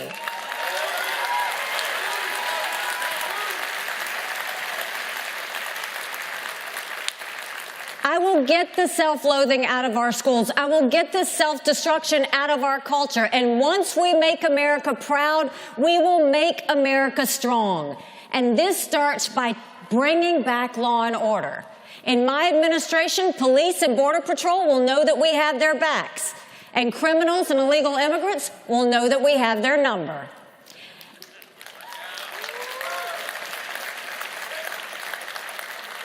And I'll restore faith in our elections, too. As governor, I signed voter ID in 2011. The media went crazy, and I was vilified for it. They said I was trying to disenfranchise voters. So I called their bluff. I said, anyone that is unable to get an ID, we will go pick them up, take them to the DMV, give them a free ID, and return them home safely.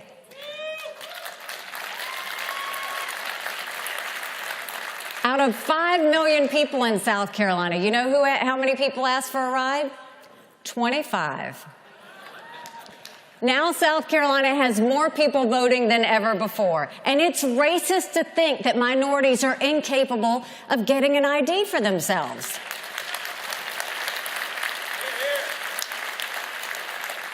I'll make America strong at home. We'll have safe streets, secure elections, and a strong economy that lifts up everyone, not just a select few.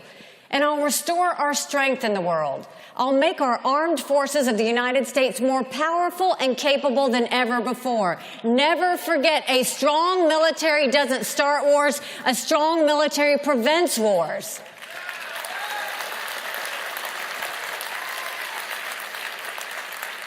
I'll bring the same strength to the White House that I brought to the United Nations. As ambassador, I said we'd have the backs of our allies. But I also told them that anyone that didn't have our backs, we'd be taking names. Remember what happened when we moved the embassy from Tel Aviv to Jerusalem?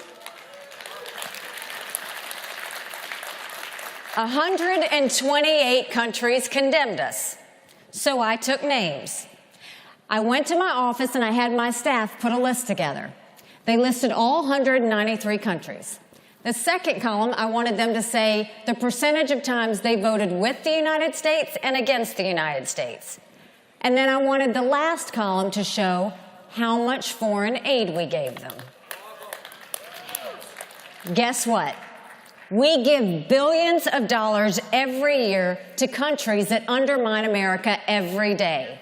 They stab us in the back and then they turn around and have their hand out wanting money. Some of them even support terrorists that try and kill our troops. To this day, we're giving foreign aid to Pakistan, Iraq, the Palestinians, and even communist Cuba and China. We need to stop trying to buy friends, and all we're doing is paying off our enemies. When I'm president, we will stop giving money to countries that hate America.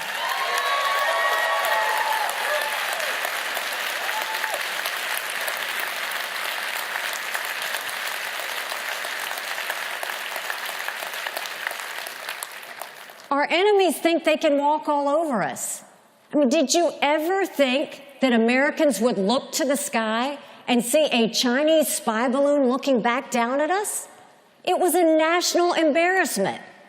Make no mistake, Communist China is the strongest, most disciplined enemy we've ever faced.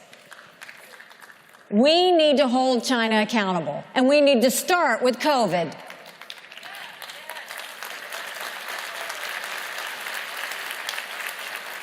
And before we even talk about the cartels, we need to confront the fact that China is the one sending the fentanyl across the border. I can't believe that Biden is letting China get away with so much. Chinese companies now own more than 380,000 acres of American soil, some of it right next to our military bases. What are we doing? We should never let enemies own land in our country. And we should tell every single university, you can either have Chinese money or you can have American money, but you don't get both.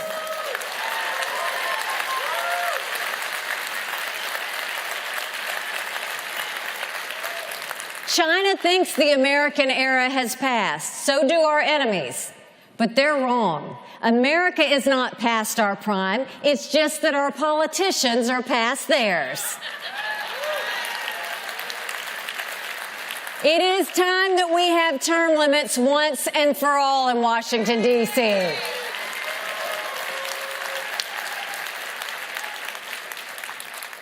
Americans deserve better than the way we're living today, and I'm confident we can take our country to her best days. The plan I'm calling for will do just that. It's fundamentally conservative and profoundly American, and I know we can unite our people. But real unity doesn't come from faint hearts or watered-down compromises. Real national unity comes from boldly proclaiming our national purpose. It comes from standing on principle and persuading opponents to stand with us, like I did when I was governor and when I was ambassador. I'll take this message far and wide in the days ahead. But I have a particular message for you, my fellow conservatives. We've lost the popular vote in the last 7 out of 8 presidential elections. Our cause is right, but we have failed to win the confidence of a majority of Americans. That ends now. If you're tired of losing, put your trust in a new generation. And if you want to win, not just as a party, but as a country, then stand with me. I'm here to ask for your vote, but I want something else even more.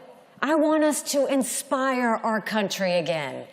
Together, we can summon our fellow citizens to look past the failed ideas and leaders from Washington and find the courage to be part of the solution. I truly believe we can make this vision real in our time, because that's what I've seen in my entire life. As a brown girl growing up in a black and white world, I saw the promise of America unfold before me. As the wife of a combat veteran, I saw our people's deep strength and the courage to defend it. As governor, I saw our state move beyond hate and violence and lift up everybody in peace. And as ambassador, I saw that America is still the standard. When we speak, the world listens. Where we lead, the world follows. Who we are, the world wants to be. This will always be the greatest nation in human history.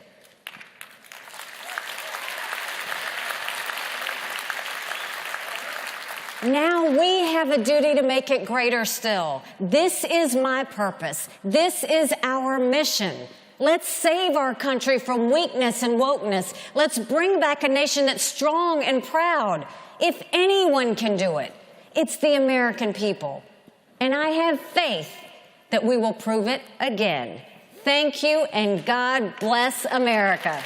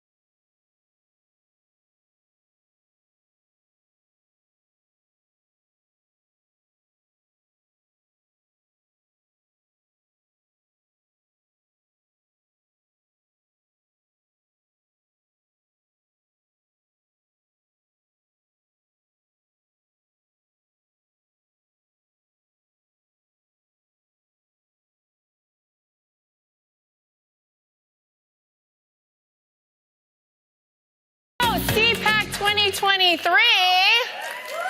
We got any patriots in the house today? All right, I love it. Well, gosh, it seems like it really wasn't that long ago that we were all here together. You guys remember the last time when we were all here together, right?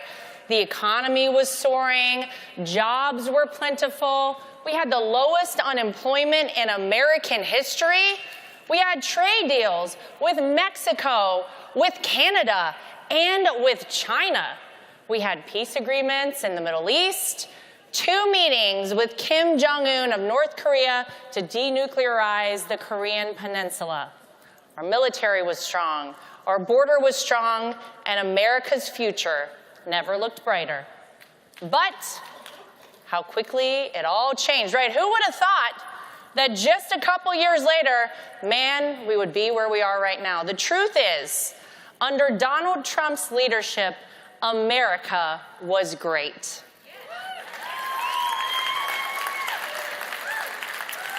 Under Joe Biden, America is crumbling.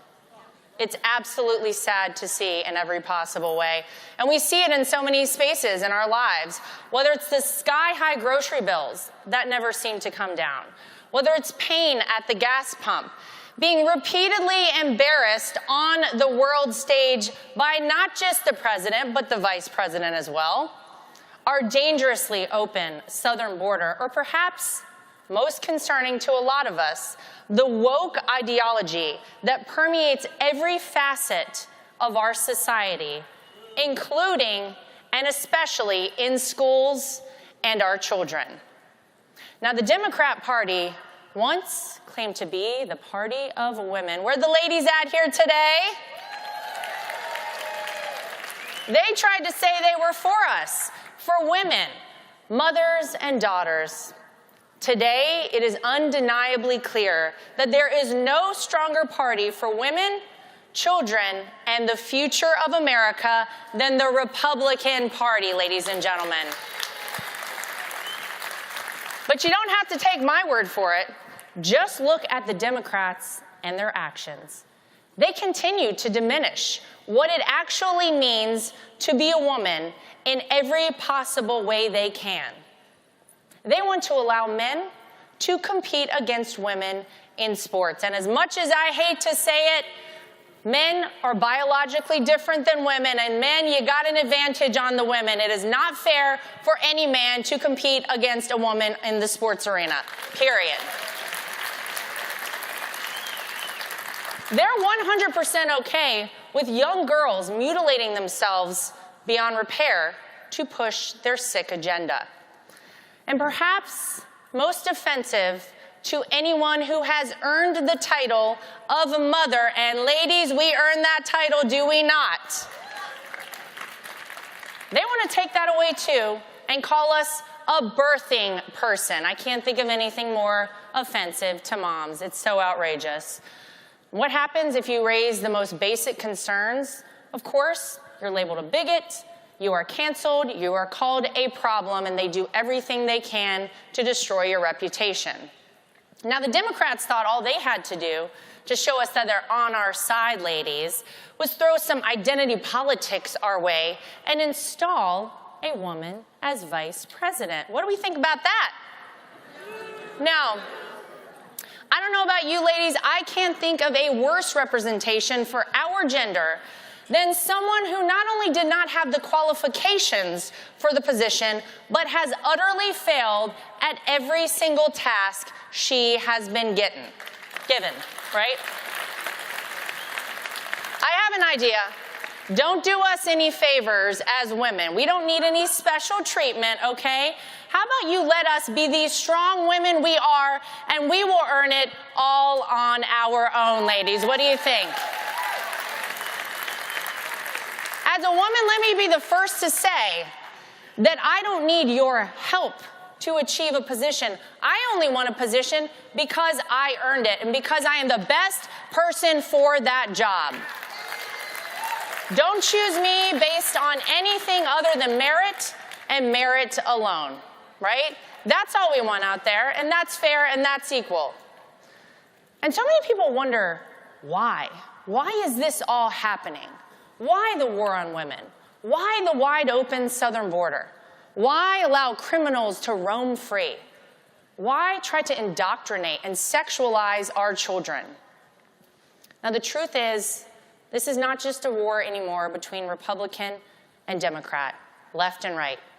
This is good versus evil at this point in the United States of America. We all feel it. And the truth is that those who are pulling the strings absolutely hate this country. They want to fundamentally transform it. And they've been happy to tell us that in no uncertain terms. So how do you do that?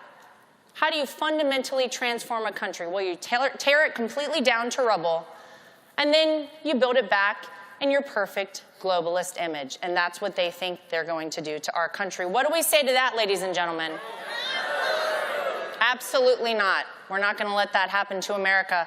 While there are so many issues that plague our country right now, none are more important to me than our children. You can judge a society by how we treat the most vulnerable in our society, and no doubt those are our kids. And as a mom of 2 young kids myself, I often think about what kind of country are we ultimately going to be leaving to them? What will they think of America one day? How will they view America? How will they view this world? And whether it's critical race theory, woke ideology that permeates every nook and crevice of our society, or an educational system failing at even ensuring that our students meet the most basic standards of reading and math. Man, do we have some work cut out for us here in America. It's time for our leaders, from moms and dads on the school board all the way up to the President of the United States, to stand up for our future by standing up for our kids. That's what we need to be doing in this country right now.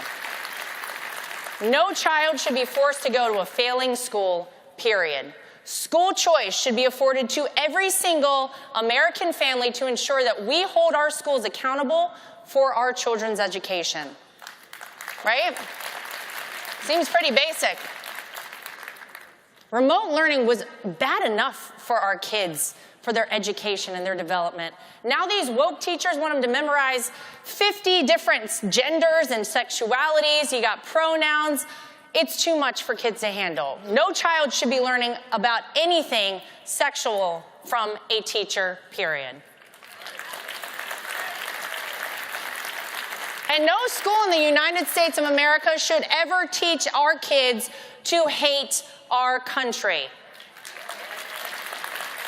They should not be teaching a single child that one race is superior or inferior to another. They should ensure that our children grow up knowing how truly blessed they are to live in a country that guarantees the equality not of the outcome, but the equality of the opportunities we have here in the greatest country on the face of the earth.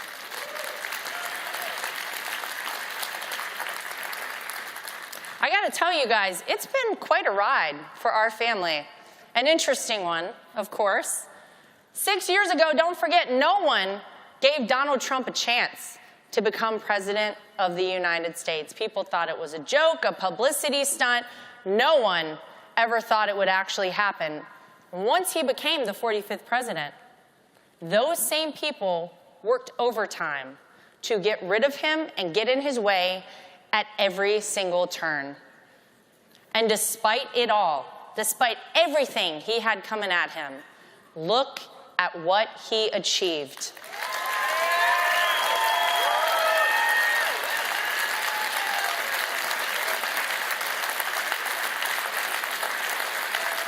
And don't forget, look at what they took away from all of us, right?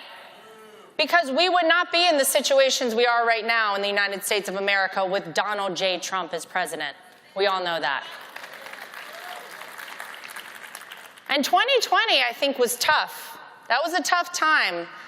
Tough to have a guy who campaigned out of his basement, who had the mainstream media bolstering him at every possible turn, and a guy who inspired absolutely zero people declared the 46th president of the United States. I don't think anybody in this room was pretty pleased with that. But a wise man once said, sometimes by losing a battle, you find a new way to win the war. Now, that wise man, of course, was my father-in-law, the 45th President of the United States, Donald J. Trump.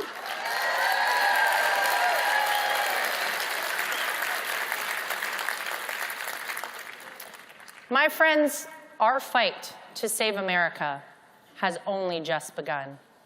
And I can promise you that no matter what, and no matter how long it takes, our family and my father-in-law, Donald Trump, will be here fighting alongside you every single step of the way.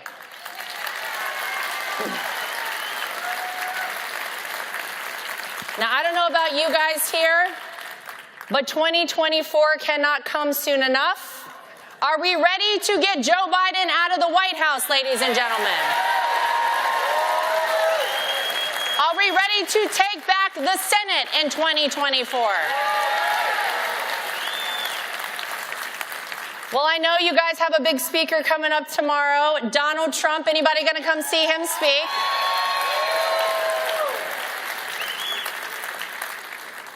I can't think of anybody better to be the 45th and the 47th President of the United States than my father-in-law, Donald J. Trump. Anybody want to see that happen in this room? All right. Ladies and gentlemen, we are in this fight with you every single step of the way. He will see you here tomorrow, and we will see you in 2024 when we win one more time. Let's go do it, guys.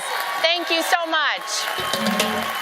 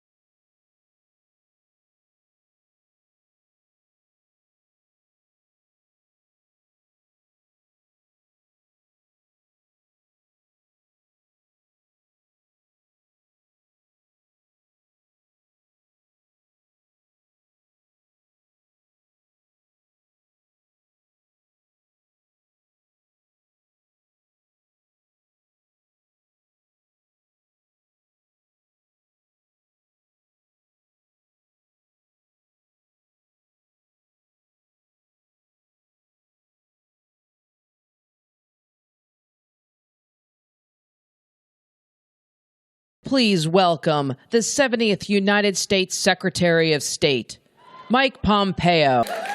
Good afternoon. It's great to be back at CPAC. It's wonderful. Great. That's a fantastic book you've got right there, ma'am. It is great to be back among friends where we can fellowship. We can talk about the things that matter to America. We can break bread together, although since you've seen me last, I'm breaking a lot less bread these days. Yeah. My wife is happy. I'll live a little longer. Life is good. I always show up here I show up here and I'm always leave more optimistic, more energized. It is a welcome side effect of spending all this great time with folks like you who understand the beauty and the power of the miracle that is our country, the United States of America. I look around, some of you are a little young, but a lot of us can remember that there were different times, that we are now halfway through the 4-year contract that this guy's got. Thank God. Yes, a little over halfway. We've made it this far. But it feels weightier today. It feels different. We all remember President Reagan, who said that freedom is a fragile thing and never more than a generation away. As my son, who was married this past summer, now 6 months married. So far, so good. We know that there's a second half of that famous line that hits home. Because if each of us, if we don't pass that freedom to our children, we have to put it in their bloodstream, it can be lost. And I am confident none of you are ever going to let that happen. Thank you and bless you for that. But we're reminded that we got to fight for it. We got to protect it. We can't hand it to them. It won't be handed to us. And I think that's why it feels different this year. The future of our American miracle is on the line in a way that I've not seen since, goodness gracious, since maybe I was in high school. Just a few weeks ago, I watched the Chinese fly spy balloon over our ICBM fields. Someone asked me if that would have happened if I was still there, and I said, well, had it, I would have been the former Secretary of State.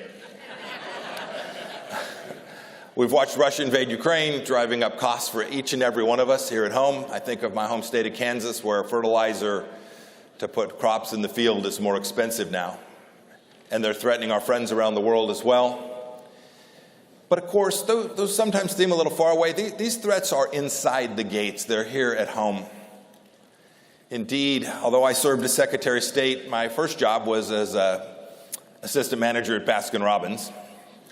So I know things here too. Somebody's got 31 flavors up. Yeah, excellent. Look, our greatest threats are here. They're from within. It's the real challenge we face today. We're losing respect for individual freedom.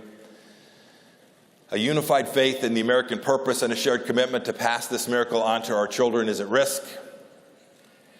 But I think last year, 2022, the second year of the Biden administration, was a wake-up call for all of us, for conservatives, for those of us who have these long-held deep beliefs that aren't new to this fight.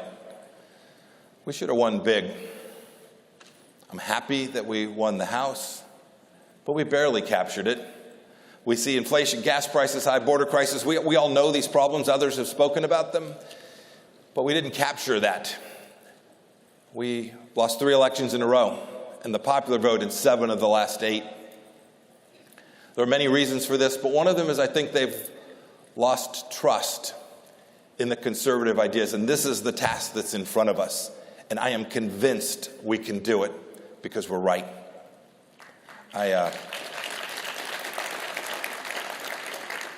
My mom and dad taught me to hate losing, and it is in my bones. The book that was just raised was my book called Never Give an Inch. Losing is bad because losing is bad, but the principles that we stand for are what's really at risk. And it's not a political problem. The problem is that the losses are a symptom of something much bigger. I think it's a crisis in conservatism. We've lost confidence that we are right. It's not just a crisis of competence, it's one of character as well. We need to get everyone who understands America and our Judeo-Christian founding back in this movement, in the same way we know can be done. A basic return to these central ideas, not only in the way we talk about it, but the way we act, our deeds, every one of us. So what's that look like? What do we do? I'm convinced we're unstoppable when we are fully committed to freedom, equality, the basic things we all know, an unwavering faith in our founding principles. That belief, that faith in God, who gave us all of our rights, got me through my time as a young cadet at West Point. It sustained me when I was a young soldier, tank platoon leader on the Freedom's frontier in East Germany during the Cold War, fighting alongside my fellow soldiers, ready to do America's work and deterring the bad guys in that time of conflict. It allowed me to have the opportunity, this central idea of American greatness, to stare down some of our toughest foes and most committed enemies when I was the 70th Secretary of State. It always makes me laugh. I was the 70th Secretary. President Trump was the 45th President. So I'm always reminded I had more turnover. There's more turnover in my job than his. 4 years, we did well. I've had the chance to learn with tough lessons on the front line in the fight for freedom that these ideas, these principles, they're not just things we come to CPAC and talk about or that we share with our friends. They're the things we do at the toughest moments to share our destiny with each other, having faith in the mission and the confidence that we can actually execute in a way that delivers good outcomes for our kids and for our grandchildren. I think these ideas have lessons for the Republican Party, too. We've been given an awful lot. That means we're required to do a whole bunch, too. We've been given this freedom. We've been entrusted to protect it. We must live up to that expectation, both in our character and in the results that we achieved. We need a party, a conservative party, that we can be proud to call home again, rooted in our founding ideas, led by people of real character, competence, and commitment to the mission that brought you all here today. Restoring an America that is not only great, but moral, muscular, decent, ready to stare down the forces of unfreedom, not just on Twitter or in the media, but in every place this miracle today is under threat. You all see it. I was out last year campaigning hard. Every parent knows what's going on in our schools today, and they've had about enough of it, and they're standing up. They're taking it to every corner of America, protecting our youth from the teachers' unions, people like Randy Weingarten, who are indeed dangerous to our country. We have to also show why. To show why and how we're different from the left, embracing conservatism that sets us apart in substance and style, and our commitment to values. Liberals look for solutions in the government. We know that's dangerous. Don't hand that government more power under the guise of conservatism. We shouldn't look for larger-than-life personalities, but rather we should find power in the rooms like this one, people all across the country. And I'm confident we're going to get there. A renewed dedication to accountability, personal responsibility, and results. This is the thing that has made the conservative movement and our party successful for decades. We can't become the left, following celebrity leaders with their own brand of identity politics, those with fragile egos who refuse to acknowledge reality. This is a tough world, both abroad and here. And we can't shift blame to others, but must accept the responsibility that comes to those of us who step forward and lead. Over the last few years, I've heard some who claim to be conservative excuse hypocrisy by saying something like, well, we're electing a president, not a Sunday school teacher. That's true. But having taught Sunday school, maybe we could get both. It's time for us to make sure we're living out these very things we're asking others to do. These external threats, these internal threats that we face today, they're a challenge to American sovereignty, our traditions. I think back to my days as CIA director and my very first meeting with Kim Jong-un in Pyongyang. President Trump had asked me to go there to try and right the ship of our relationship and try to get the nuclear weapons out of Chairman Kim's hands. I'd prepared for the moment for months. We had lots of things we thought we would talk about, but his first words to me were, Mr. Director, I didn't think you'd show up since you've been trying to kill me. That was not on my bingo card for things he might say. So in the moment, I said, Mr. Chairman, maybe I still am. Thankfully, he laughed like you did after it was translated. But while a touch humorous, I think it was important. He knew that I was serious and that we were going to protect America no matter the cost to any one American. The threats we face today are no less demanding than those that faced our parents and our grandparents who fought in World War II, in Vietnam and Korea, and the young people today who fought our wars in the Middle East. This challenge that we all hear so much about from the Chinese Communist Party, this challenge threatens every aspect of our lives. Sometimes we think about China, we think about Taiwan, right? That seems a long ways away. The real challenge from China is that they are inside the gates. They're here gathering intelligence through technology that are on our cell phones. They're here propagandizing.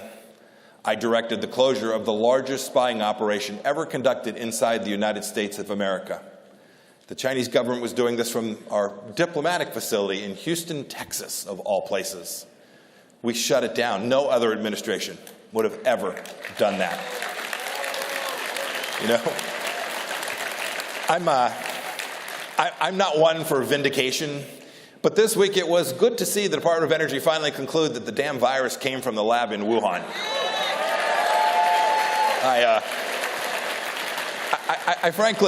I nearly lost my job. I nearly lost my job as Secretary of State for publicly ripping into China over what happened. This COVID virus that they foisted on the entire world, killing millions and affecting every life in this room for years and years. You know, I contradicted the official American line that had been in place for 40 years People who said, boy, Xi Jinping's doing a good job. I was told to shut the heck up. But we should never shut the heck up when we're defending the United States of America and its people. It was wrong to praise the Chinese Communist Party when I went on TV in March of 20, seems like a long time ago, 3 years, and said, I think this virus came from the laboratory. It was called racist and worse. But the data was as clear then as it is today. And it's not that particular instance, but the idea of protecting America by speaking the truth that matters most. Because these challenges, they're great, they're real. I make no bones about it. But we've all faced similar challenges before. We're not pansies here in America. We're pretty tough people. And I'm convinced you are every bit as tough as those folks who came before us. They fought for a war for independence. They fought in World War II, the Cold War. We took down the evil empire. We took down the radical left in the 60s when they were trying to begin the change that we see now back being foisted here at home. And it's these internal threats that are the most dangerous, by far. A free people can't survive an unrelenting growth of government. And we should be candid here, too. Pervasive regulation, taxes, government controls, these are the things that are driving inflation and make your eggs so expensive today. But just as importantly, they erode the American commitment to the dignity of hard work, those of us who get up every day and get after it. The fairness of playing by the rules is abrogated when government steps in and awards bonuses to people based on something other than the fact that they worked hard and were decent and good. And more importantly, it erodes the fundamental decency, the goodness of doing what is right every day. You know, I mentioned the midterms in 2022. I'm still not quite over it. Not because of me, but because it's still impacting things here in America. And while the House can stop the craziest of stuff, we can't begin to right the ship in the way that is necessary. We lost race after winnable race because voters didn't trust us to do any better than the tax and spend liberals. We knew the story, but we hadn't demonstrated through deed that we were actually prepared to do the things we were saying we could do. You know, I stare today at $31 trillion in debt and tell my son, make sure you work hard because Social Security may just not be there for you. Every recent administration, Republican and Democrat alike, added trillions in dollars to our debt. That is deeply unconservative. Trump administration, the administration I served, added $8 trillion in new debt. This is indecent and can't continue. Earning back that trust will be hard work. It won't just be a campaign speech. It won't just be talking about it. We need demonstrated seriousness, people who will explain to the American people and to their kids and grandkids why this matters. These will require tough choices, difficult choices, but the risks required are worthy. We can never give an inch of American sovereignty at home or abroad, because a free and sovereign nation requires each of us to be free, and big government destroys that. We need to reconceptualize this, too. As a former soldier, we need a renewed commitment to true equality. I've talked about this a bit. Equality is the promise that makes being an American something exceptional, something unique, different than any place else in the world. In America, it's not an identity. It's not about wealth or status. This idea of success and opportunity flows to each of us by birthright and by the nature of God's rights that He bestowed, the rights that God bestowed upon us. That promise, as Reagan spoke of, made us the city on the hill, but it made us great too, from the days of our Declaration of Independence to Abraham Lincoln and to Dr. King. This commitment to equality is sometimes something those who say they're conservative want to walk away from. They just want to hand out the benefits differently. We can't let that happen. It may feel good in the moment. We may give money, your money, taxpayer money, to a conservative cause, but in the end, the liberals will get back power, and they will make life difficult for all of us. It was, goodness, almost 30 years ago I was in that Army tank. I can almost fit back in it. I was staring across the German border at the East Germans, the front line of the Soviets. They outnumbered us about 9-1. The men under my command didn't see themselves as victims. They didn't see themselves as woke. They didn't see themselves as needing a safe space. They wanted no advantage because they were Italian or black or an immigrant. They wanted to work. They wanted to learn to assemble and disassemble their M16 and fire their M1 main battle tank, going 20 miles an hour down the road firing in a moving vehicle. They wanted to be good. They wanted to be excellent. They wanted to protect our way of life. They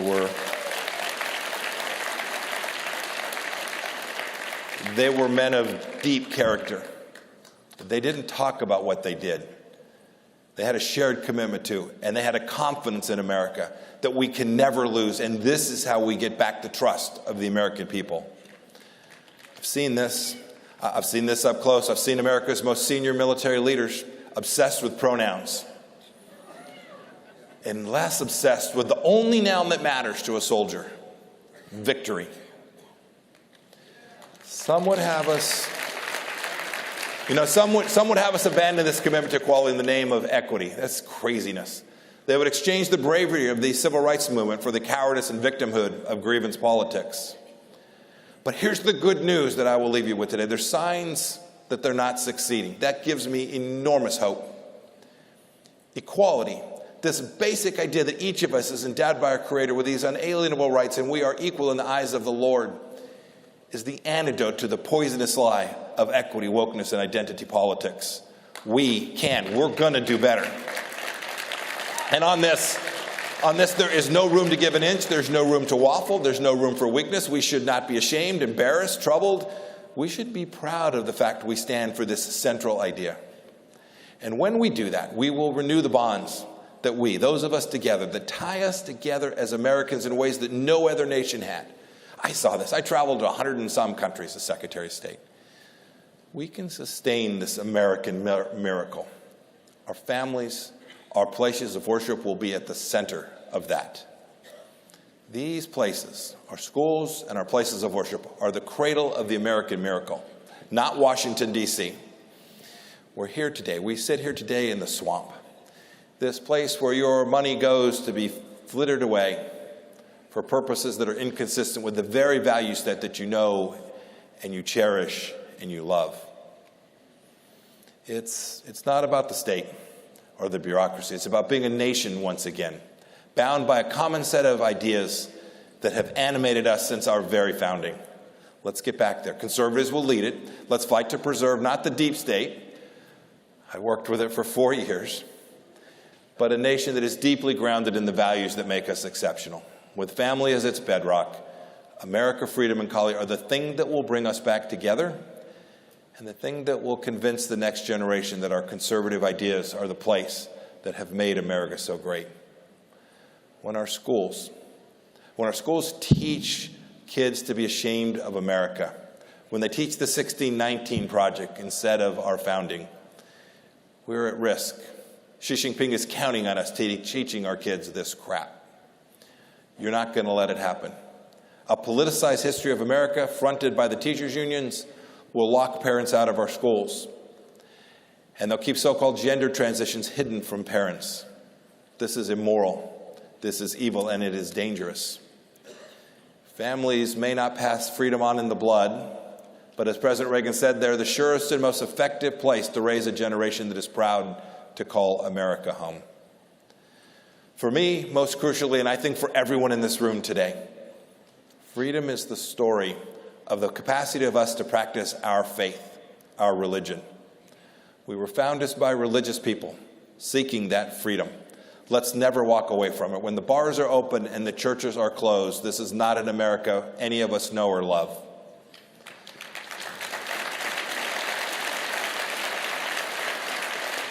Christians, Jews, Muslims, being pressured to abandon their beliefs that have been central to their faith for millennia. Small business owners being forced to do things that are inconsistent with their faith, to choose between their faith and their livelihood. We can't let this happen. I worked terribly hard as Secretary of State, and we did good work on religious freedom around the world and here at home. It's a shame. It's a shame that freedom here at home is under assault in ways that it is in other parts of the world as well. But we know this. They can cancel some things. You're not going to cancel God. Not happening. We can never, and I know none of you will ever give an inch in making sure that this American miracle, this faith, this capacity to worship in the way we choose is at the bedrock of who we are. We've made it clear. The American people have made it clear. It is not enough to say we're different from liberals. We need to be different. We need to act differently. When I walked the halls today and got a chance to meet you, we are different. We're defining our commitments and our words and our deeds. We need true believers who understand the stakes of our fight and who are unafraid to act on it. It requires men and women who are fierce, like everyone in this room today. I know you wouldn't be here if you didn't believe these things. I'm entrusting you, I'm empowering you. Go do it every place you go, in your workplace, at your schools, at the PTA meeting, at the Little League Park. Talk about the very things you talk about when you're in the halls of this place today. I believe a conservative return to what matters will get us back to the right places. I'm convinced that we can do it. We sometimes hear each other talk and we get pretty down. We watch the things that are going on and we become more timid. We must do just the opposite. The American miracle is powerful. You are part of it. You will lead us back to the right place. We are going to restore a conservative America that has at its core our founding ideas of our Judeo-Christian tradition. The fight has started. We're in it. There's no turning back. We have a responsibility to act consistently that every day and stay in the fight. I'll always do that. I know you'll join me. God bless you, and may God bless the great nation of the United States of America. Thank you all. Out for these days. They've made billions partnering with big health insurance corporations while opposing reforms seniors want, like applying big discounts to medicines directly at the pharmacy counter. Instead, AARP supports liberal price-setting schemes, giving politicians, not seniors, control over any so-called Medicare savings. With no guarantees, funds won't be spent on unrelated programs or pad big insurers' profits. If AARP and Congress believe America's seniors aren't watching, think again. Paid for by American Commitment. America, the greatest country the world has ever seen, is under attack. Our children, our families, and our freedoms are being crushed under the politics of a radical agenda. Some are trying to entice our youth towards an anti-family culture with a hate-filled ideology, all under the umbrella of socialism. But moms all across the country have had enough. We are standing up and we are fighting back. Well, and the fact is we have the ability to turn this around in one generation. That's what I want the moms of America to know. I want them to realize the powerful influence that they have in their homes, in their communities, in our nation. I will say that there is nobody more important than moms. Moms for America is a national movement of moms reclaiming our culture for truth, family, freedom, and the Constitution.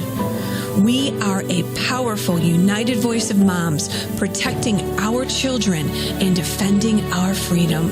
With a national network of 500,000 mothers, Moms for America is one of the fastest growing movements of women in our country. We know how to mobilize, engage, and empower moms because we know what mothers care about. But we certainly are a threat to their narrative because there is no mother that I know who will sit idly by and watch you destroy her child. But I am honored to join Moms for America today as we speak out against the horrific mandates. We are on the front lines, actively promoting liberty in our homes, communities, and through our vote. We are the change. No matter what, no matter where, and no matter how difficult the obstacles are that are facing us and our families, we will not give up and we will not give in. Like Moms for America is going at the heart of the issue. I tell people all the time, my legacy will be my children. I'm so admiring of what you're doing. Really unbelievable. I know that you're going to make a big difference, so keep doing what you're doing. Our local mom groups are rapidly forming in communities across the country. We provide the support and resources to help moms heal our nation. The powerful influence of mothers is being seen like never before. And I know I can speak for over 500,000 Moms for America members across the United States when I say that we will always hold every school board member accountable for their oath. So if not now, then when? If not you, then who? This is the Hill. This is our battle. This battle is every bit as important as the Revolutionary War because we fight for the same thing.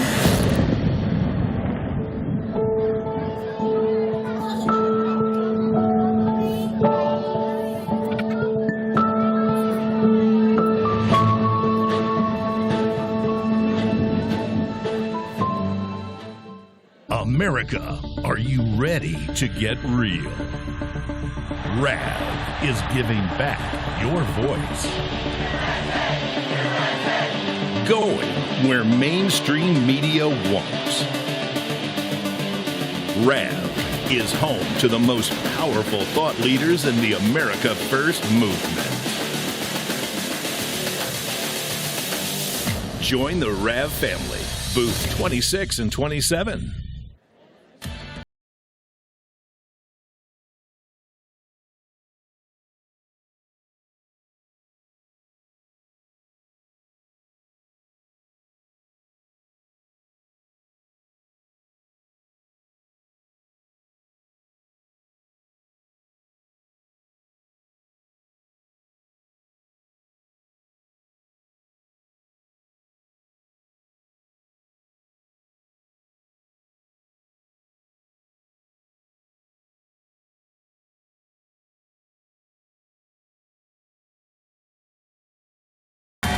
Were you out late last night or something? Are there these after parties that we're missing? I mean, come on, this is so great. Are you all having fun yet? Yeah. Okay, did you enjoy Nikki Haley and Mike Pompeo?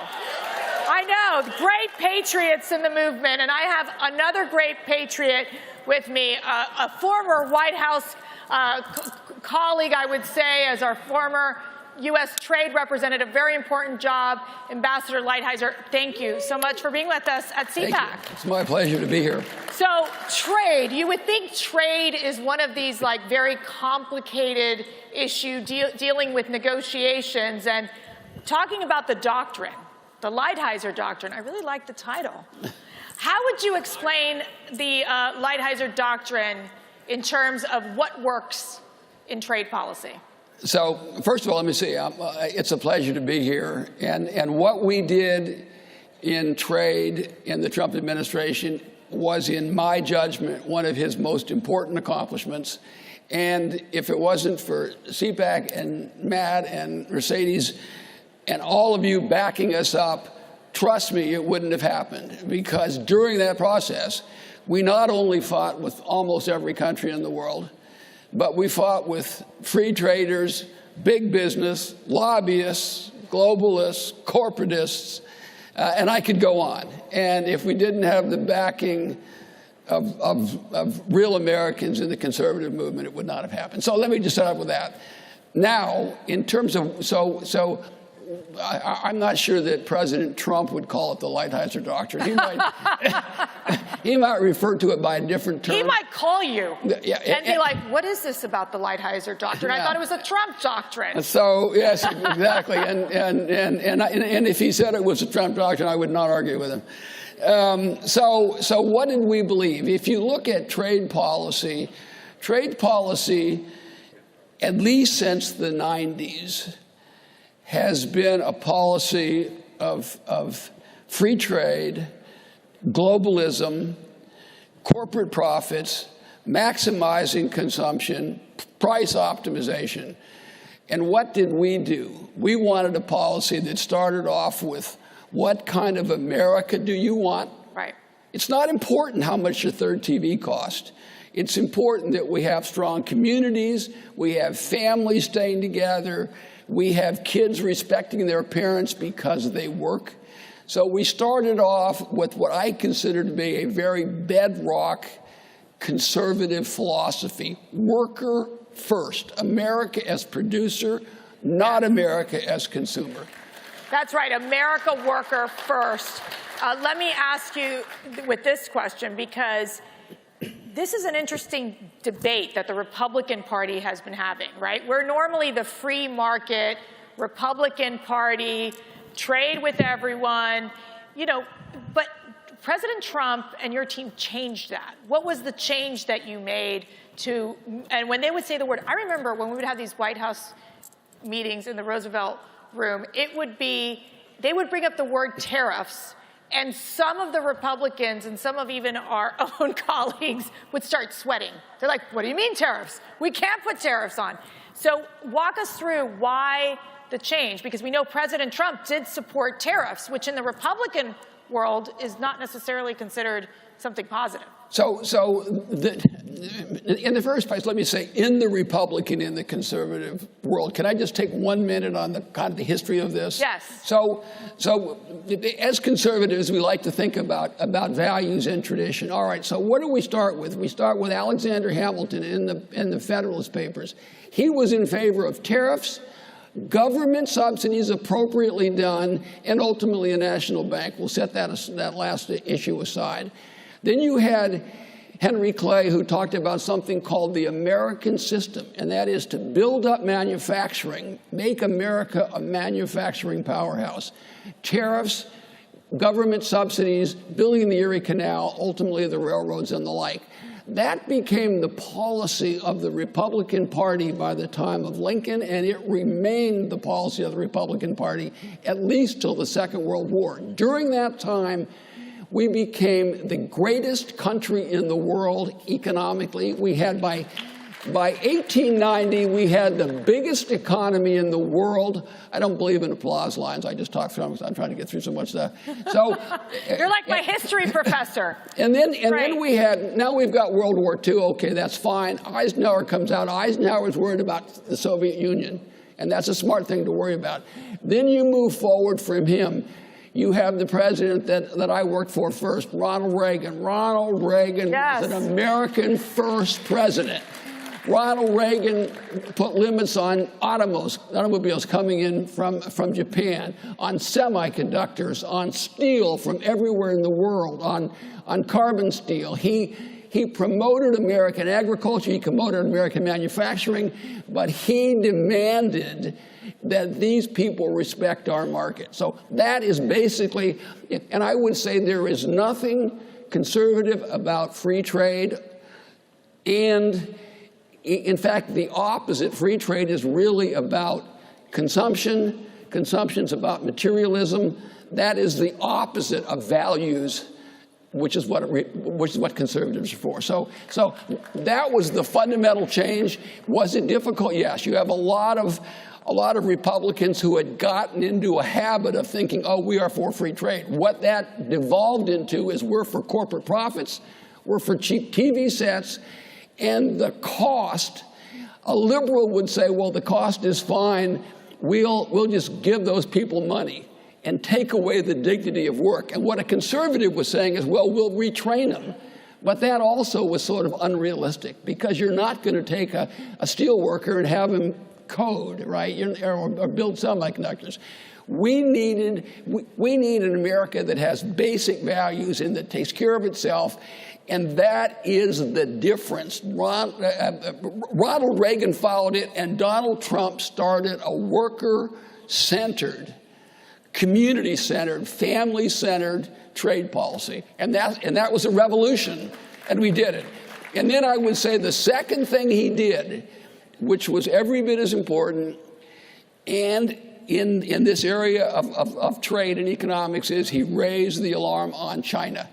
It's impossible for us to remember back 6, 7 years ago how people thought about China. Now everyone assumes that they're a problem, but people didn't assume that 6 years ago. And I fear that if the current administration gets another term, that they're going to go right back, get rid of the tariffs, get rid of the things that Donald Trump did to raise the alarm on China and to level the playing field with China. You brought up the current administration. Okay, you all can say boo now. The Biden administration. One of the interesting things about that we were talking about is Biden came out and said, we seek competition, not conflict with China. Your thoughts on that? So, all right, now I want you to stay with me for a second. We have two issues. We have a security military issue and we have an economic issue, okay? We have the two issues. So basically you have four possibilities. You could have a military conflict or no military conflict, economic conflict or no economic conflict, right? Those are the only four options. Obviously, to have neither is basically just surrender, right? Letting the Chinese have their way. To have a military confrontation is something that we want to avoid. And the way to do that is to have the strongest economy in the world and stop transferring $350 billion a year, $6 trillion in the last 20 years to China to build up its military and the like. So to go back to my analysis, the two options are, one, the smart people say, let's prepare militarily, but not do anything economically. And what I'm suggesting is we should right now try to avoid the military and do everything we can to take them on economically. And that means strategically decoupling our economies. And President Trump,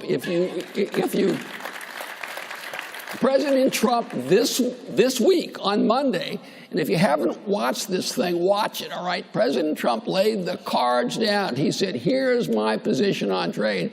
And in that, he called for tariffs to get back to balanced trade, but even more importantly, he called for tariffs and decoupling. He didn't use the term, but you read it, with China over a 4-year period. And it's absolutely essential that we do it. And when I have all these other candidates come out and say, China's a problem, China's a problem, China's a problem, my response is, tell me, where are you on decoupling? Because if you're not for decoupling, if you say we got to get tough with China, but yet you want to continue to transfer $300 billion a year and all of our technology to China, you want to continue to do that, but yet you want to be tough on China, it's madness. We're not going to beat China with the military alone. We're going to beat China economically. And right now, they are winning. Trust me, they're winning. And we're letting them win. And it's crazy. So these are the two things that, in my opinion, will cap off the first Trump term, the great accomplishments, change the way we think about trade towards workers, towards communities, towards families, and take on China. And unfortunately, all we did in 4 years was a good beginning. And at some point, we have to now finish it. Let me ask you, President Biden, he's kept these tariffs on China. Is there concern that he's going to move away from them? What do you think? What do you think the plan is for the administration on dealing with China from a trade perspective? So let's be honest. People tend to think of administrations as sort of monoliths. They're not a monolith. There are people in this administration that are good, smart people and see things more or less the way we do, all of us. There are people in that group, but I don't think the president's one of them. So there are people that are giving him advice, good advice, do this, do this, do this. And for now, at least, he's kept the tariffs in place. My fear is that that's largely because of politics. That's my fear. I don't think he understands it. If you see everything he says, none of it seems to get the fundamental point. All right, this is the threshold. The threshold is they have the biggest army in the world and they're growing it. They have the biggest navy in the world and they're growing it. They're building nuclear facilities all across China.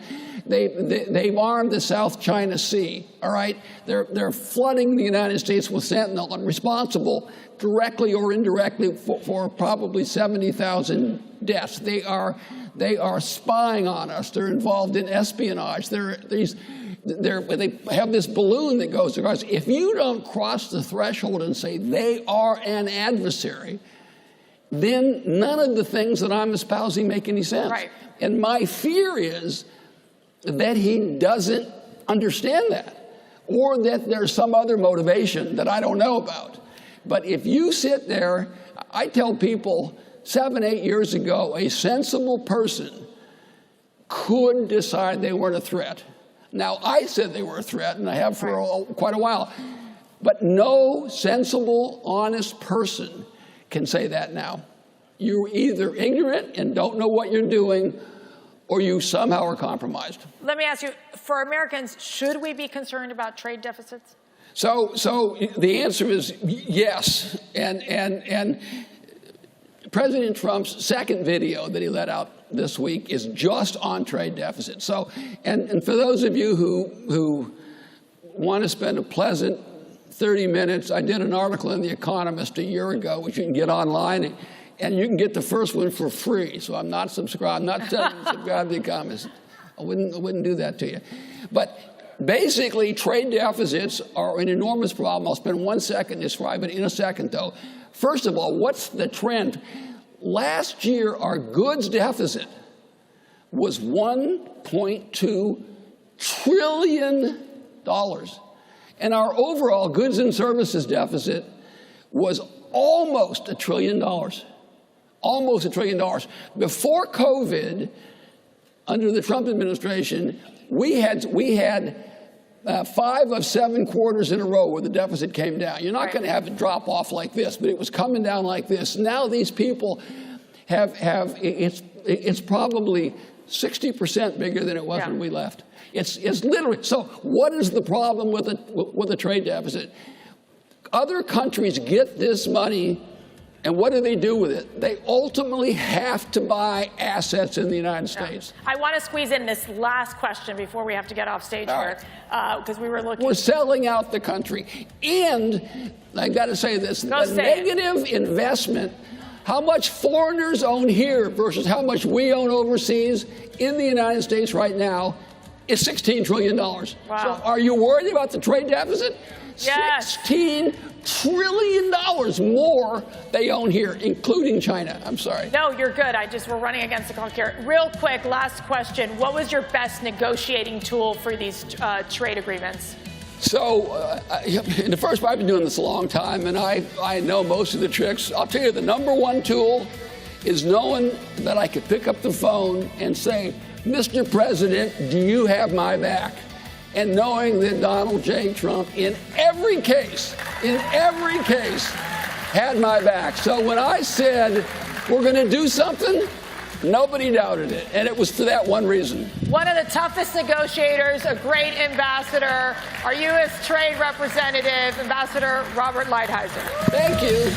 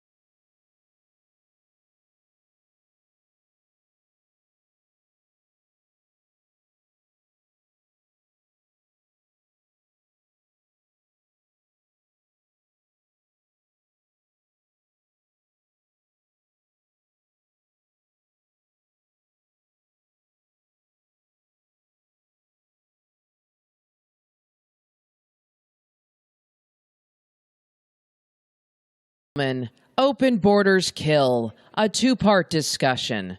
Please welcome your moderator, host of The Sarah Carter Show, Sarah Carter, and her first panel from Utah, Attorney General Sean Reyes, former Deputy Legislature of the Mexican Congress,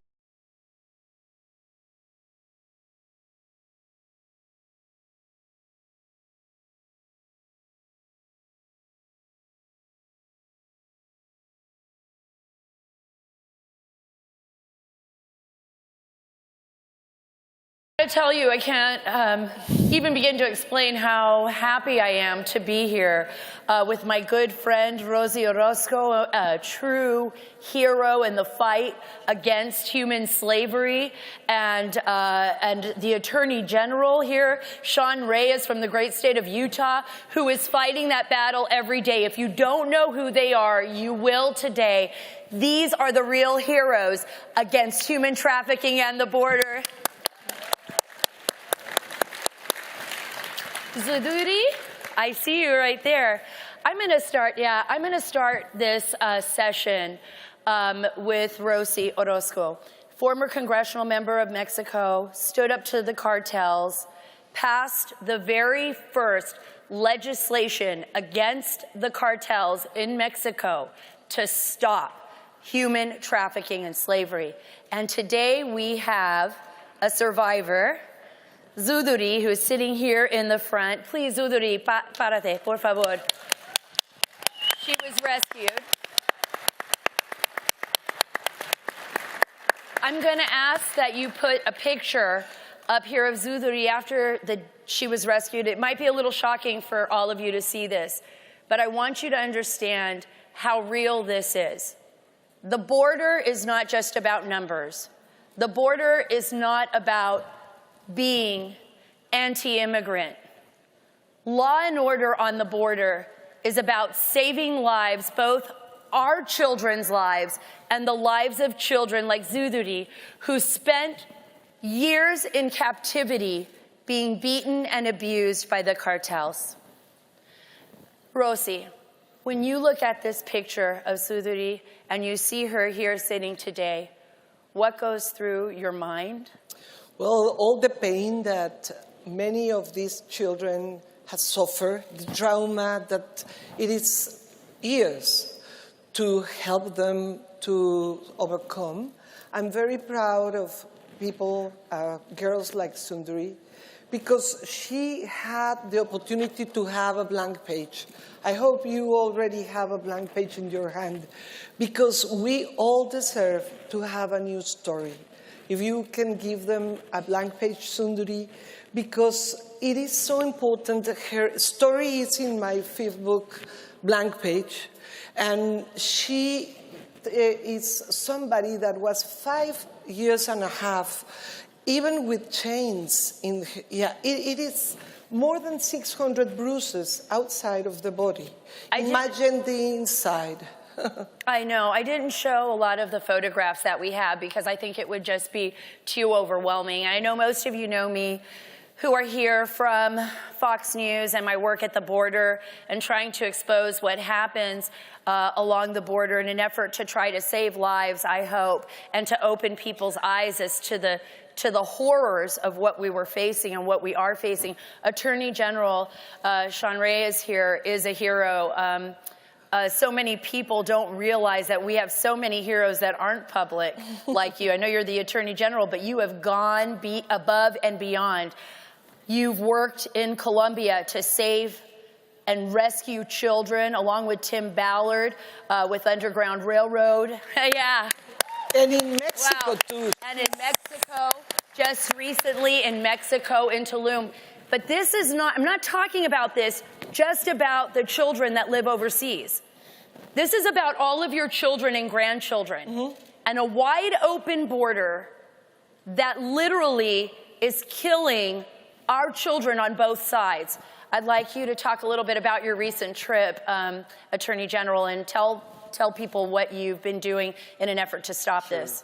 Thank you so much, Sarah. And let me acknowledge you. You've been such an incredible support to all of us in the fight over many years. So hats off, quite literally, to you to give us a voice and to give survivors and victims a voice. And my dear friend, La Diputada here, who, like you said, is a hero. There's so many working in our community that don't get a lot of credit. And I want to, before I even start, give credit to CPAC. Thank you to Mercy and Matt and the team for having this panel here about human trafficking. I don't think we've ever had a panel in all the years that I've come to CPAC solely about human trafficking. Now, as a subset of the border issue, which is a huge issue, and we're going to talk about that later, but there's so many facets of this, and Let me say this. When I first became AG, I hired some consultants out of D.C. I know, bad move. And they said, stop talking about human trafficking. It's so depressing. No one wants to hear it. You're never going to get reelected. So I fired them, and I kept talking about human trafficking because I was so torn up. My soul hurt so much seeing the hell that too many of these men, women, and little children were in. Now, I've had the mainstream media tell me, stop talking about it. You talk about it too much. But I promise you, Sarah, I will never stop talking about this because these are our children. It's their innocence, like you said.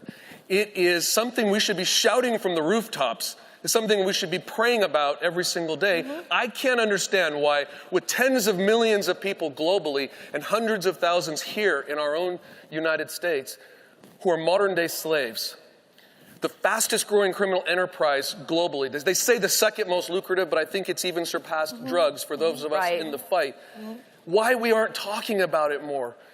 Now, the rescues that you talked about, we do get a lot of attention on that, and I think rightly so, it's important. But really the heavy lifting is the work that Rosie and many others are doing on the healing side and empowering and helping victims regain even a piece of their lives. So this is the last thing I'll mention.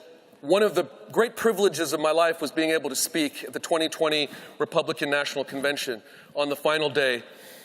And I spent my short 4.5 minutes focused on human trafficking. Why? Because I wanted to bring attention to what our president did during his administration. No one would talk about it, no one recognized it, but Donald Trump and his administration, Ivanka Trump, Heather Fisher, who was our first human trafficking czar in the United States, people like Robert O'Brien, Matt Whitaker, all of these giants, they did more in a short amount of time than all other presidencies combined in the history of the United States to combat human trafficking. And I think it needs to be said. So my commitment is that I will do everything in my power, not just investigating and prosecuting domestic cases, which is what my other state AG colleagues do so well with me, but to go and help in other countries.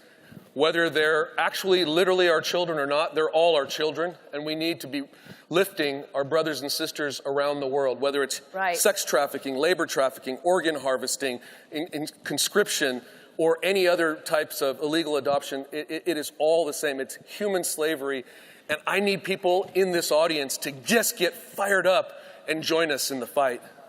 And I'm going to tell you why I believe, and for a lot of Americans, this is tough. You think to yourselves, like, why are we talking about this? Like, why do we care about human slavery? We should be focused on our national issues. This is a national issue. This is the biggest business in the world. In the world. And I am not saying that it is something that is going to go away tomorrow, but I'm saying it's something that we can fight and get rid of. Because it's the biggest business, hundreds of billions of dollars, you have groups like Al-Qaeda, you have our adversaries, you have the cartels raising that funding, utilizing that funding to target our children in our country in the United States. And while we're asleep at the wheel, they are doing their job. It is the reason why President Trump was so adamant about this and about shutting down the border. And we're going to talk more about the border in a minute with Brandon Judd and District Attorney David Sunday. But this is the reason why we have to fight to save these lives. And Rosie, I want to go straight to you because you have homes, you have rescued so many children. Matt and Mercy and I and others from CPAC, Sophia, we were able to go to Mexico and visit some of these homes. These homes are kept very secluded, very private. The cartels, obviously, so you understand, have targeted Rosie. She is here today, but she is in hiding from the cartels and from these monsters. Tell me a little bit about the homes, what we can do. I know we don't have a long time here, but what the audience can do to help fight back and to do the right thing. Well, first, to have the same heart as Matt and Mercy. They were very busy in CPAC Mexico, but they had the time with Sophia, with you, to go and visit. And anytime you want to go in Zoom, it is possible because they are very secure. They were having a very fun time because it was, they had to go with you with the eyes. We had a fun ride. So I'll give you guys like a little inside scoop. Because it was so secluded and private, nobody could know where the houses were. So the funny thing is, and it is kind of funny, not for me necessarily, but Matt and everybody in the vehicle had to be blindfolded. Nobody could know where I was driving them. I was the only person with the address, along with Rosie, to where this home was, where they have the children. Imagine some of the children are as young as 6 years old, 5 years old, to teenage years. These kids have been trafficked for sex. They've been trafficked, been used as slaves by some of these cartels, and these cartels are extremely powerful, and some of them try to find them again or try to locate the people that are stopping this. And remember, these hundreds of billions of dollars go to buy. They go to buy influence, not only in Mexico, but believe it or not, here in the United States as well. Here in the United States as well, where we are the biggest, actually, purchasers of children in the world. Sadly. Yeah. Sadly, and that's a fact. So I had to blindfold everybody in the car, including Jack Posobiec, and I don't want to leave him out of this because he did show up. And we drove through Mexico City until I got to the house. The interesting thing was, I was sure I was going to be pulled over by the cops. I thought I looked like a cartel leader, but it didn't. It didn't happen. We made it there. We made it there safely to both homes, and they had the opportunity to see all the kids. And the good news for you is that the ambassador at large in the Trump administration, now John Cotton Richmond, is now the head of one of our organizations here in the United States, Atlas Free. So a man with such a heart that made the best impact in the history of the United States now leads an NGO. So I'm so happy about it. They are helping our shelters too. That's fantastic.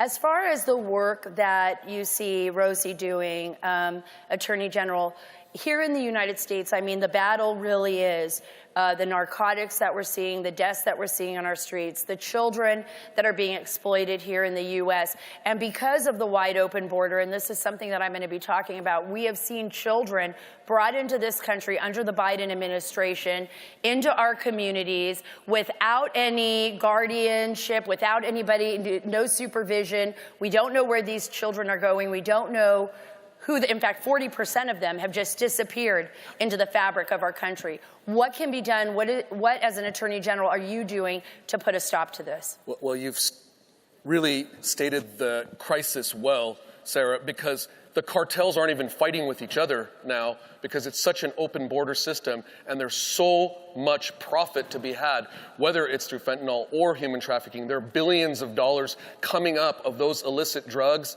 and sex every single week. You talked about much of adult pornography, and certainly all of child pornography is a form of human trafficking. Prostitution is a form of human trafficking.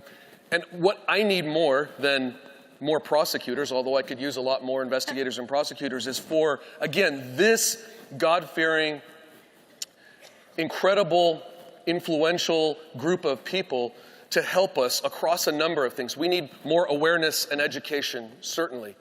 We need better laws and policy to be able to empower us in investigations and prosecutions. We even need law enforcement to change their strategies, to put victims first, to have very trauma-informed, victim-centric approaches to this.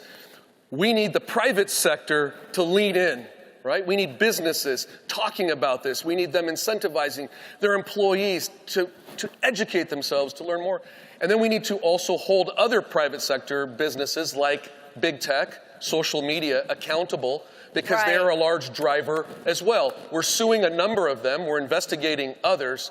So between big tech and the border, I would say those are the two largest multipliers or exacerbators of the issue. It was already an epidemic, but now with an open border policy under this administration and social media becoming so rampant and sextortion being a gateway to this and all these other devices that predators have, it is an American issue and it's a global issue. And I just, again, want to thank you for letting us talk about it and focus on it and ask everyone to join us in the fight, whether it's Yaku Boyens that you support, whether it's Tim Ballard and Operation Underground, Glenn Beck and the Nazarene Fund, Jerome Milan. There's so many out there. Find somebody, find a group that you can stand up with. And Kaleido. Kaleido. Yeah, Kaleido, which is Rosie's group, guys. Kaleido. Amazing. You guys have done such incredible work. I'm going to give you the last word. I know we got 5 seconds. I'm leaving it to you. Well, if you want to prevent, you can prevent on traffic.org. If you want to help the children, you can do it in Kaleido.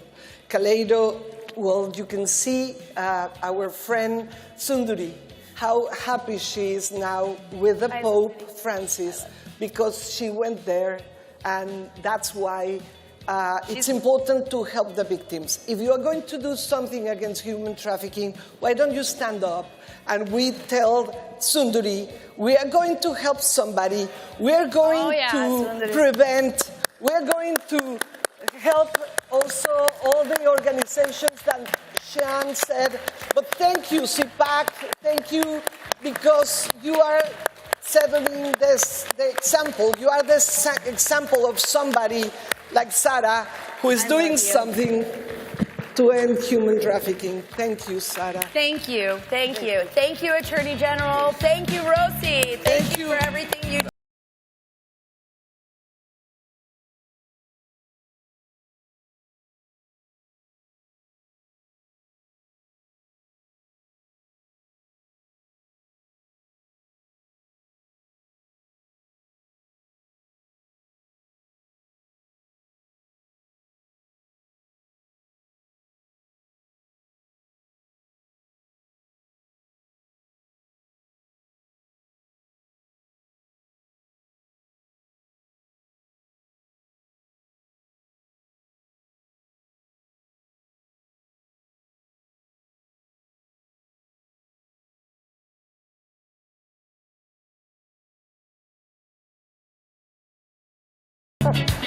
David, it's so great to see you. Boy, you guys got your work cut out for you. Just a little bit. I know, just a little bit. I saw that. I think we started with the human trafficking just so you could get an idea. You could see that these victims are real.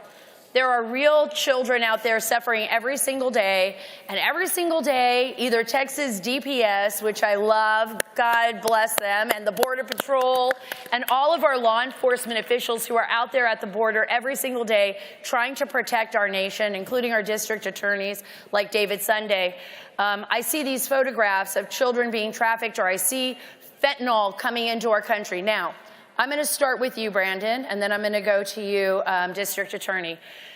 One of the biggest issues that we've been hearing about a lot is fentanyl. Yeah. I've seen it on the streets in Philadelphia. I've seen it in San Antonio. I see it everywhere I go, from small town America to our biggest cities. Our children are being poisoned. We have counterfeit pills out on the streets that look like Adderall, that look like ibuprofen.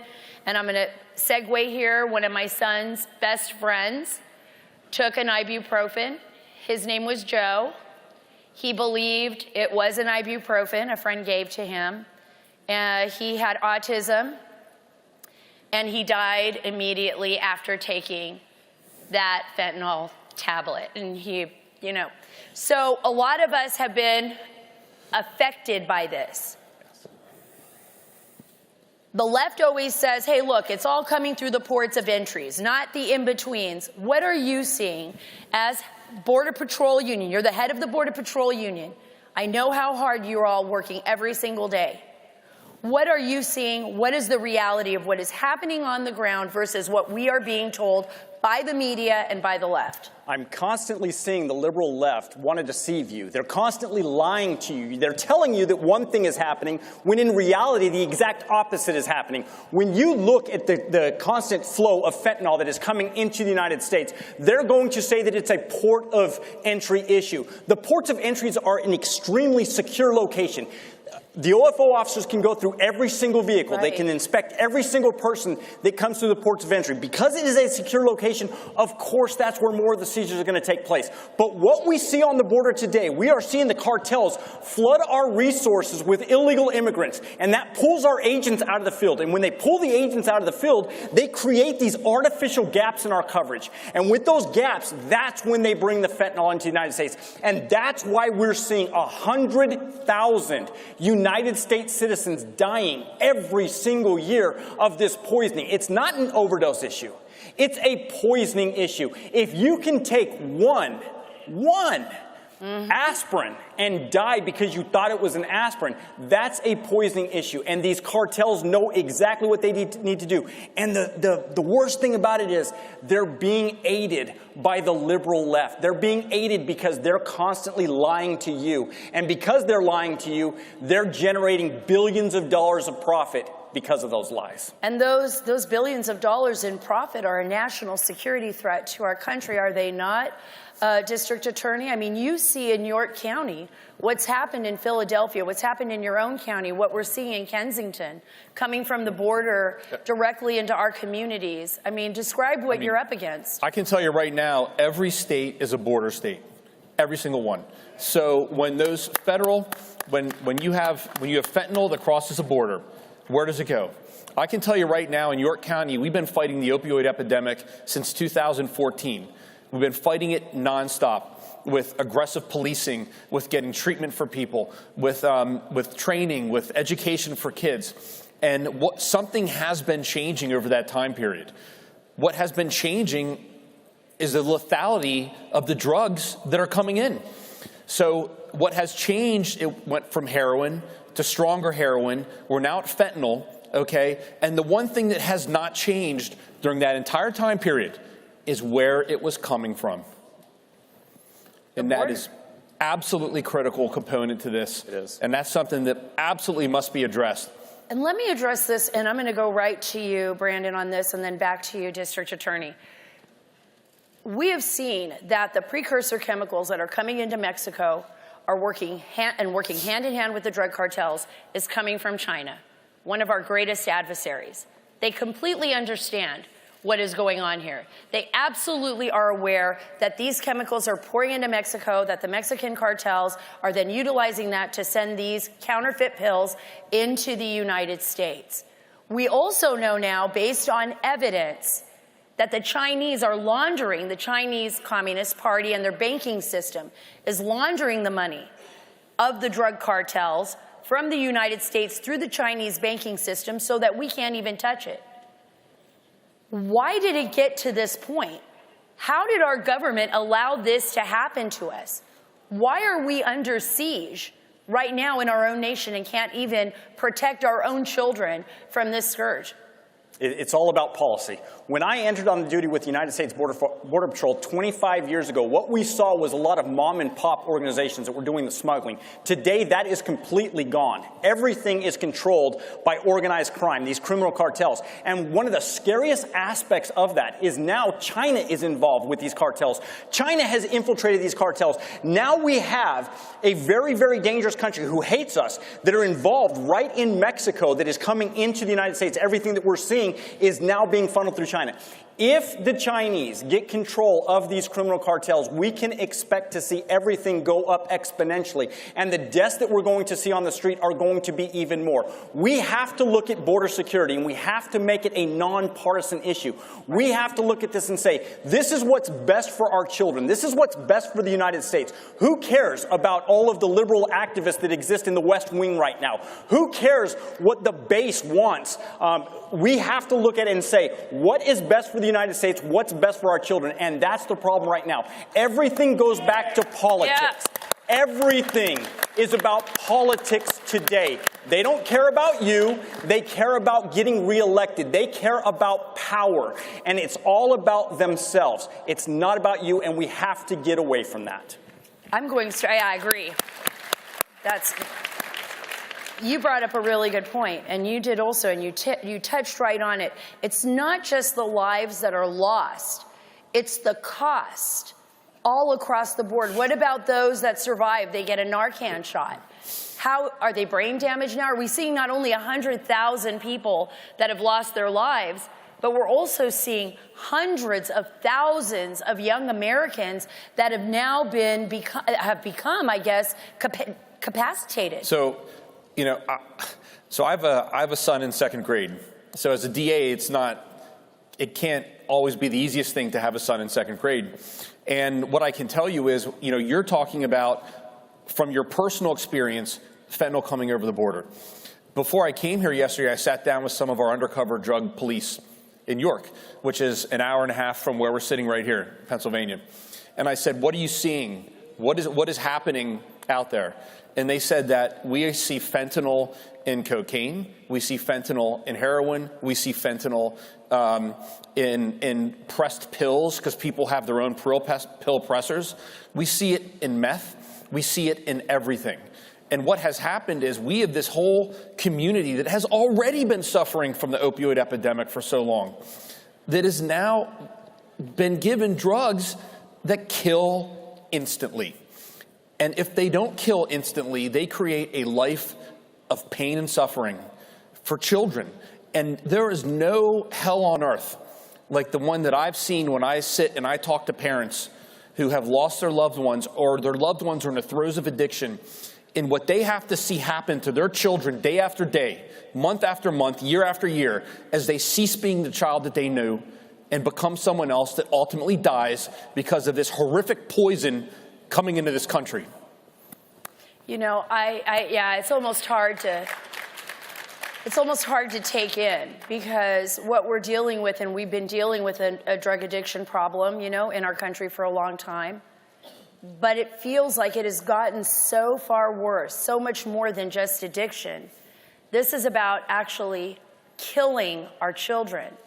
When you press pills that look like Adderall, when you have pills on the street that look like candy in colorful colors, and you've got, you know, little kids, and you just don't know when they're going to run into that at a neighbor's house or somewhere on the street. I mean, you really are dealing with children being targeted, our society being targeted. How do we fight back when we have an administration that fails to see this as a problem, that fails to do what's right at the border? This isn't about immigration. You and I have talked about this over and over again. This is about everyone. This is about people. This isn't about keeping people out. It's about protecting both sides and protecting the Western Hemisphere. Why won't the administration do anything about this? Yeah, when you look at it, illegal immigration is the driver. It's what allows them. It facilitates all of their other traffic, whether it's human trafficking. And human trafficking, there's a huge difference between human trafficking and human smuggling. Human smuggling is when you bring somebody and you drop them off at their last point. Human trafficking is when you bring them in and they remain in servitude. They remain in slavery. That's the difference. And everything starts with illegal immigration. If we don't have the proper policies, and by the way, these policies don't cost you anything. We don't need more resources. We don't need more technology. We don't need more infrastructure. The burden should not fall on your shoulders. All we need is policy that doesn't cost you a penny. And if we had the policy, we could shut the border down tomorrow. We saw that under President Trump. We dropped to 45-year lows in illegal immigration under President Trump. It was policy.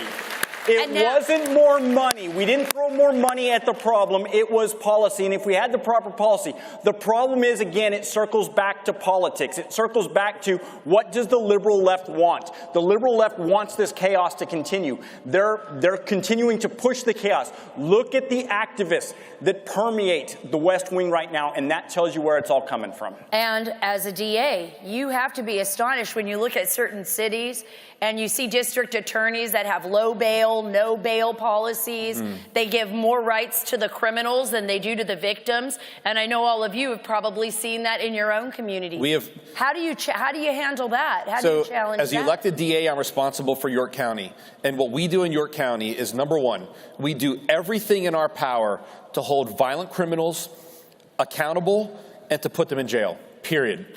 We do everything in our power to arrest and prosecute people that are illegally using firearms. We do everything we can to prosecute and arrest people who are committing sex crimes, anything of that nature. There's a place for them, and it's called prison.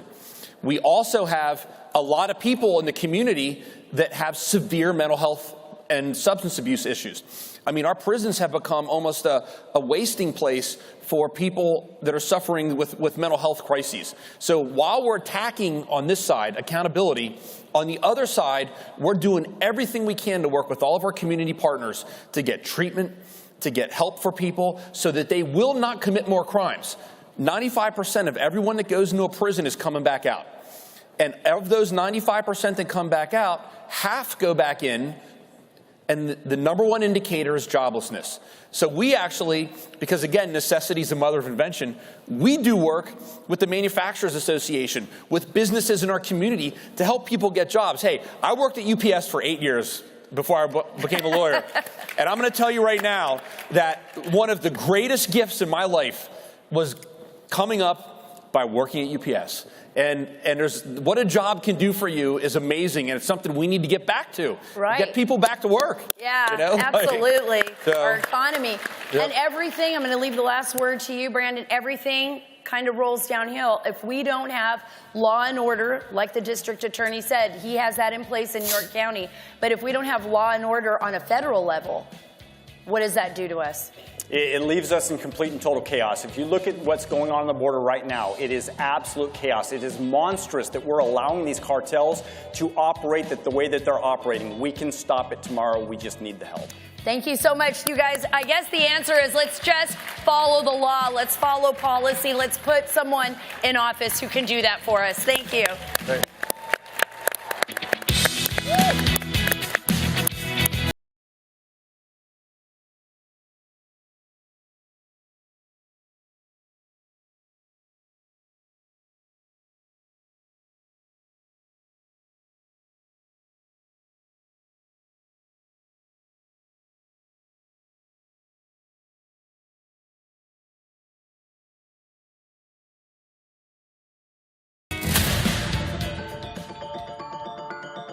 Oil, the most precious natural resource known to man. It is the engine that drives every modern economy and has provided the foundation for innovation worldwide. From powering our cities and fueling our vehicles to the more than 6,000 products created from one barrel. Oil has changed the standard of living for every human being in the modern world. Just like the rising sun in the morning, oil has become a part of our everyday lives. There is not one facet of our lives that is not touched by oil or the products created from it. When you think about it, it's pretty simple. We are all in the oil business, whether we want to be or not. Every one of us pay for it every day. Let me ask you this. If you're going to be in the oil business anyway and pay these prices, doesn't it make sense to try to learn how to make some money while doing it? America, are you ready to get real? RAV is giving back your voice. Going where mainstream media won't. RAV is home to the most powerful thought leaders in the America First movement. Join the RAV family, booth 26 and 27. Did you know ESG is impacting every part of your life? From rising gas prices to global food shortages to out-of-control inflation, even losing your freedom of speech and being censored on the internet. It's all being driven by ESG ideology. Who's in control? What can you do about it? Find out in The Shadow State, the first documentary exposing ESG. The ESG movement of governments and corporations operates in the shadows. Only the light of truth can expose it. Watch The Shadow State documentary, streaming now.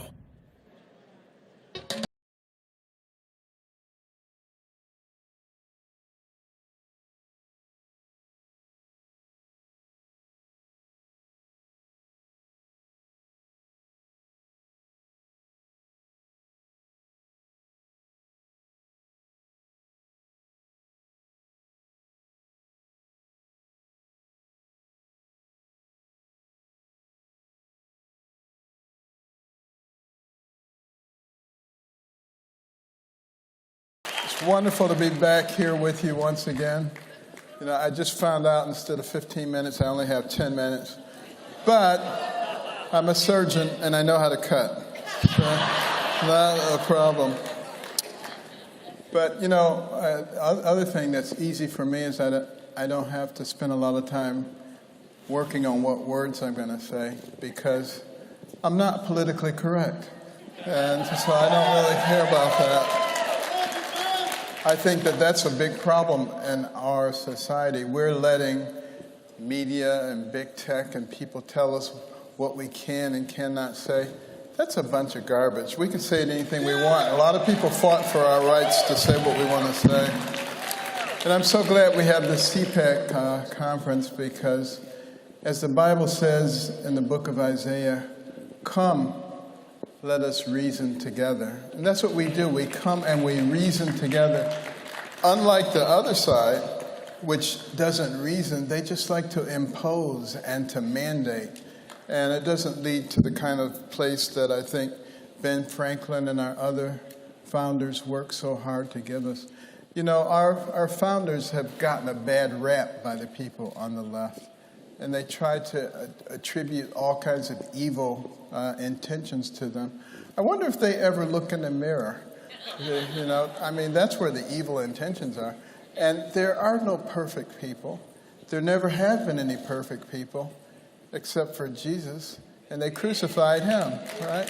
So, you know, we need to stop applying all these litmus tests to people in the past and deciding whether or not they're good or bad people.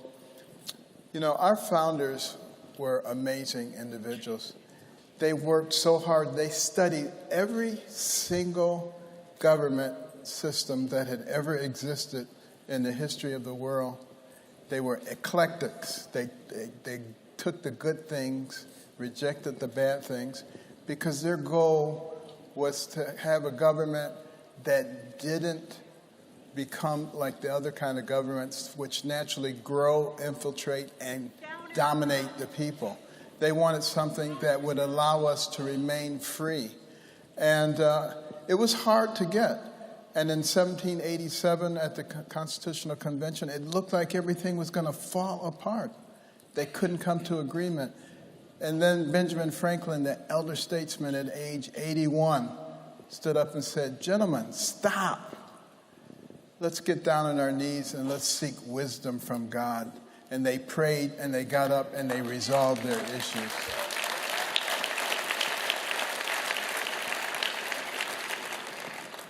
And maybe that's something that we should learn to do once again.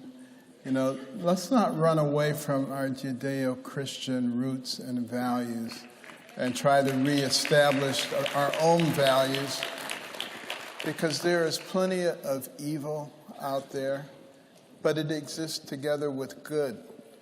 And we're the ones who get to decide which direction we want to go in. It makes a big difference. And, you know, we have a situation in our nation right now where we're going to go one way or the other. And, you know, when Franklin came out of that convention hall, he was asked, "What do we have here, sir? A monarchy or a republic?" And he said, "A republic if you can keep it. If you can keep it." We've kept it for 240 plus years so far. But we're in danger of losing it. We're closer to losing it now than we ever have been. We're closer now than we were at World War I, World War II, any of the other world wars, the civil rights movement. Anything that's happened in the past has not led us to this point. And we must be extraordinarily vigilant now, and we must be willing to stand up for the things that we believe in. And we have to realize that we are together in this. You know, America is strong when we are united, but we're letting people come in and divide us up on the basis of race, income, age, religion, political affiliation, gender, you name it, and they're trying to divide us up. And it's causing significant turmoil in our society. And you have to realize in the early days of America, we were able to live together in small communities, families of 20, 50, 100 people, 50 miles away from any other groups of people, sometimes speaking different languages, coming from different countries, different thoughts. They were able to subjugate all that for the common good. And not only were those communities able to survive, they were able to thrive and to grow into an incredible nation. And that's because they didn't allow all those little factions to grow and to tear them apart. And that's what the Federalist Papers talk about. That's what Madison talks about, the factions, and how we must be careful, because no matter what we build, if we allow the factions to grow, they will destroy it all. We need to understand what's going on, why these people are working so hard to destroy what's going on here. But the good thing is, there are courageous people here, and there are people who are looking for what's right. And we have entered a new phase in our country.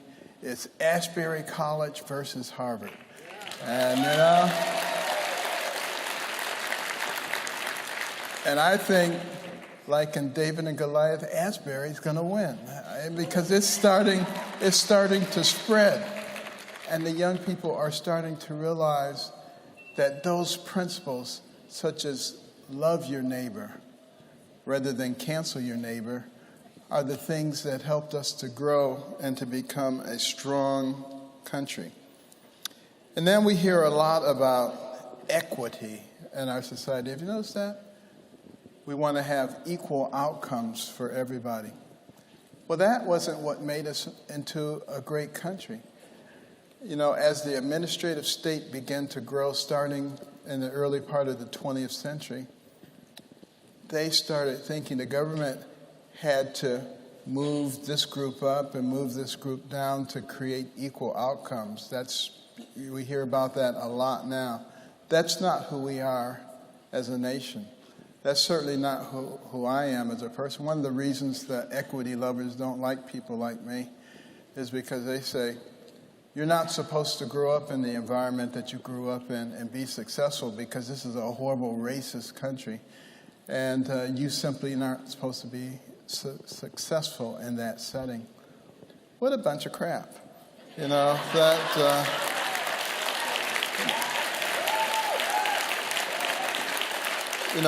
that's not happening. But what is happening is that administrative state is getting bigger and more powerful. And look what they did during the Trump administration. They were after him from day one. They were making up all kinds of stories. You had Schrock and Page saying, we got to make sure he doesn't get into the presidency. Senior FBI agents, they're working and colluding with big tech to shut down certain stories and to elevate other stories, to favor one party over another party. And they have the nerve to talk about dangers to democracy. They are the danger to our democracy.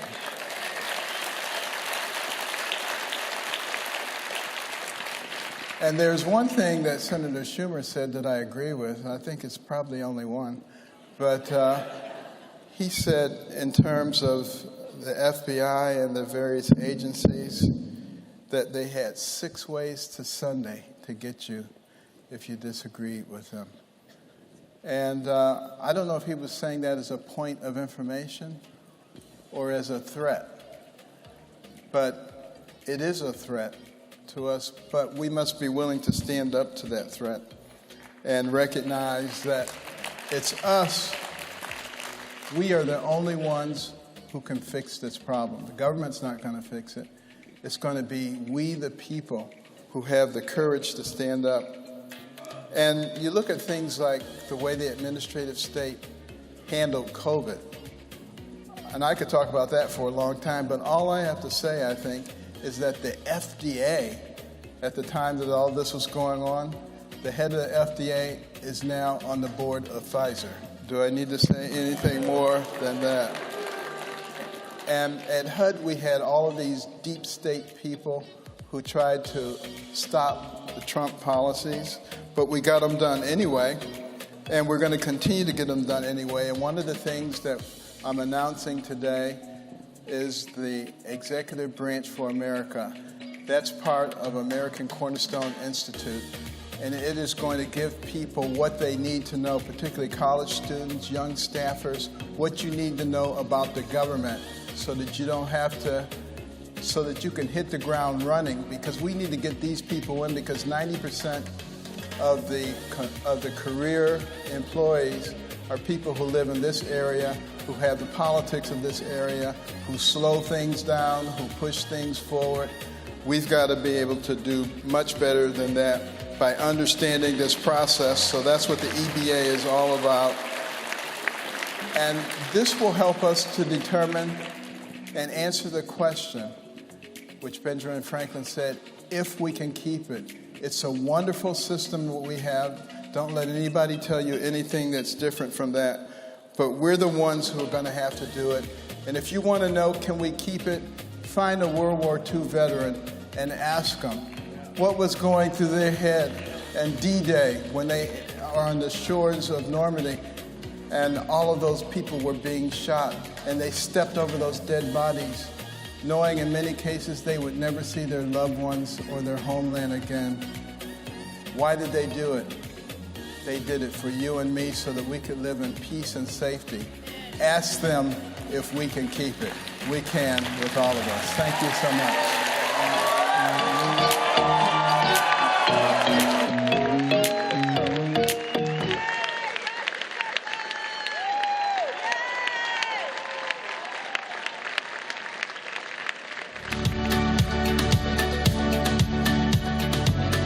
Ladies and gentlemen, please welcome CEO of the National Rifle Association, Wayne LaPierre.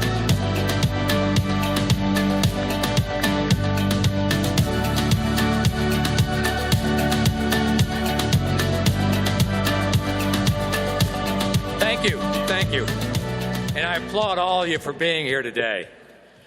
You know, I've been coming to CPAC for years, and I'll tell you, it's always great to see so many young people here. You're the future of this country, and don't ever forget it. You know, when I was young, I believed in our government institutions. I had then, and I still have today, a profound appreciation for the checks and balances, guaranteed individual rights, and the constitutional republic that our founding fathers established. I believed that this country was different than others in a noble and a virtuous way. And I learned very quickly that our freedoms need to be protected by all of us. In fact, I've spent much of my career fighting for Second Amendment freedom. Today, we're on the cusp of losing our founders' vision forever. Anti-gun, anti-freedom politicians are shamelessly and illegally using the awesome power of government to trample those rights, to exact revenge on their political adversaries, to destroy organizations and individuals who get in the way of their personal political agendas. Let me be very specific about what I'm talking about. Back in 2016, when the polls confirmed that the men and women of the NRA played a major role in defeating Hillary Clinton, our political opponents embarked upon a sinister scheme to wipe NRA off the political map. They plotted to weaponize the offices of state attorneys generals in nearly every anti-gun jurisdiction in the United States. And in New York, the governor's office and the Department of Financial Services, which is as powerful as any financial regulatory body in America, including the federal government. To put it simply, they unleashed the vast power of state governments and regulatory agencies in an attempt to crush and destroy us. It started in New York when then Governor Andrew Cuomo and Maria Volo, who was head of the Department of Financial Services, they sent letters to the CEOs of all banks and insurance companies all across the country, making it clear that unless their financial institutions stopped doing business with the NRA, they would find themselves in the crosshairs of New York government agents to be harassed, hassled, and persecuted into submission. They tried to blacklist the NRA. The message was crystal clear. If you are a regulated financial institution, you should drop the NRA or else. In fact, Cuomo stated it plainly when he said, quote, "If I could have put the NRA out of business, I would have done it 20 years ago," and he hoped to do just that. This blatant weaponization of government power was designed for only one purpose: to silence our voices, to destroy the power of our collective fight for freedom, to cut out our tongues, and ultimately force NRA to shut its doors forever. In fact, listen to this. Their own press release that they sent out warned that companies doing business with the NRA, quote, had a responsibility to act and would suffer reputational risks if they continued partnering with the National Rifle Association or any other pro-Second Amendment organization. You see, Cuomo and Vullo knew that without a bank account, the NRA's ability to operate was threatened. We couldn't write checks. We couldn't process membership dues or contributions. And we couldn't pay our employees or even our electric bill. And as a direct result of their threat, there were banks and insurance companies that sure enough went out and severed their ties with the NRA. Not because they didn't agree with us on our cause, but because they didn't want to be targeted and crushed by Cuomo and the New York government. This wasn't some backroom scheme. It was all out in the open, plain to see. Cuomo even publicly bragged when he said, and I'm quoting him here, "The regulations New York put in place are working. We are forcing the NRA into financial jeopardy. We won't stop until we shut them down." Well, the men and women of the National Rifle Association, and I'm so proud of them, didn't shrink from the fight. In fact, we sued them successfully.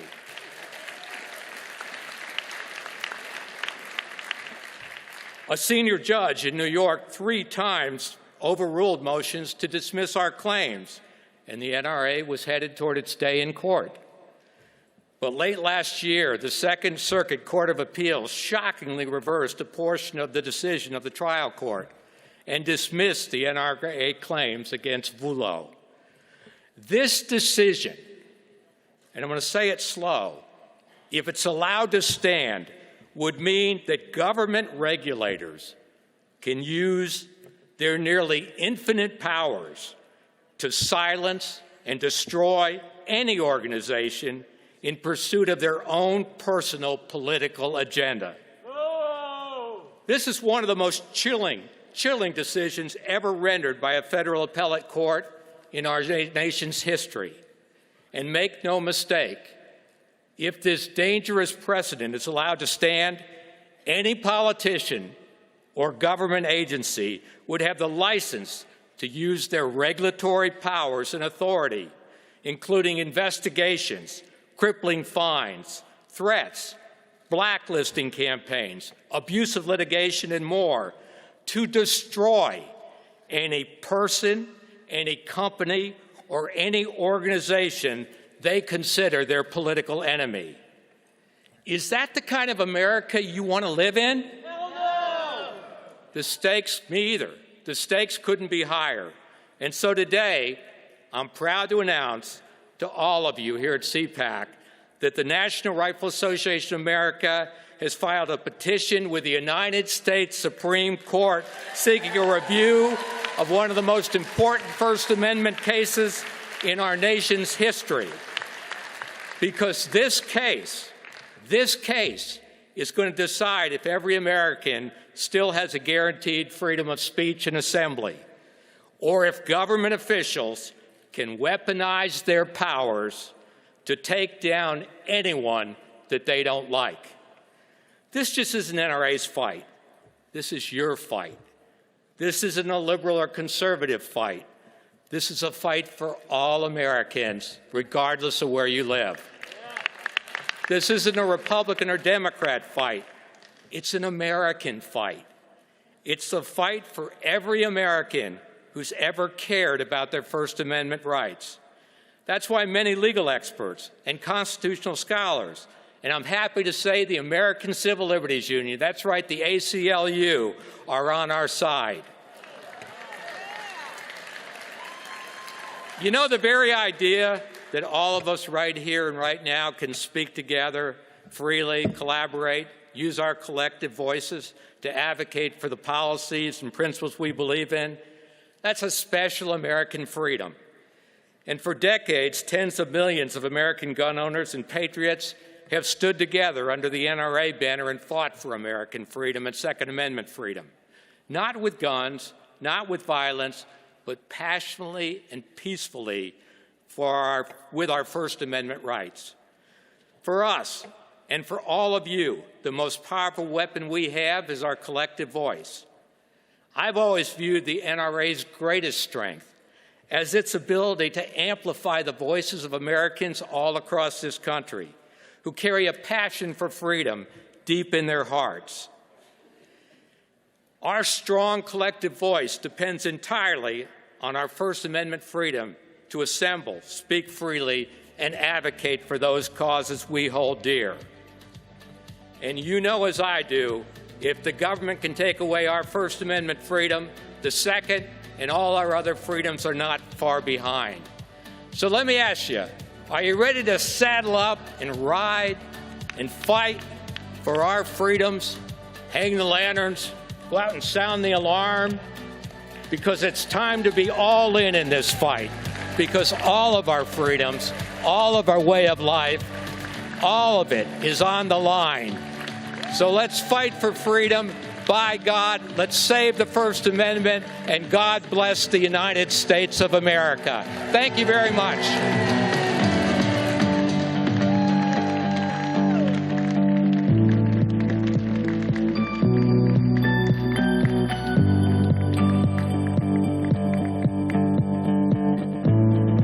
I want to repeat again, this is what our goal should be. Our goal should be to encourage people to vote in person on Election Day. We should not have mass mail-in balloting. We should not have early voting that goes on for weeks and weeks beforehand.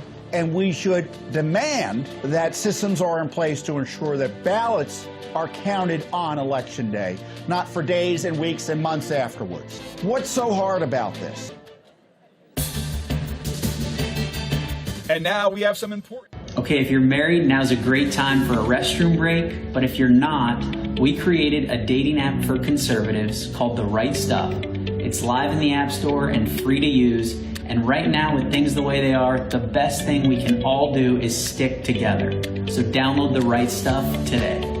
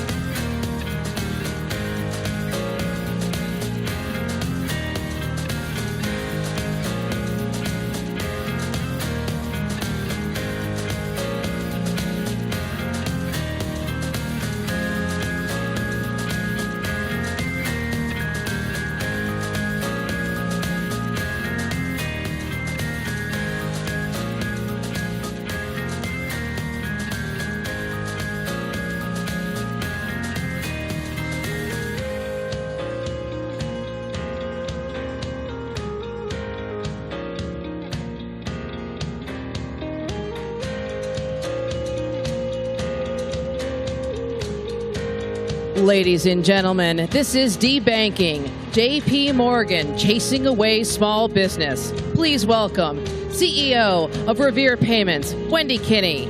Conservative political commentator, John Cardillo.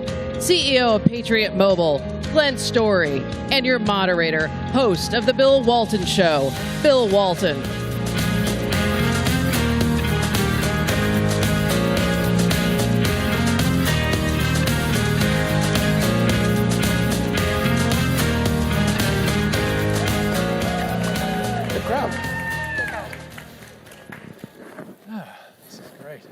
Wait for Bill.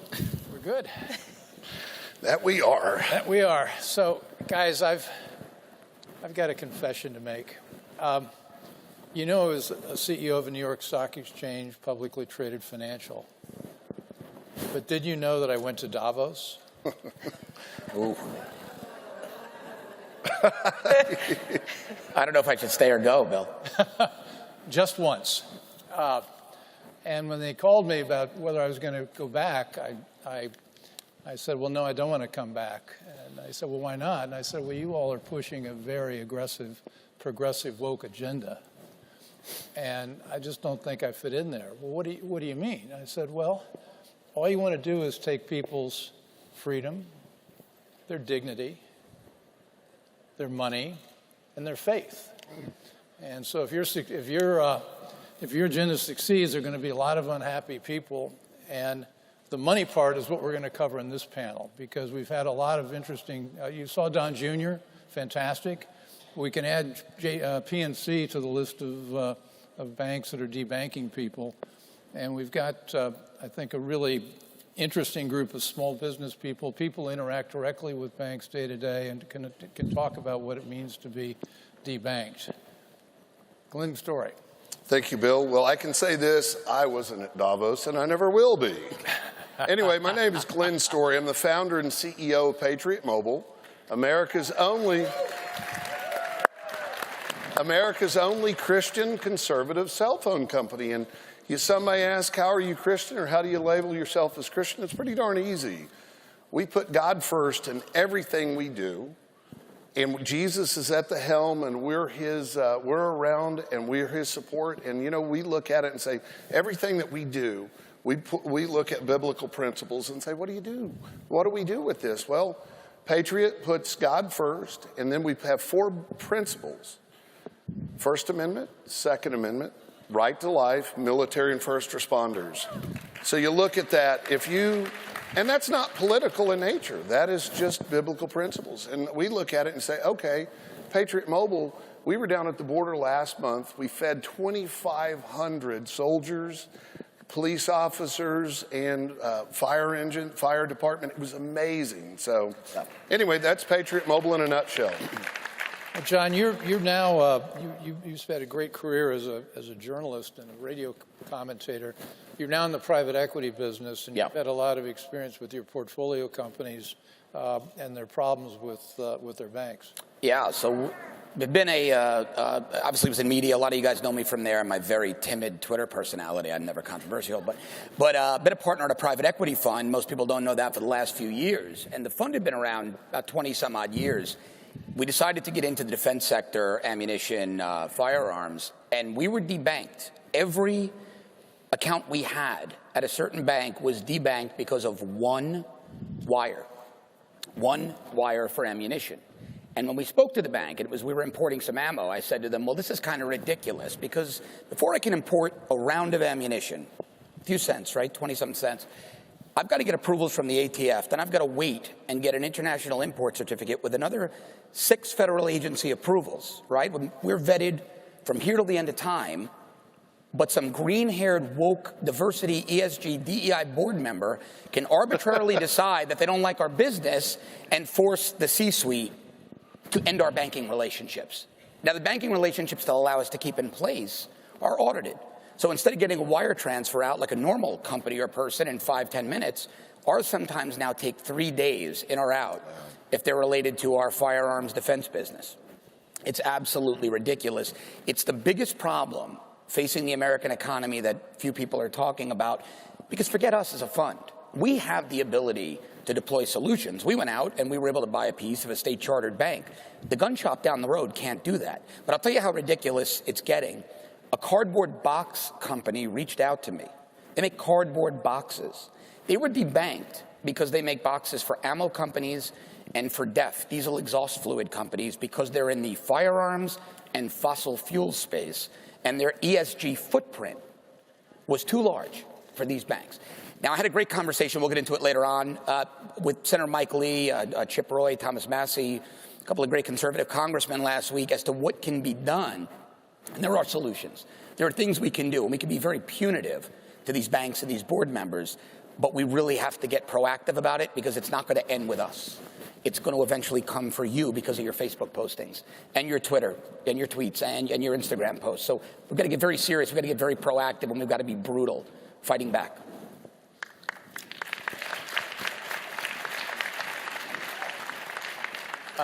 Wendy Kinney. Yes, well, I think eventually is here. So eventually isn't far off. I think there's story after story of people being debanked. We're Revere Payments. Thank you very much for having us. And we are a Christian payment company. So all of the people that you hear about who get shut off by PayPal and Stripe and various others, we are here. We've been here for 20 years. Everything about our company is biblical from beginning to end. Jesus Christ is our chairman of our board, and he runs the company. And that's Amen. How we do business.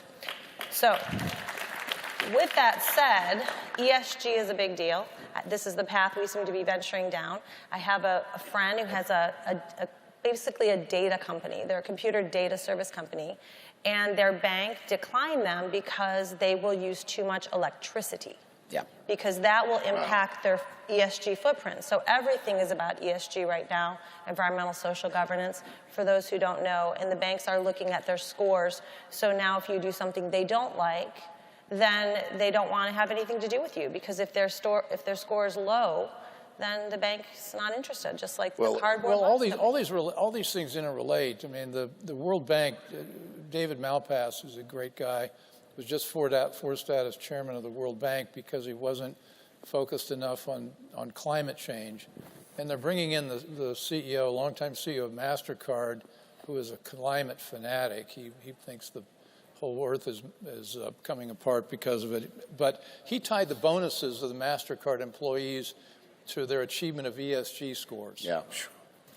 And this is pervasive. This is the head of Bank of America, Brian Moynihan, is notorious. He thinks we ought to spend $150 trillion, and he said, well, the governments can't put up all the money, so the banks are going to have to. And he's been leading a consortium to put up $150 trillion for climate change. But, coming back to your businesses, there's something very pernicious right now being pushed, central bank digital currencies. Amen.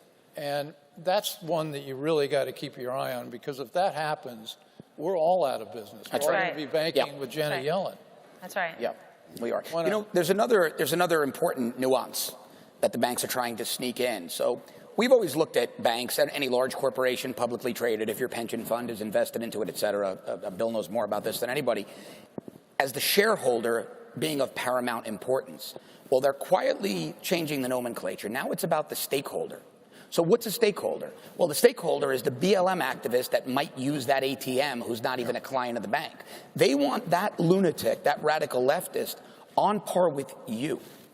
If everything you have is invested in that bank, if your auto loans, your mortgage are with that bank, all your savings account, your 401k, your money markets, they want this lunatic radical to be on par with you with regards to how your bank treats you. But unfortunately, it's worse than that. And I put a lot of the blame for this on Maxine Waters when she had financial services. The woman is a criminal. She should be in handcuffs. That's another story. But she drove these banks and these board members to be so punitive inside the bank that when I was talking to Senator Mike Lee about this last week, he feels some of this action might be criminal extortion because they're damaging your value, your shareholder value, your depositor value to such a degree in pursuit of ESG and DEI. They're essentially stealing money from you at this point. And when I say we need to get punitive, it might need to go to criminal sanctions against these board members. I would love to see that happen. Well, Hey, but there's one really cool thing. But who's going to bring the criminal sanctions? I'm curious. Well, that's the problem, right? We don't. Right. One of the things we don't do on the right is we do not weaponize within the confines of the law and the Constitution our prosecutors like the left does. And until we do that, we need mutually assured destruction from a prosecutorial standpoint, right? I began my career in law enforcement. I know this well. Unless we go there, they're never going to stop coming. Yeah, there's a real beauty, though. A good friend of mine, John Rich, he and let's just say a couple of guys, Ben Carson, Larry Elder, they went out and bought a bank. And the real beauty of it is they're not a political bank. They want to serve middle America. They are a chartered bank. They're going to launch on July the 4th. And I'll say this, if you have a place to go and put your money, you always want to put it with somebody that's like-minded. Of course. I think that's the beauty of Patriot Mobile. We're a conservative alternative. Well, John, which one of you have been involved in starting a bank or working with a smaller bank? I mean, one of the things that Dodd-Frank did and all the other regulatory overreach is that they've made it almost impossible to find an alternative to the big banks like J.P. Morgan and That's PNC. right. Yep. And so we talk about a market where we could find somebody else, another institution to bank with. They're hard to find. You know, it takes... Hard to find. They're not always for sale. We happen to have gotten lucky with a percentage that worked for us. But look, we still have to go over the Fed for certain wires. So sure, we can send them out and bring them in, but they're held up now. It may take 48, 72 hours where it used to be 20, 30 minutes. You'd see the credit. Yeah, and as I think about all these issues are interrelated. I mean, we really need to knock out the regulatory thicket and financial regulation so we can have entrepreneurs starting banks.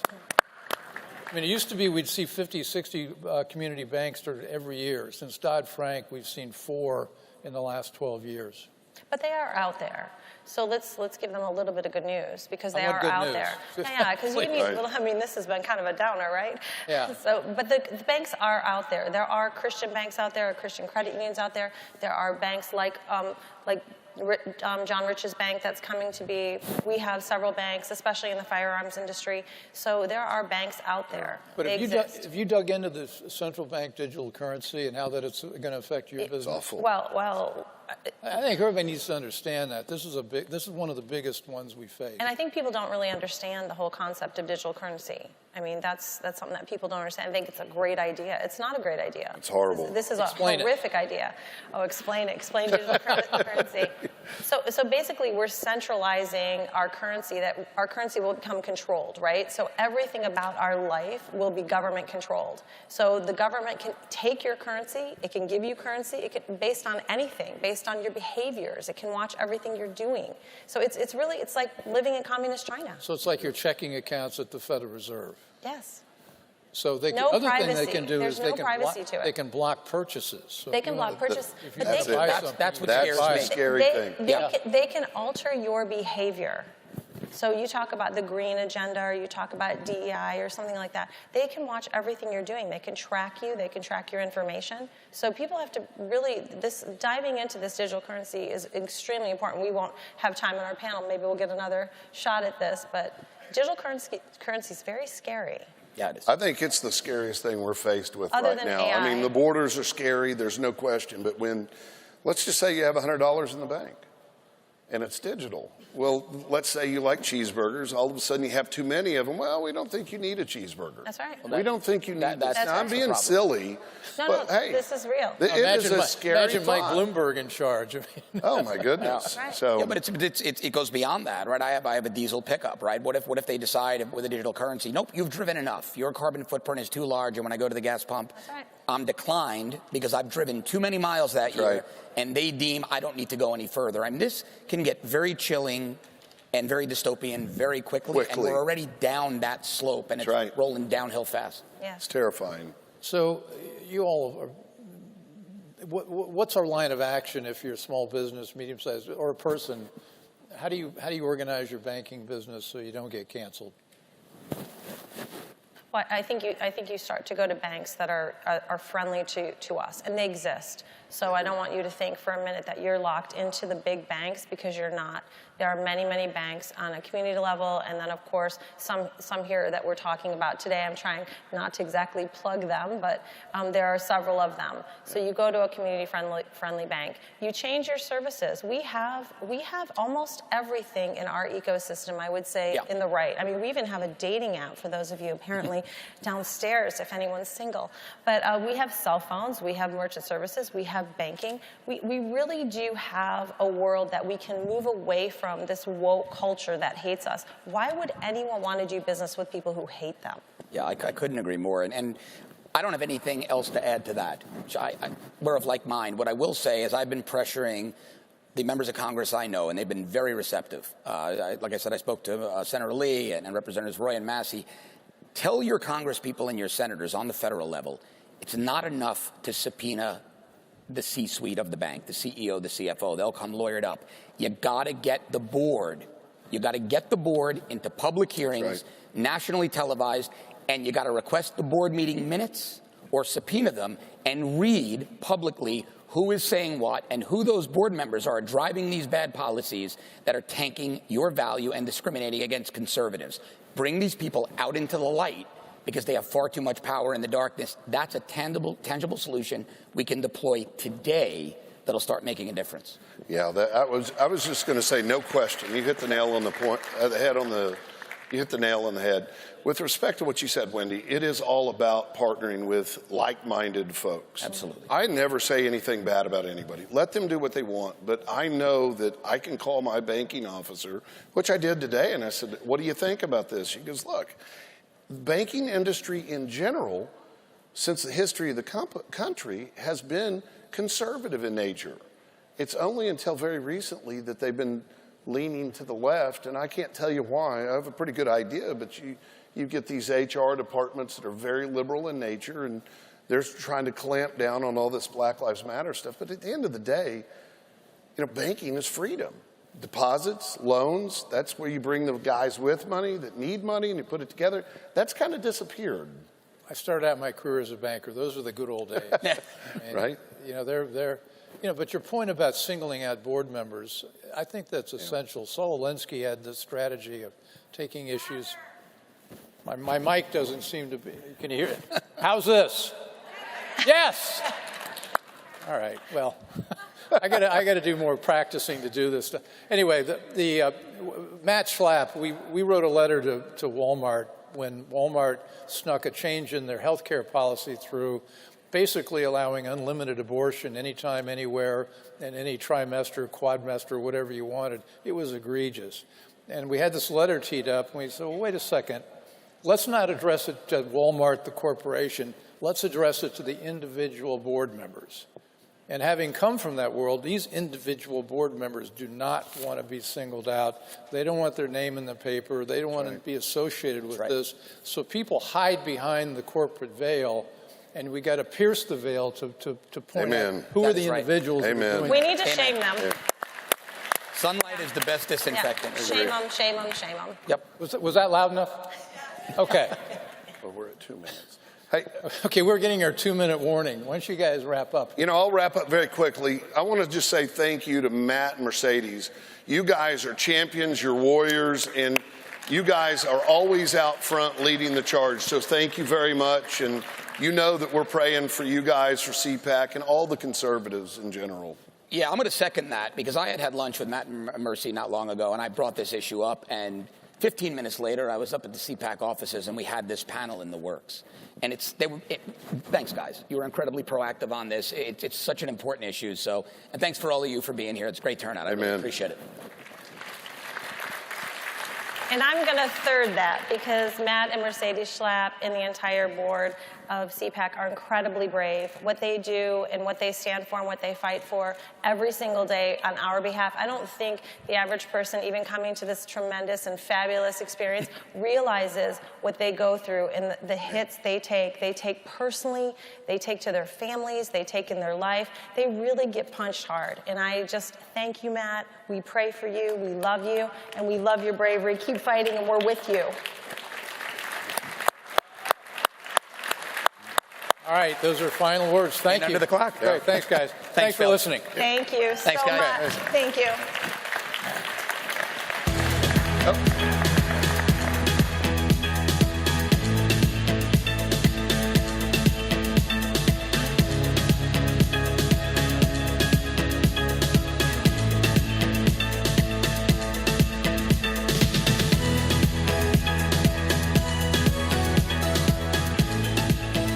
Congratulations, AARP. Over $1 billion. Wow. That's what AARP was paid in corporate royalties in a single year, totaling over $9 billion through the last decade. Most of it derived from United Health, one of the nation's largest health insurance corporations.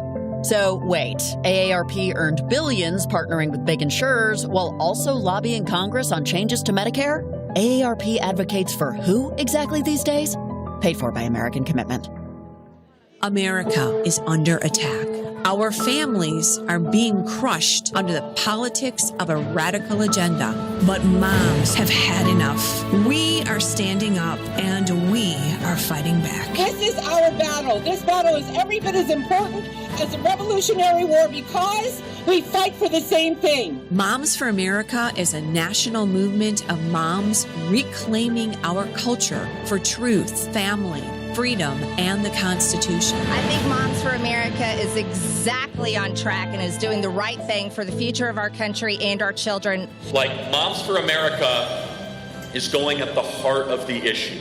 But I am honored to join Moms for America today as we speak out against the horrific mandates. With a national network of over 500,000 mothers, Moms for America is one of the fastest growing movements of women in the country. The most dangerous place in all of nature is between a mama bear and her baby cub. We are the change. No matter what, no matter where, and no matter how difficult the obstacles are that are facing us and our families, we will not give up and we will not give in. So if not now, then when? If not you, then who? Welcome to the Momland Revolution.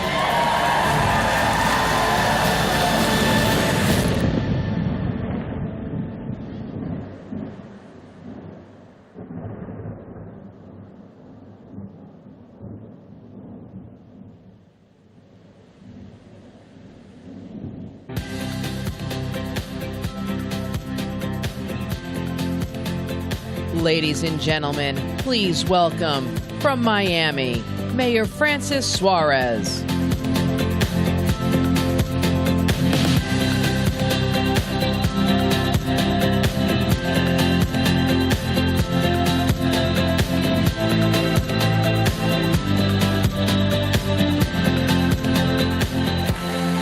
Thank you so much. I love being in Washington, D.C. It reminds me of my hometown in Miami. Sunny and warm. I really would like to thank Matt and Mercedes and CPAC for this incredible invitation to be here to talk about Miami and its role as a beacon of freedom across our beautiful country. And I'd also like to recognize the brave people of East Palestine, Ohio.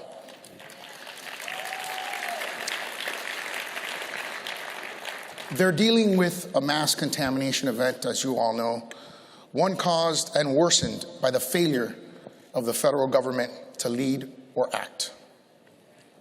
The people of East Palestine need our help, and they need answers, not photo ops or failures to act.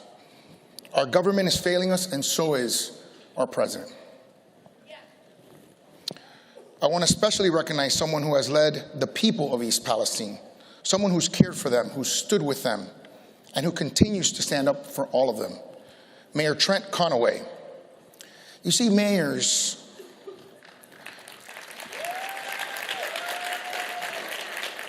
we're not like other politicians. We are expected to make a difference, not a statement. We deal in substance, not stunts, results, not rhetoric. We're expected to deliver, to have answers, not anger. When tragedy strikes, from hurricanes to tornadoes to mass violence and turmoil, our people turn to us.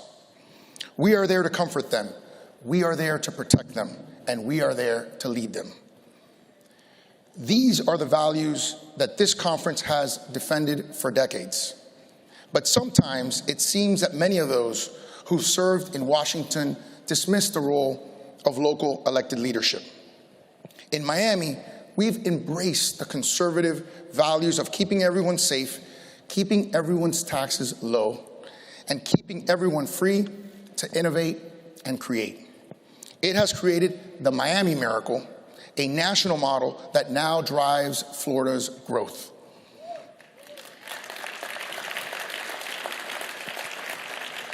And as I said, it starts with 3 simple principles. First, everyone has a right to be safe in public and secure in their home.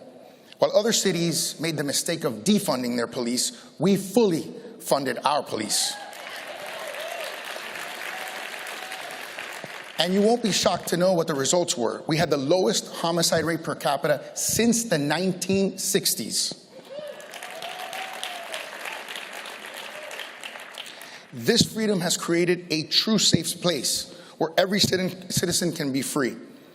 And today's Miami has exposed the lie of the defund police movement.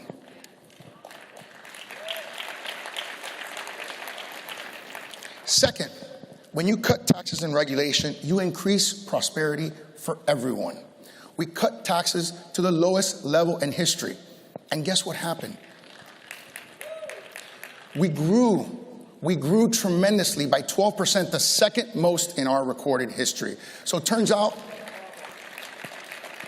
there's a correlation between less government and more growth.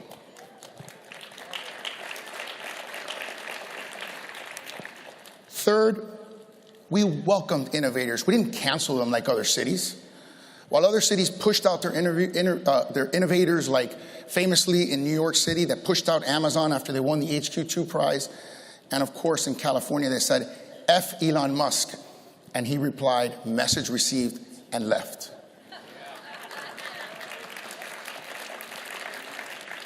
In Miami, when they said, what if we move Silicon Valley to Miami, I responded with a simple phrase, how can I help? And because of that, we're #1 in the nation in wage growth. We're #1 in the nation in tech job growth. We're #1 in the nation in pandemic recovery. We're #1, you got it. You get the point, right? So our formula for success and our recipe for success, which we think is scalable to create American prosperity, is simple.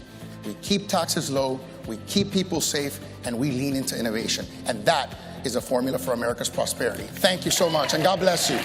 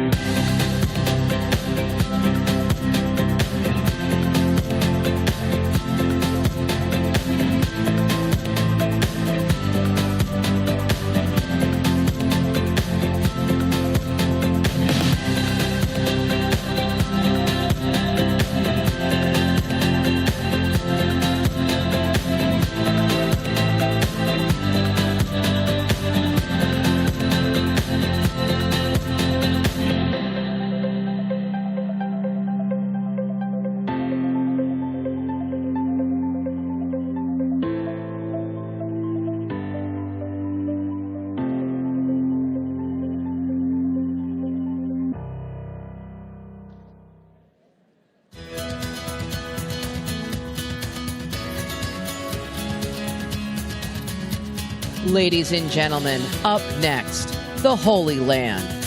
Please welcome former Special Assistant to the U.S. Ambassador to Israel, David Milstein, and host, Biana Schlapp.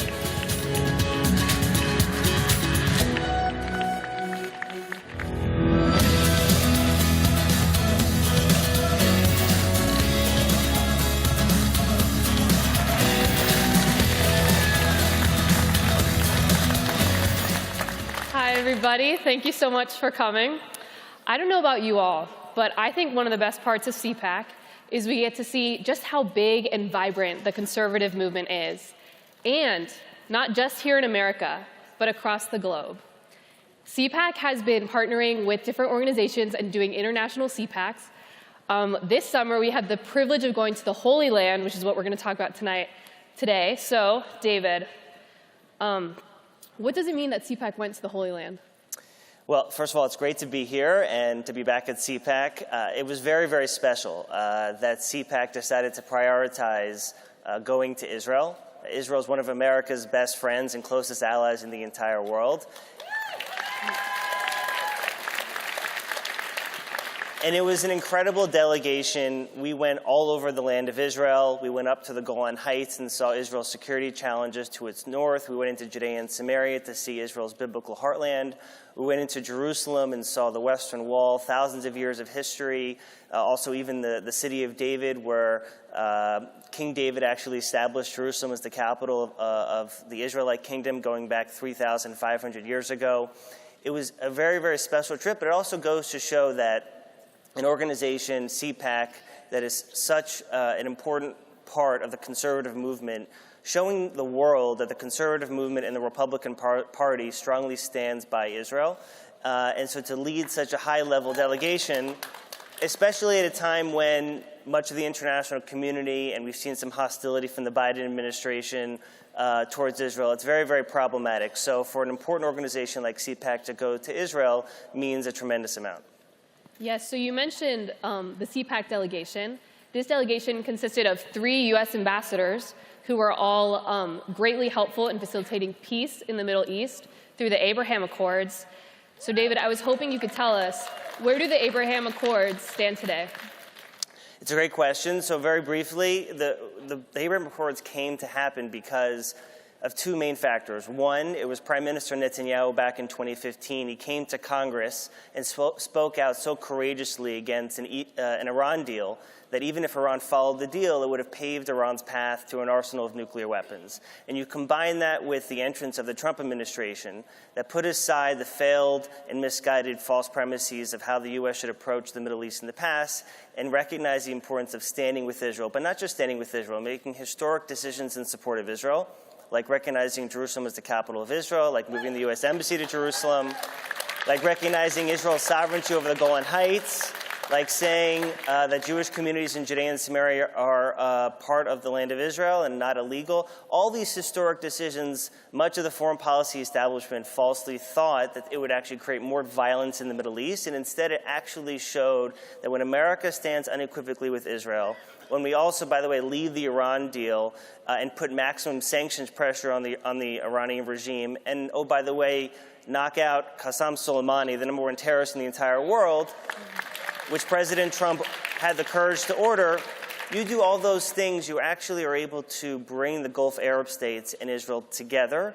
And also you remove what has been a canard in the foreign policy establishment, that somehow you need to make or facilitate peace between Israel and the Palestinians first before you try to have a wider peace agreement. And that's not the case. The central cause for violence in the Middle East is not the Israeli-Palestinian conflict. It's actually the regime in Tehran that is the #1 state sponsor of terrorism in the world. So fast forward to the Abraham Accords. The Trump administration was able to facilitate peace between Israel and the UAE and Bahrain and Morocco and even Sudan.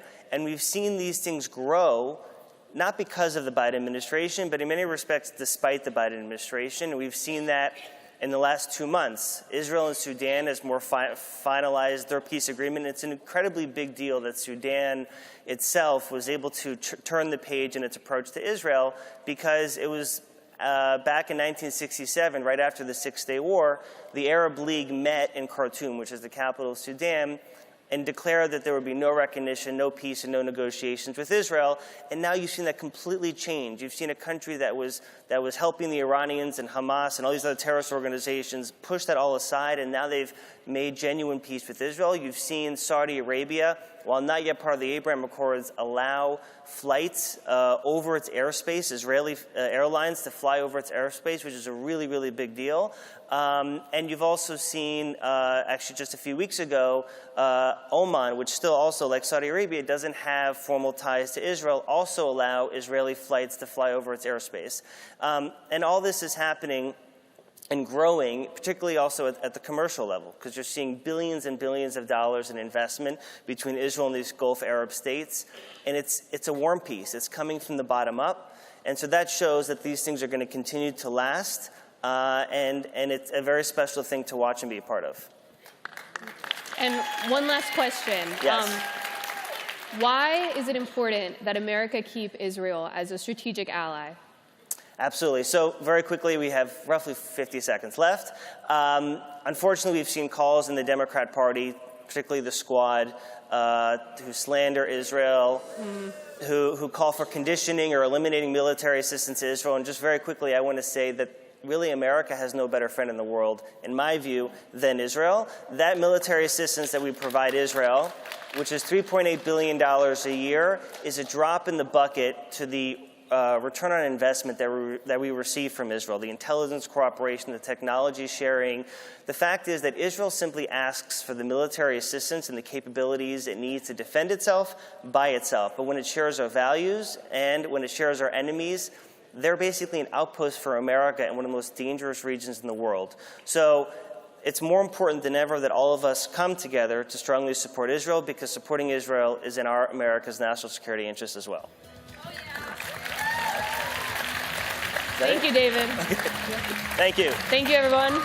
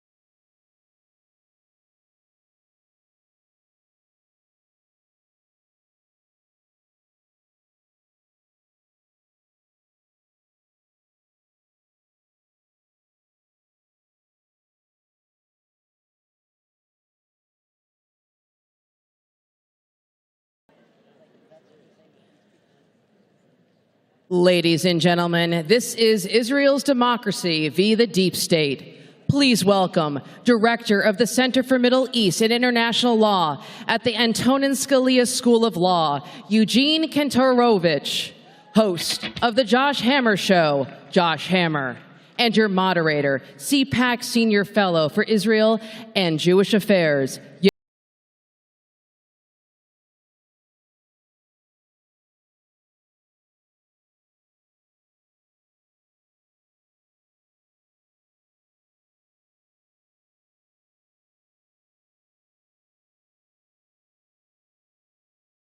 Good afternoon, CPAC. It is good afternoon.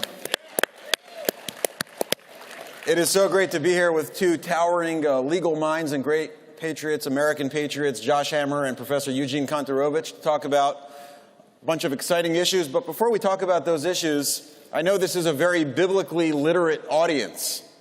And you all are familiar with the Book of Esther, which is a book which will be read by Jews around the world in just a few days. We're celebrating the anniversary of the miracles that occurred in those books. And it's an ancient story of anti-Semitism and a miraculous salvation that the Lord allowed the Jewish people of the time to be saved. Looking at America today, question for my two panelists here. What are some thoughts you have about Jew hatred today in the United States of America? Some parallels you see, some insights? Josh, we'll start with you.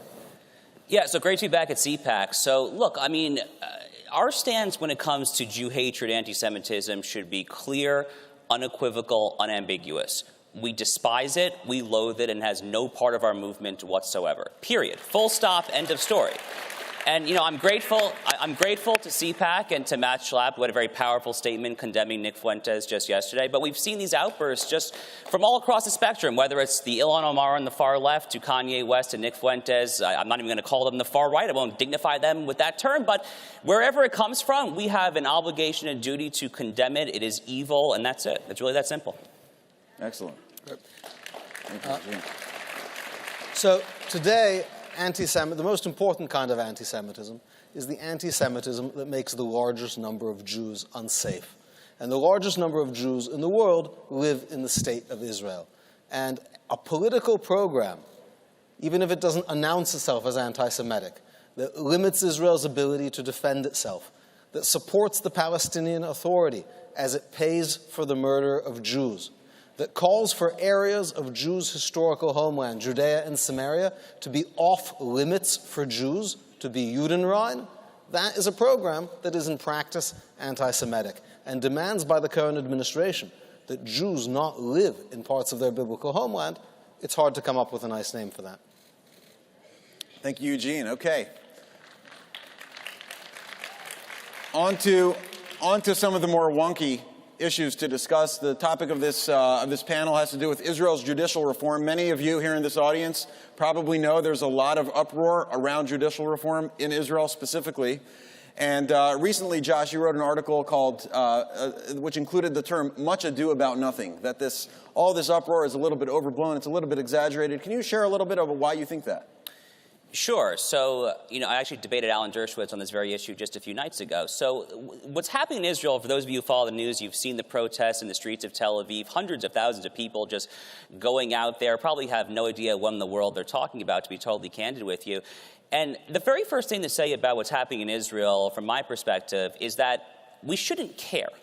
This debate is fundamentally a constitutional separation of powers debate internal to the state of Israel. And the very fact that the world purports to care, that President Joe Biden saw fit to stick his neck out and condemn the Netanyahu government, that is indicative itself of an anti-Semitic double standard, because there is no other country in the world that would be debating a separation of powers dispute between its legislature and its court that would attract the eyes of the United Nations and all of these liberals. The key point, and I'll turn over to Eugene after this, the key point to bear in mind when it comes to the judicial reform debate in Israel is that the Israeli Supreme Court has arrogated more power to itself than any court in the entire Western world.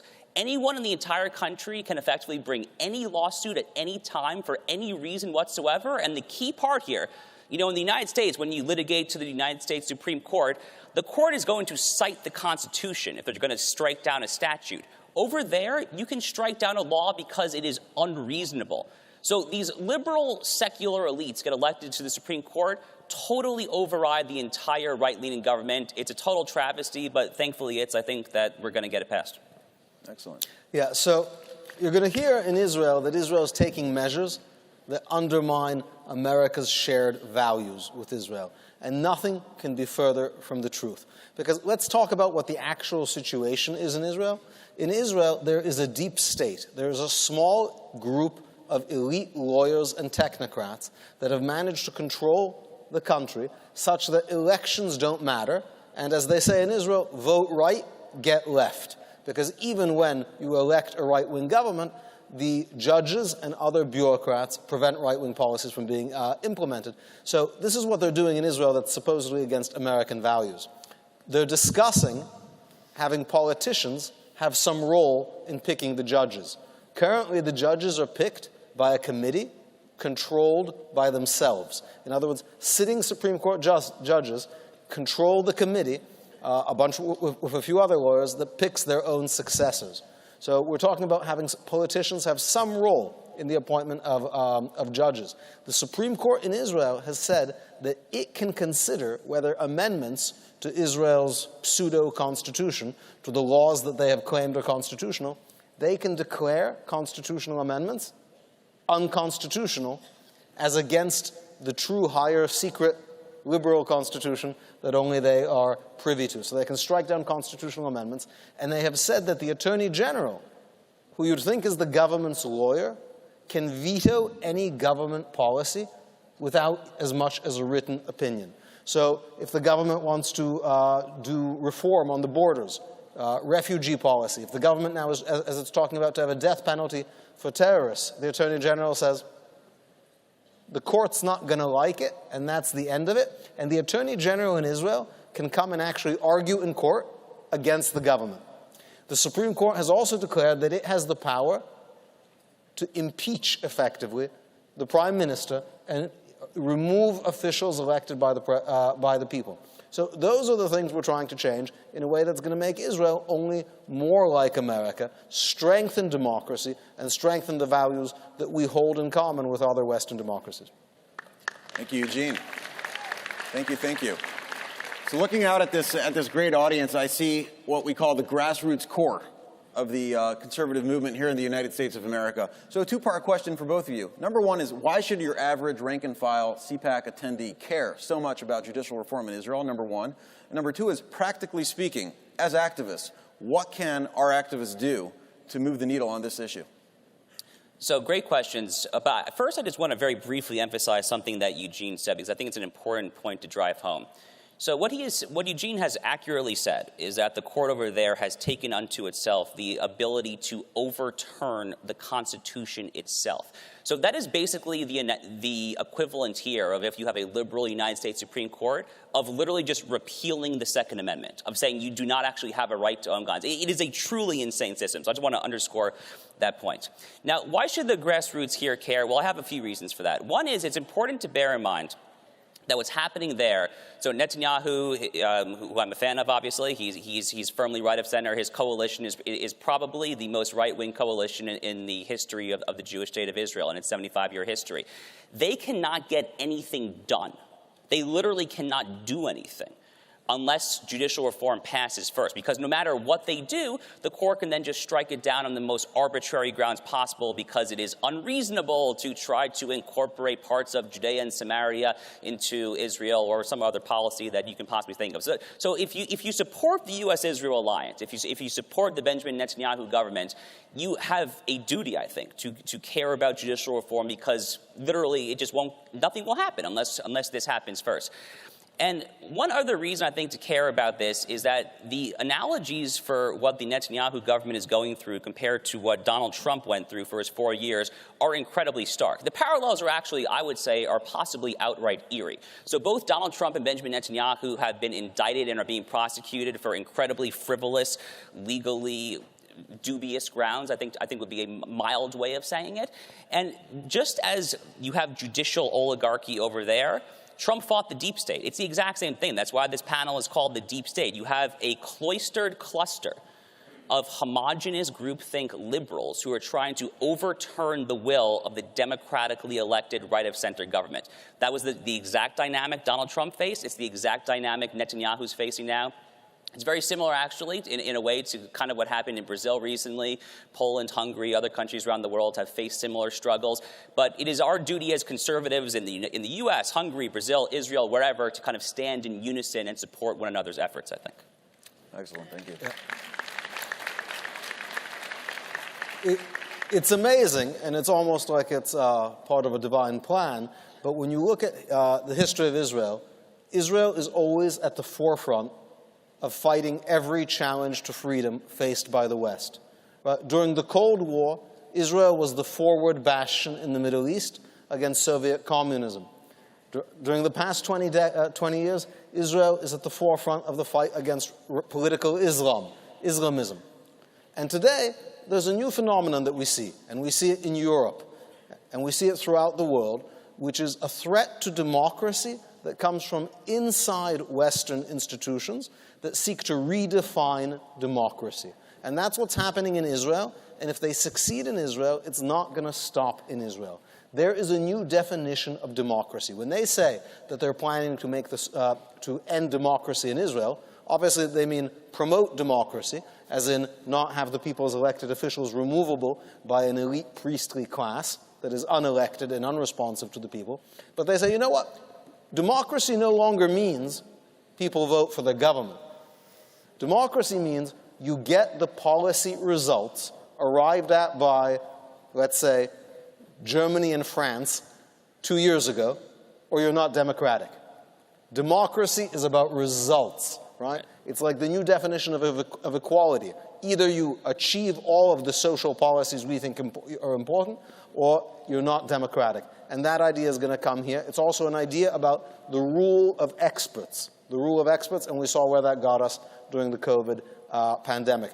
But there's something that the American grassroots supporters of Israel, people here at CPAC, and it's so important, I know, for people in Israel to have your support. There's a few things you can do. Normally, I would say Israel's constitutional structure, Israel's political system, is a matter for Israelis. But now that Secretary of State Blinken, now that President Biden have gotten involved, now that they are targeting these reforms, it's important for you to talk to your senators. It's important for American politicians, American activists, to be loudly heard in Israel as saying, if you have political selection of judges, we're still going to be friends with you. Of course, we have political selection of judges here in America. And it's important for Israelis to hear that message because they're feeling very isolated. Now, there's another tactic that is being used by opponents of the reform. They're creating a climate of crisis and hysteria to scare off foreign investors and try to isolate Israel economically. Israel is a small country, and this is something that scares even people who support the reforms, are afraid that it's going to scare off foreign investors, foreign tourists. So now it's more important than ever. If you have a business deal with Israel, do it. If you want to go to Israel, now is the time to do it. It's important for Israel to feel that they're not going to be isolated as a result of not wanting to be governed by an unelected, self-selecting group of lawyers.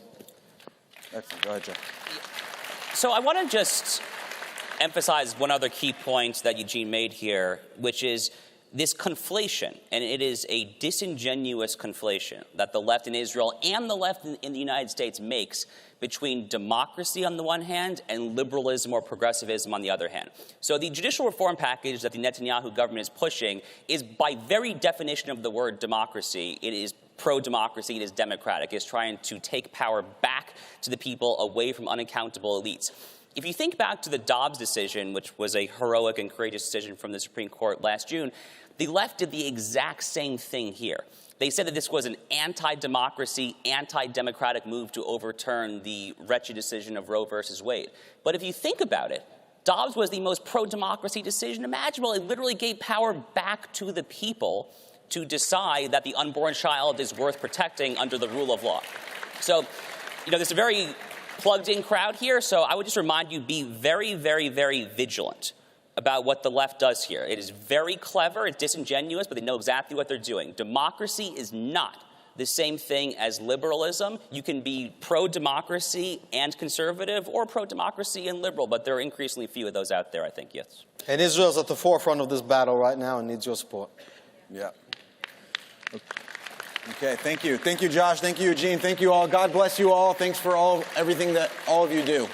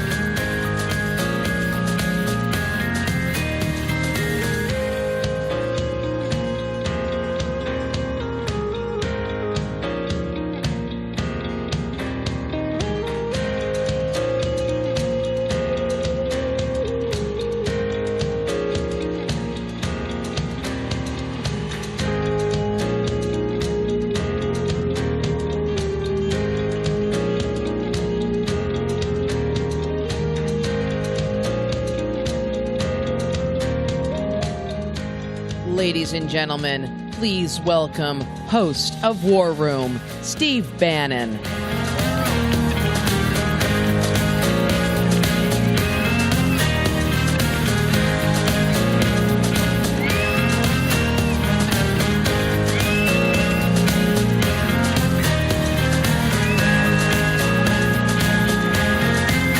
Thank you. Thank you. Thank you. Thank you. Thank you. You know, I'd like to be able to report that we're just in a crisis or there's a crisis coming, but that's not the case. There's no longer a gathering storm. The storm is here. The storm is here. This is the most dangerous time in world history since the late 1930s, early 1940s. And how did we get here? Our betters, our elites led us here step by step by step. What you have now is you have two converging crises. A crisis of capital markets and economics, and a crisis of geopolitical and military. And they're converging very rapidly, and then they're going to conflate.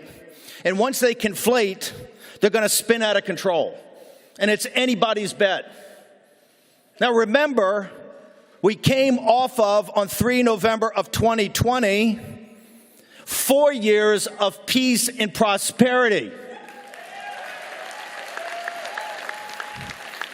The interest rate, the 10-year Treasury in the evening of 3 November, when Fox News illegitimately called it for the opposition and not Donald J. Trump, of which our nation has never recovered, the interest rate in the 10-year Treasury was 0.8%.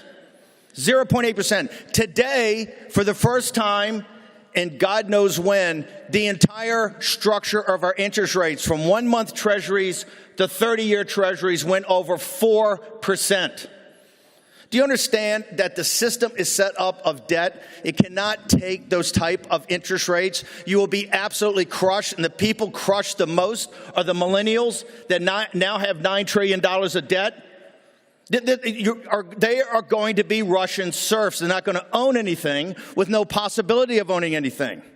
Professor Rubini just told us about the financial aspects of it. We're going to have recession, inflation, stagflation, depression, debt crisis. Dr. Doom, who called 2008, said it's only going to get worse because the world's got $300 trillion of debt. Now let's talk about the United States, right? What do we have? $32 trillion debt? That's nothing. The CBO reports you're going to have another $20 trillion of debt in 10 years. You're going to be paying $1 trillion a year in interest payments. It's not sustainable. Who got us here? Well, Joe Biden, yeah, but he got here because of the compromise made by the establishment Republicans in the Senate. They took away the gavel from you. What are they doing right now? You need dramatic cuts. You need dramatic cuts in spending right now, and not one penny increase to the debt ceiling, not one penny. If you prioritize the payments, there's plenty of cash. The cash comes in, we pay off the interest. We pay off any securities that come due. We never default in the debt ever. We pay off Social Security and Medicare. And then we have to have a conversation, right? We have to have a conversation. It's not an easy conversation. All the easy decisions of decades ago. Now, on top of that, this converges, right? This converges on the geopolitical situation. Look what happened since Trump left office. You have the Ayatollahs in Iran, right? Tell us how safe do our allies in Israel feel right now? How safe do they feel? Ayatollahs going to Beijing, having a military ceremony, going to bring Xi to Tehran. You got the merger of the KGB and the CCP. You've got Erdogan. You have our great allies in Saudi Arabia already taking and transferring oil to Chinese currency away from the U.S. dollar. You have North Korea and the radical jihadis in Pakistan. You have a convergence on the Eurasian landmass. And what are we doing? We're turning over our foreign policy to Zelensky to let him determine whether he's going to go take Crimea or not.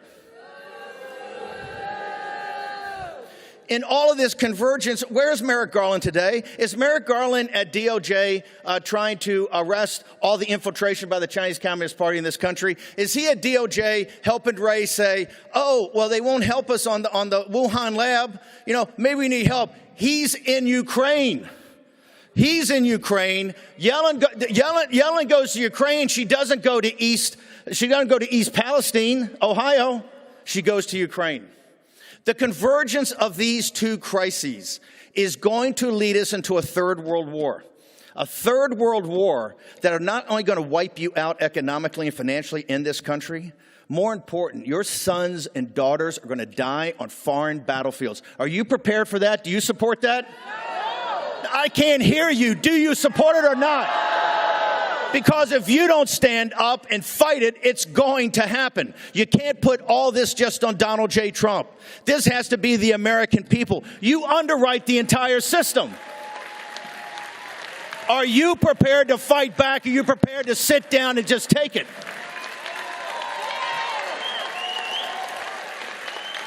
The elites say you're too stupid, you're too lazy, and you're too disconnected watching television and watching the bread and circus of modern culture to care. Is that true? No.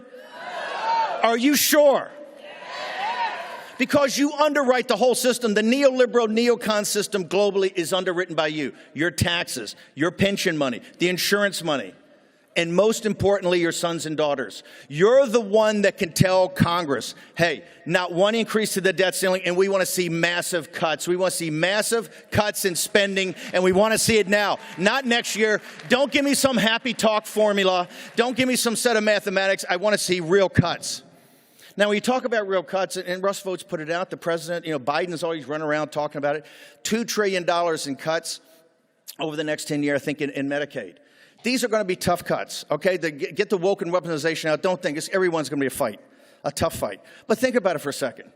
We have to cut trillions of dollars out of our budget every year to accumulate to trillions of dollars over the next 10 years. Everyone's going to be ugly, right? We're giving $200 billion to Ukraine. We're paying their pensions. We're paying their health care. Do people under 35, do you have pensions that the government's paying for right now? You do not. Do you have full health care? You do not.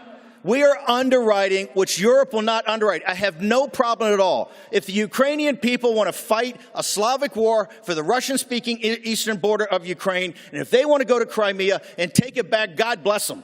And the Europeans are going to pay for it. We've paid enough in the wars in Europe. We're not a European power. We're a Pacific power.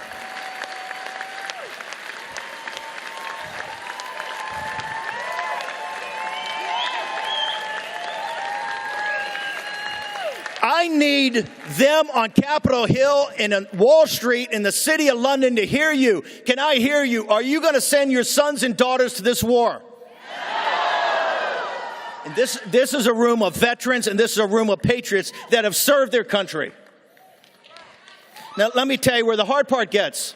The hard part gets, we've had the oligarchs on the Republican Party, the big hedge fund guys making $16 billion a year, Ken Griffin and Mitch McConnell and Rupert Murdoch. They have deemed, they have told you that Donald J. Trump is not going to be the president of the United States. Don't fall for the primary stuff. You have really good and decent people. Governor DeSantis, Mike Pompeo, Tim Scott. You have Nikki Haley. That's all fine. It's not relevant. We don't have time for on-the-job training for a man that gave us 4 years of peace and prosperity.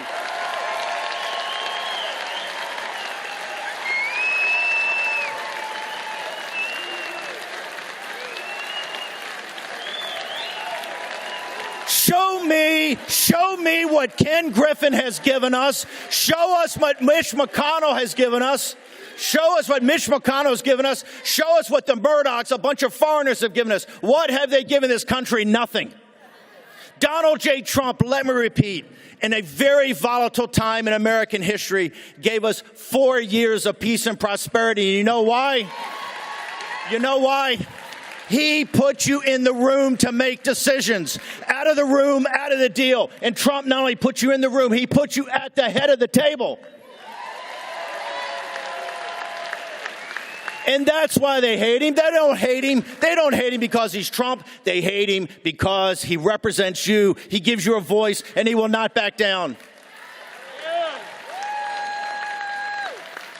Look at Fox News. Look at Fox News. The president announces his, this is historic. A guy gave you 4 years of peace and prosperity, announced he's going to run again after having it stolen in broad daylight, of which they participate in.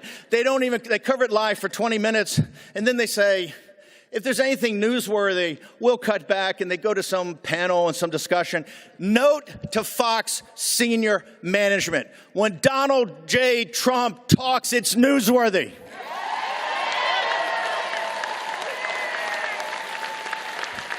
What happened in the first week of January? You had Matt Gaetz and Boebert and the Magnificent Six that stood there and put it all on the line. And what did Fox News do? They rolled out Karl Rove and the hacks from the Bush administration that got us in this mess to say, we need unity. We need unity. We're not looking for unity. We're looking for victory.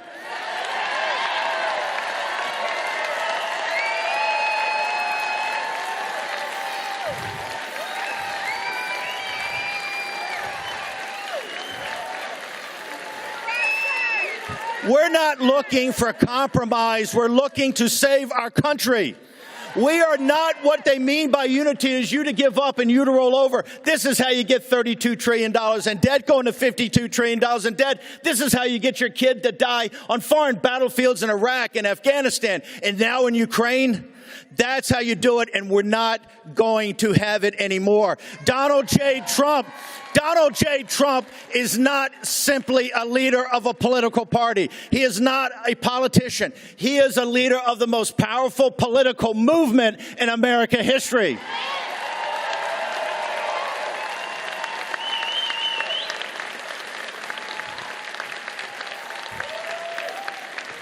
Okay, Murdoch, here's the way it's going to be, brother.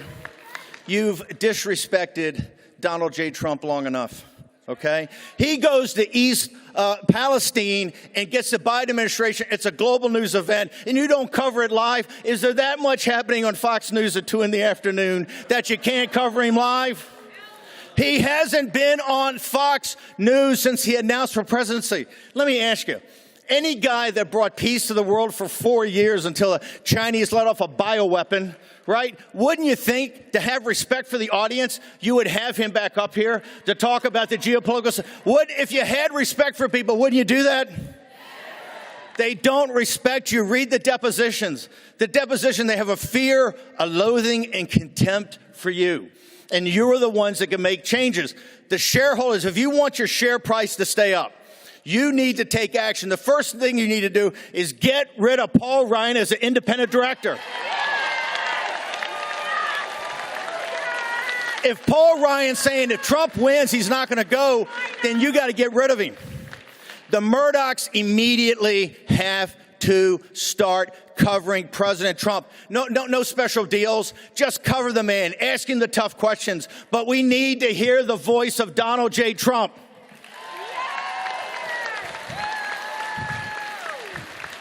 Hey, and old man Murdoch, while you're at it, why don't you no more softball interviews to the guys running against him and no more infomercials, okay? Play it straight. You play it straight, Donald Trump's going to win the primary and Donald Trump's going to win the presidency.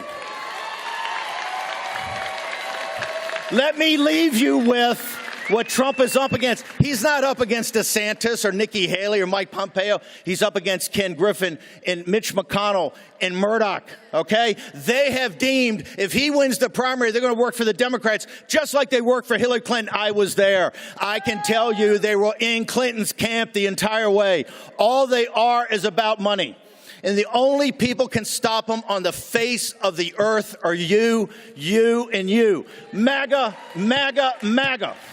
Remember, Murdoch, you've deemed Trump's not going to be president. Well, we've deemed that you're not going to have a network because we're going to fight you every step of the way.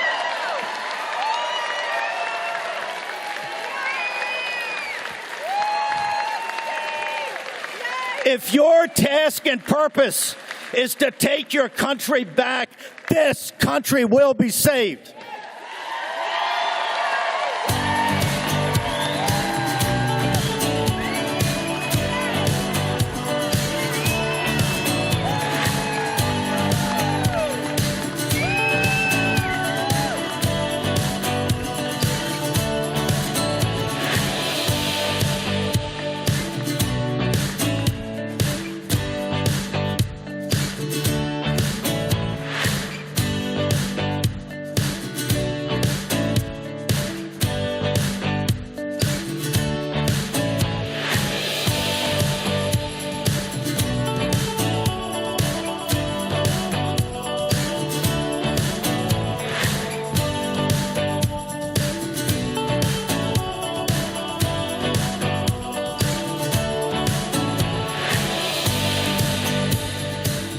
Ladies and gentlemen, please welcome leader of Brexit and host of GBTV News Channel, Nigel Farage.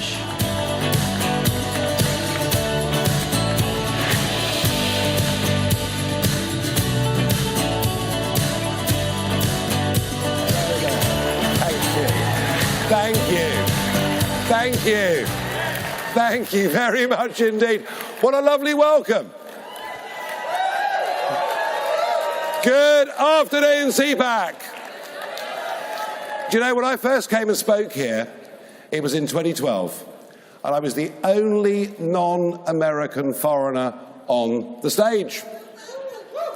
Not that that worried me, because I think that our two countries have a heck of a lot in common. But I come back to CPAC today in 2023, and you go through the coffee rooms and the bars, and you meet people who are here from Japan, where CPAC has events, from Australia, where CPAC has events, from Hungary, where CPAC had its first inaugural events. There are people here from France, from Spain, from Italy, from all over the world, and this conference, this annual conference of CPAC, has now become, for the entire conservative movement across the free world, this is now the epicenter, and it is an amazing tribute to Matt and Mercedes Schlapp to have achieved that. It really is. It really, really is. Now, not for the first time in my life, I find myself today in a bit of trouble with the UK authorities. You see, a story is broken overnight. A lot of WhatsApp messages have been leaked between the Prime Minister, senior officials who were overseeing lockdowns, mask mandates, vaccine mandates, the people that took charge of our country, and the story that's broken overnight. And here it is.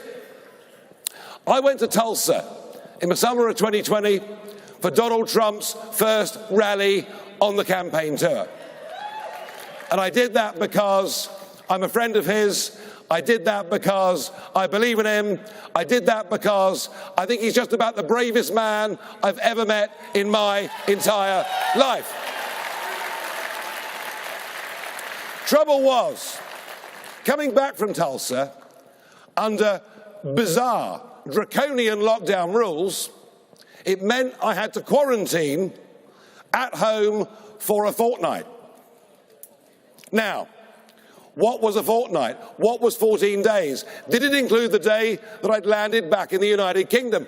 And I was presented with a dilemma, because for the first time in months, the pubs, our great British pubs, which had been closed for all that time, the pubs were opening.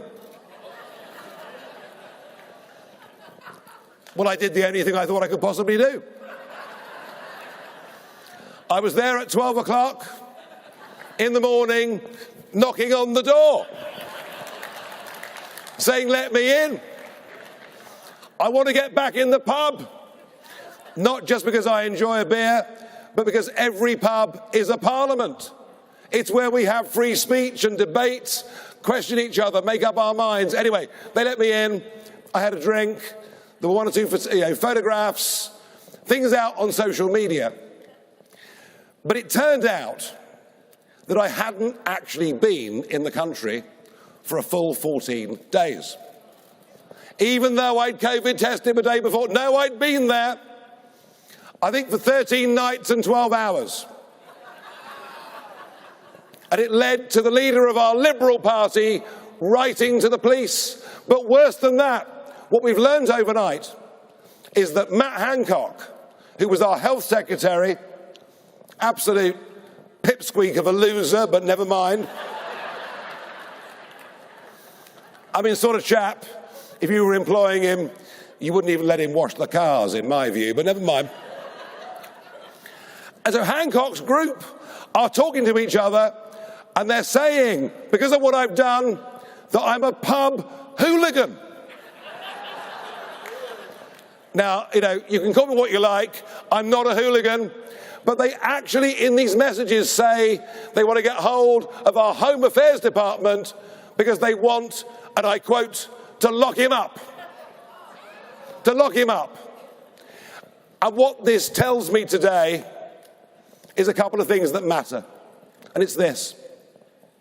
In the name of coronavirus, governments, state governors in America took away from us liberties and freedoms that had been built, defended, fought for over generations and over centuries. We gave unlimited power to people to lock us inside our houses, to tell us we couldn't visit our elderly relatives, to tell us, in our case, we couldn't even play golf or go fishing. No, we had to do what big government told us to do.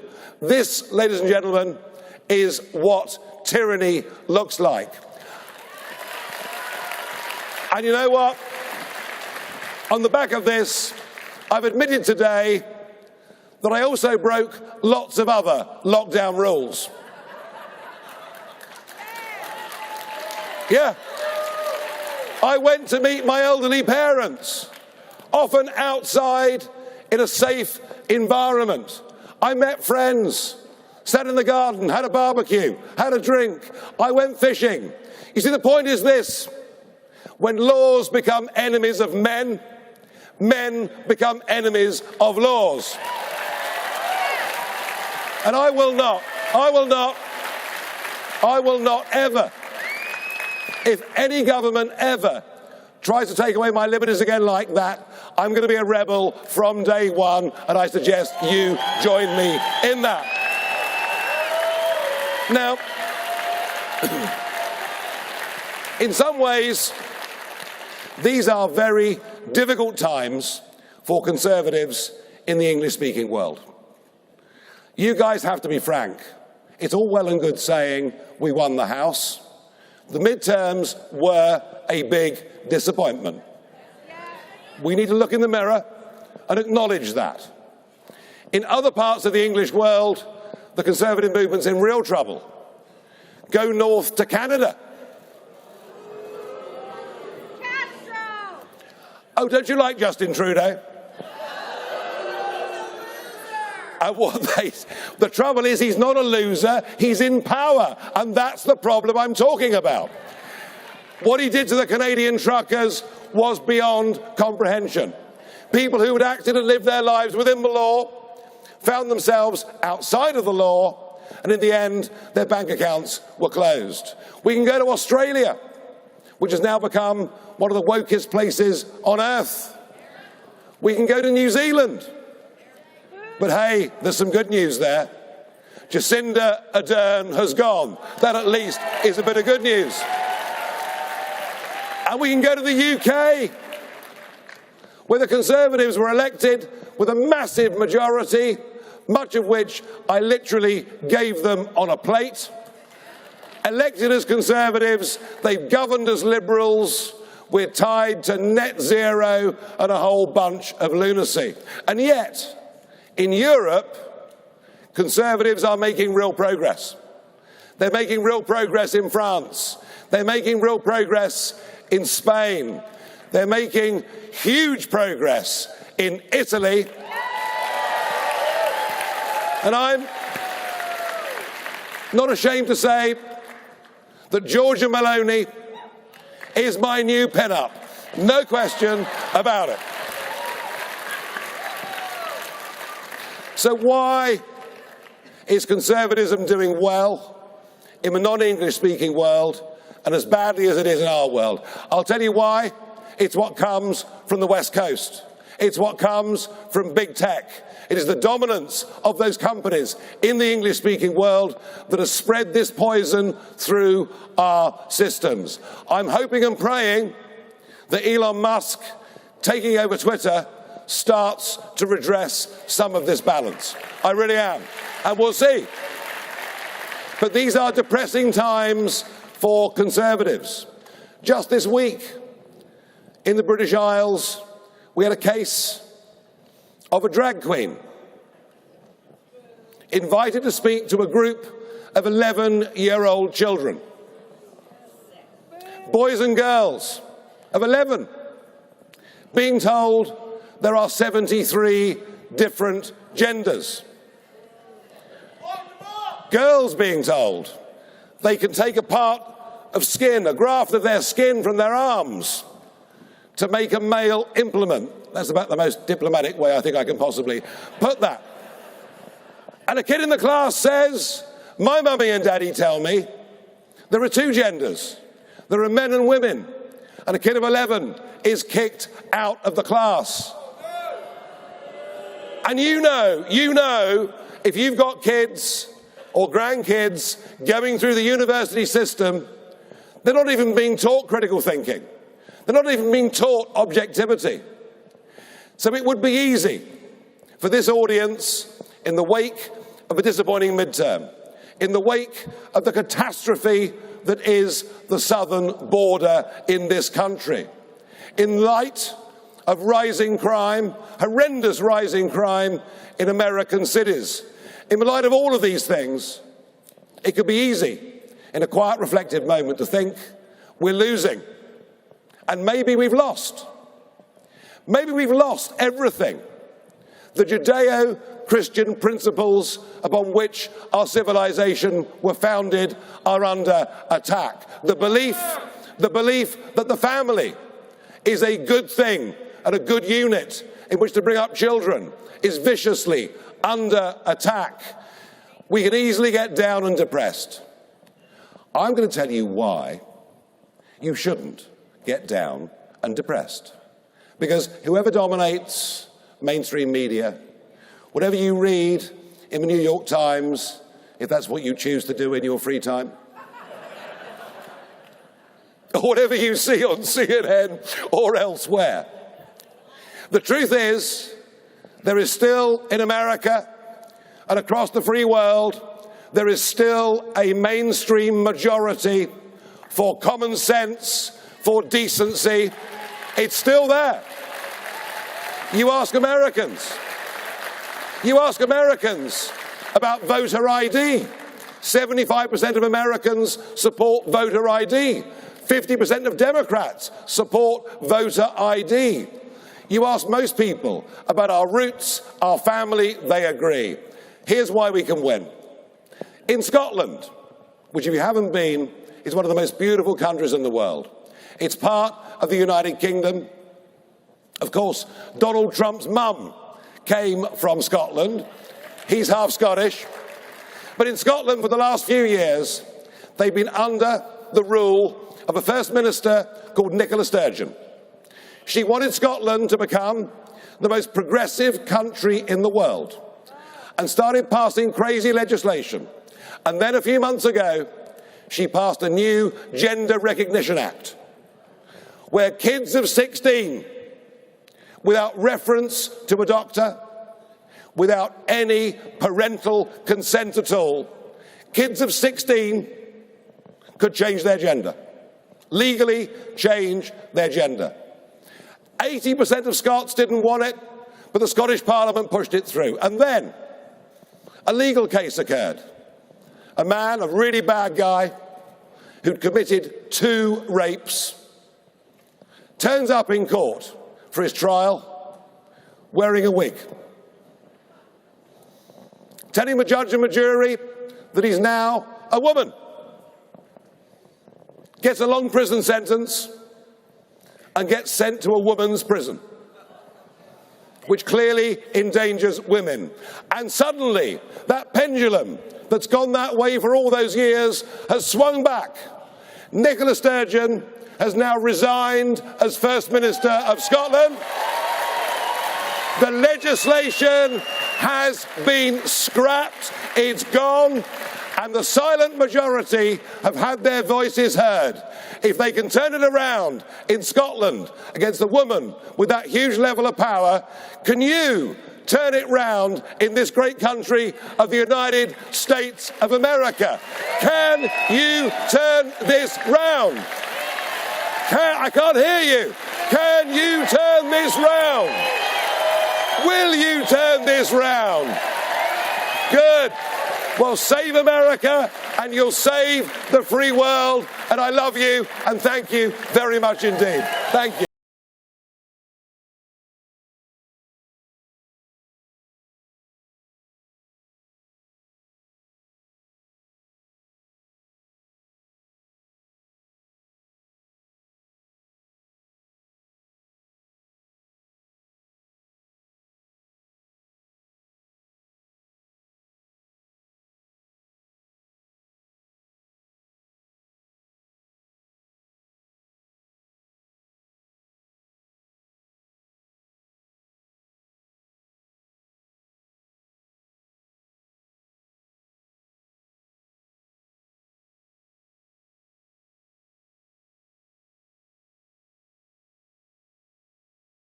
Welcome. I've been walking the halls.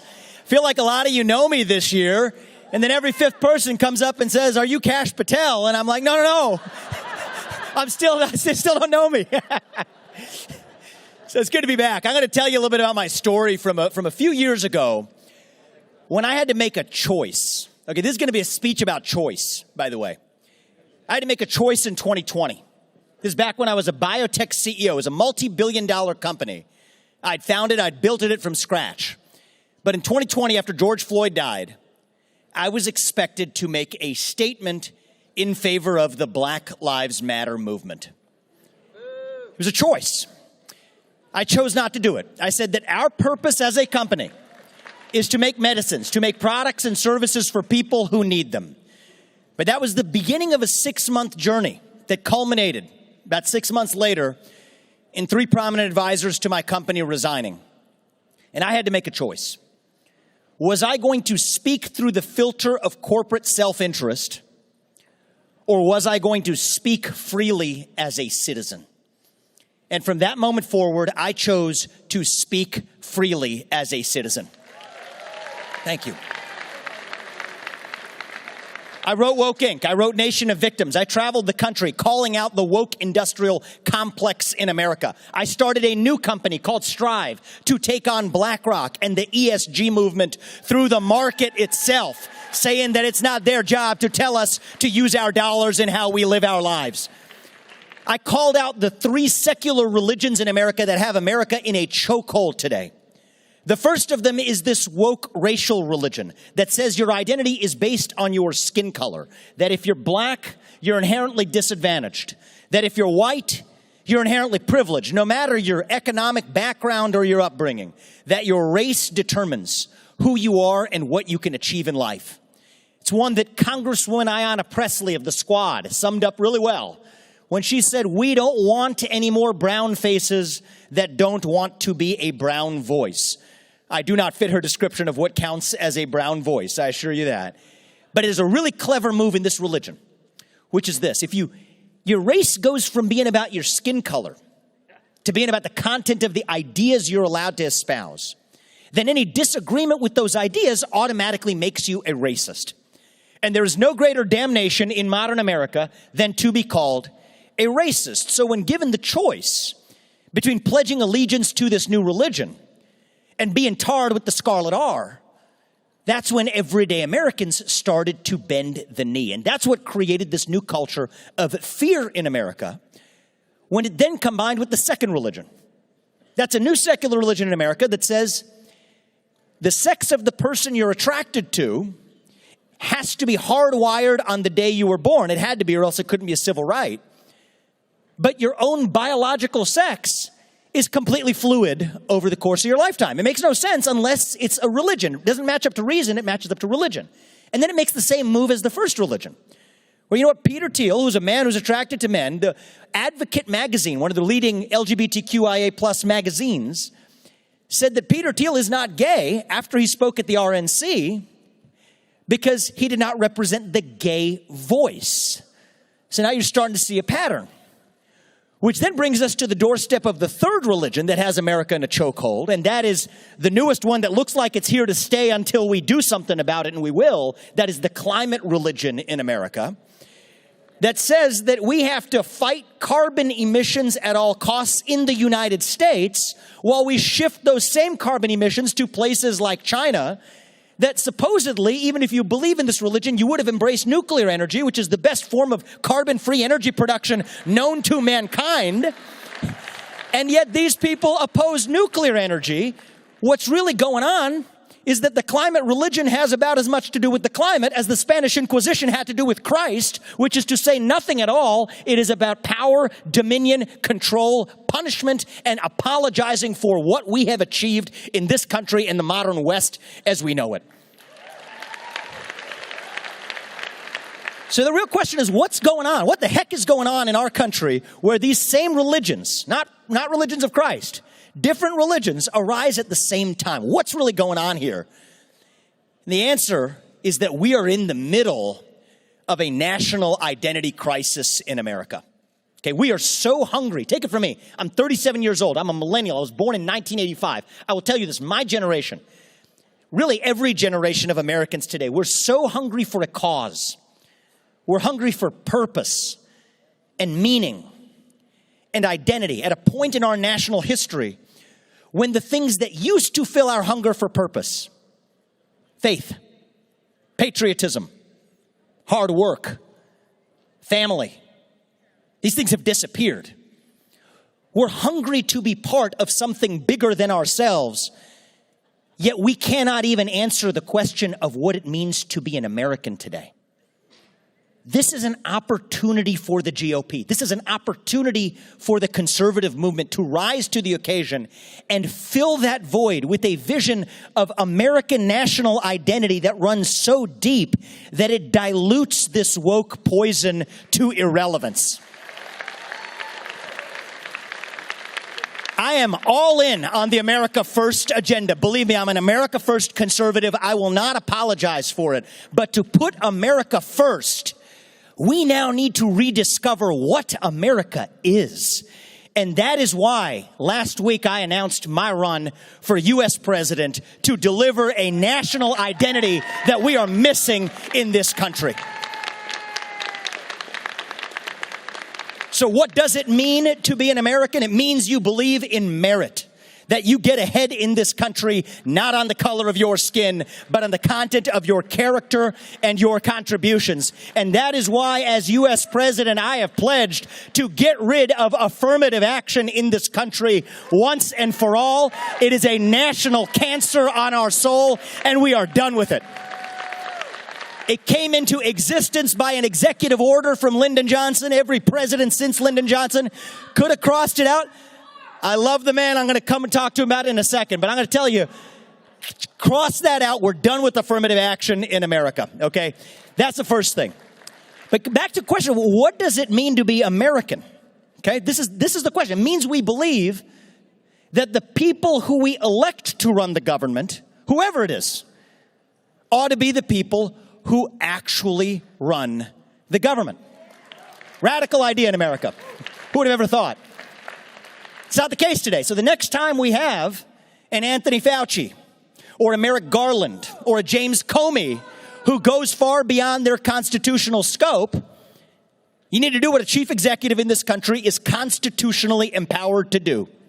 You fire them, you fire their employees, you fire the managerial industrial complex around them. And I'll tell you this even further. Thank you very much. We got to go one step further than that. Because when a managerial cancer gets so bad in this country, you can't just reform that from on high. I come from the private sector. I know this. If you tell me that somebody works for me and I can't fire them, that means that they don't work for me. It means I work for them. It means I am their slave because I am responsible for what they do without having any power to determine it. Well, that can't be the position that the U.S. president is put in. When a managerial cancer gets so bad, you have one option left in this country. You have to shut it down. And I've already said last week, the first agency we will shut down and need to shut down in the United States is the U.S. Department of Education. It has no reason to exist. Never should have existed. Make a mistake, it's better late than never. You shut it down. And today I'm ready to announce the second government agency that I will shut down in this country. We should have done it 60 years ago. It's hurt Republicans and Democrats alike. We're going to get it done. It's finally time to shut down the FBI in America. Create something new to take its place because we are done with the J. Edgar Hoover legacy to let this be a self-governing nation again. What does it mean to be American? It means you believe in the rule of law. Okay, the people who enter this country better darn well come through the front door because your first act of entering this country cannot be a law-breaking one. And I'll tell you this as a kid of immigrants, that is not racist. That is what it means to be American. Okay, it means that you believe the military in this country protects our border rather than somebody else's border halfway around the world. It means you put American interests first. You want to talk about a legitimate use of the U.S. military? You want to call the Mexican cartels a drug terrorist organization? Treat them like a terrorist organization. We can do it to bin Laden. We can do it to Soleimani. We can do it to the Mexican drug cartels south of the border. That is how we end the fentanyl epidemic in this country. If the military does one thing, it protects the soil we live on, not somebody else's soil. That, too, is what it means to be American.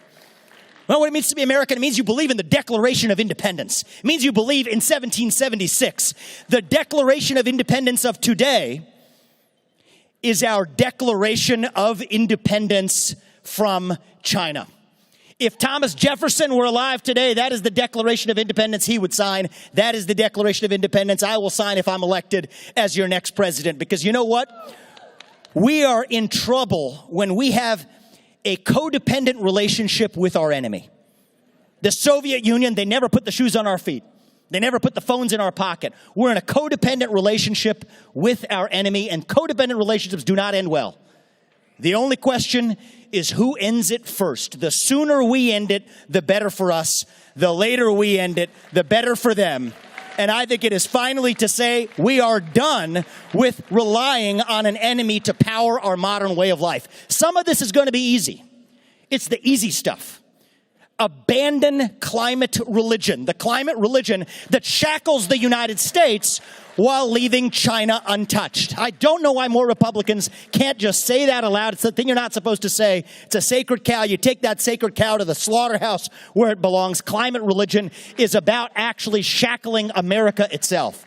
Some of this stuff is easy. They send the fentanyl across our southern border. They send the digital fentanyl through TikTok, financial fentanyl in the form of the national debt that's created this addictive relationship to China. We declare independence. We're done with financial fentanyl, digital fentanyl, actual fentanyl. Some of this stuff we can agree on. Now, I appreciate the applause, but I also want to be really honest with you.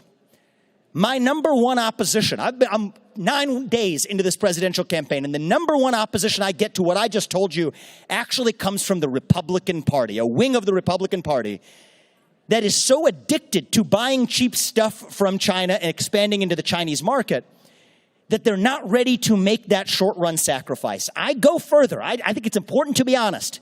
If we want to declare independence from China, that means we got to be willing to ban most U.S. businesses from doing business in China until the CCP falls or until the CCP radically reforms itself. Because there is no easy way out other than taking that Band-Aid and ripping it right off. I'm sorry, Henry Kissinger, we're done with your experiment in America. It is the only way out. We got to start thinking on the time scales of history, not the time scales of electoral cycles. We don't need Chamberlain. We need a little bit of Churchill in this country. And you know what? If you're willing to make a sacrifice, the chances are you'll never have to make it because the other side will fall first. And you can be willing to make a sacrifice if you know what you are sacrificing for. And that is this thing we call America. Our inner animal spirit, it has been domesticated. It has been tamed by this new culture that embraces victimhood and rejects excellence. Our inner animal, it has leapt oceans to lift up places like China on the other side of the world, while their culture of Maoist victimhood came back to hold us down. I'll tell you this, when we rallied behind the cry to make America great again, we did not just hunger for a single man. We hungered for the unapologetic pursuit of excellence. That is what it means to be an American. Thank you. Now, I'm going to do something tonight. I want to address I love the boisterous sides. I want to address it actually directly. I believe in free speech. Free speech is what it means to be American. So even if you disagree with us saying, stand up and say it because you deserve to. This is the country we live in for a reason. Let me address it right away. Okay, you're going to hear tomorrow night from my good friend, Donald Trump, a man who I took inspiration from to do what I am doing now. If he hadn't done what he did in 2015 and 2016 as an outsider to came and shake up the system, I wouldn't have even thought about doing what I'm doing today and running for president. That's just a fact, okay? Now, next 6 months, it's possible as this goes, we'll get a little bit of name calling, and you know what? That's part of, locker room talk, a little bit of trash talk on the court. Got to have some fun and handle it, but I think if you can't handle a little bit of name calling in this or have some fun, you probably shouldn't be the person sitting across the table representing this country in front of Xi Jinping either. But I will tell you something about my friend. He is misunderstood across this country. I know him. He cares deeply about national unity. I know you care deeply about national unity. I'm running for president because I care deeply about national unity. But here's the question. This is the question for the next year and a half in the conservative movement, in the Republican Party, and in America. Do we want a national divorce, or do we want a national revival? It's not going to happen automatically. Whatever it is going to be what we choose it to be.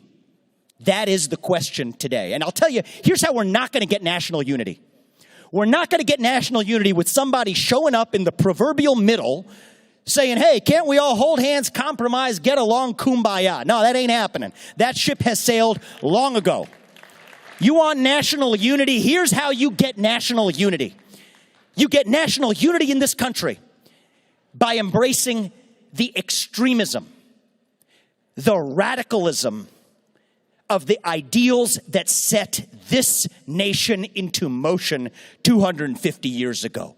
Merit, free speech, open debate, self-governance over aristocracy. These are radical ideas. Most of human history, it was done the other way. Old world Europe didn't do it this way. We did it this way for a reason, because we're different. We're Americans. And if we embrace that, that is our formula to actually deliver, I think, the most unifying thing we could deliver for the country in 2024, and it's this. Don't believe it when they tell you it's about Republicans and Democrats. Artificial distinctions. What really matters in this country is a battle between the managerial class and the everyday citizen, between the Great Reset and the Great Uprising, between the pro-American movement, do you believe in this country and are you willing to stand for it, or the anti-American movement, which apologizes what this country stands for. And here's the good news I have for you. When you divide it up that way, instead of Republicans and Democrats, you got an 80-20 in our favor. And you know what's happened in 2024? You mark my words, I predict a 1980-style, 1984-style landslide election in this country if we get it right. That is the single most unifying thing we could deliver for our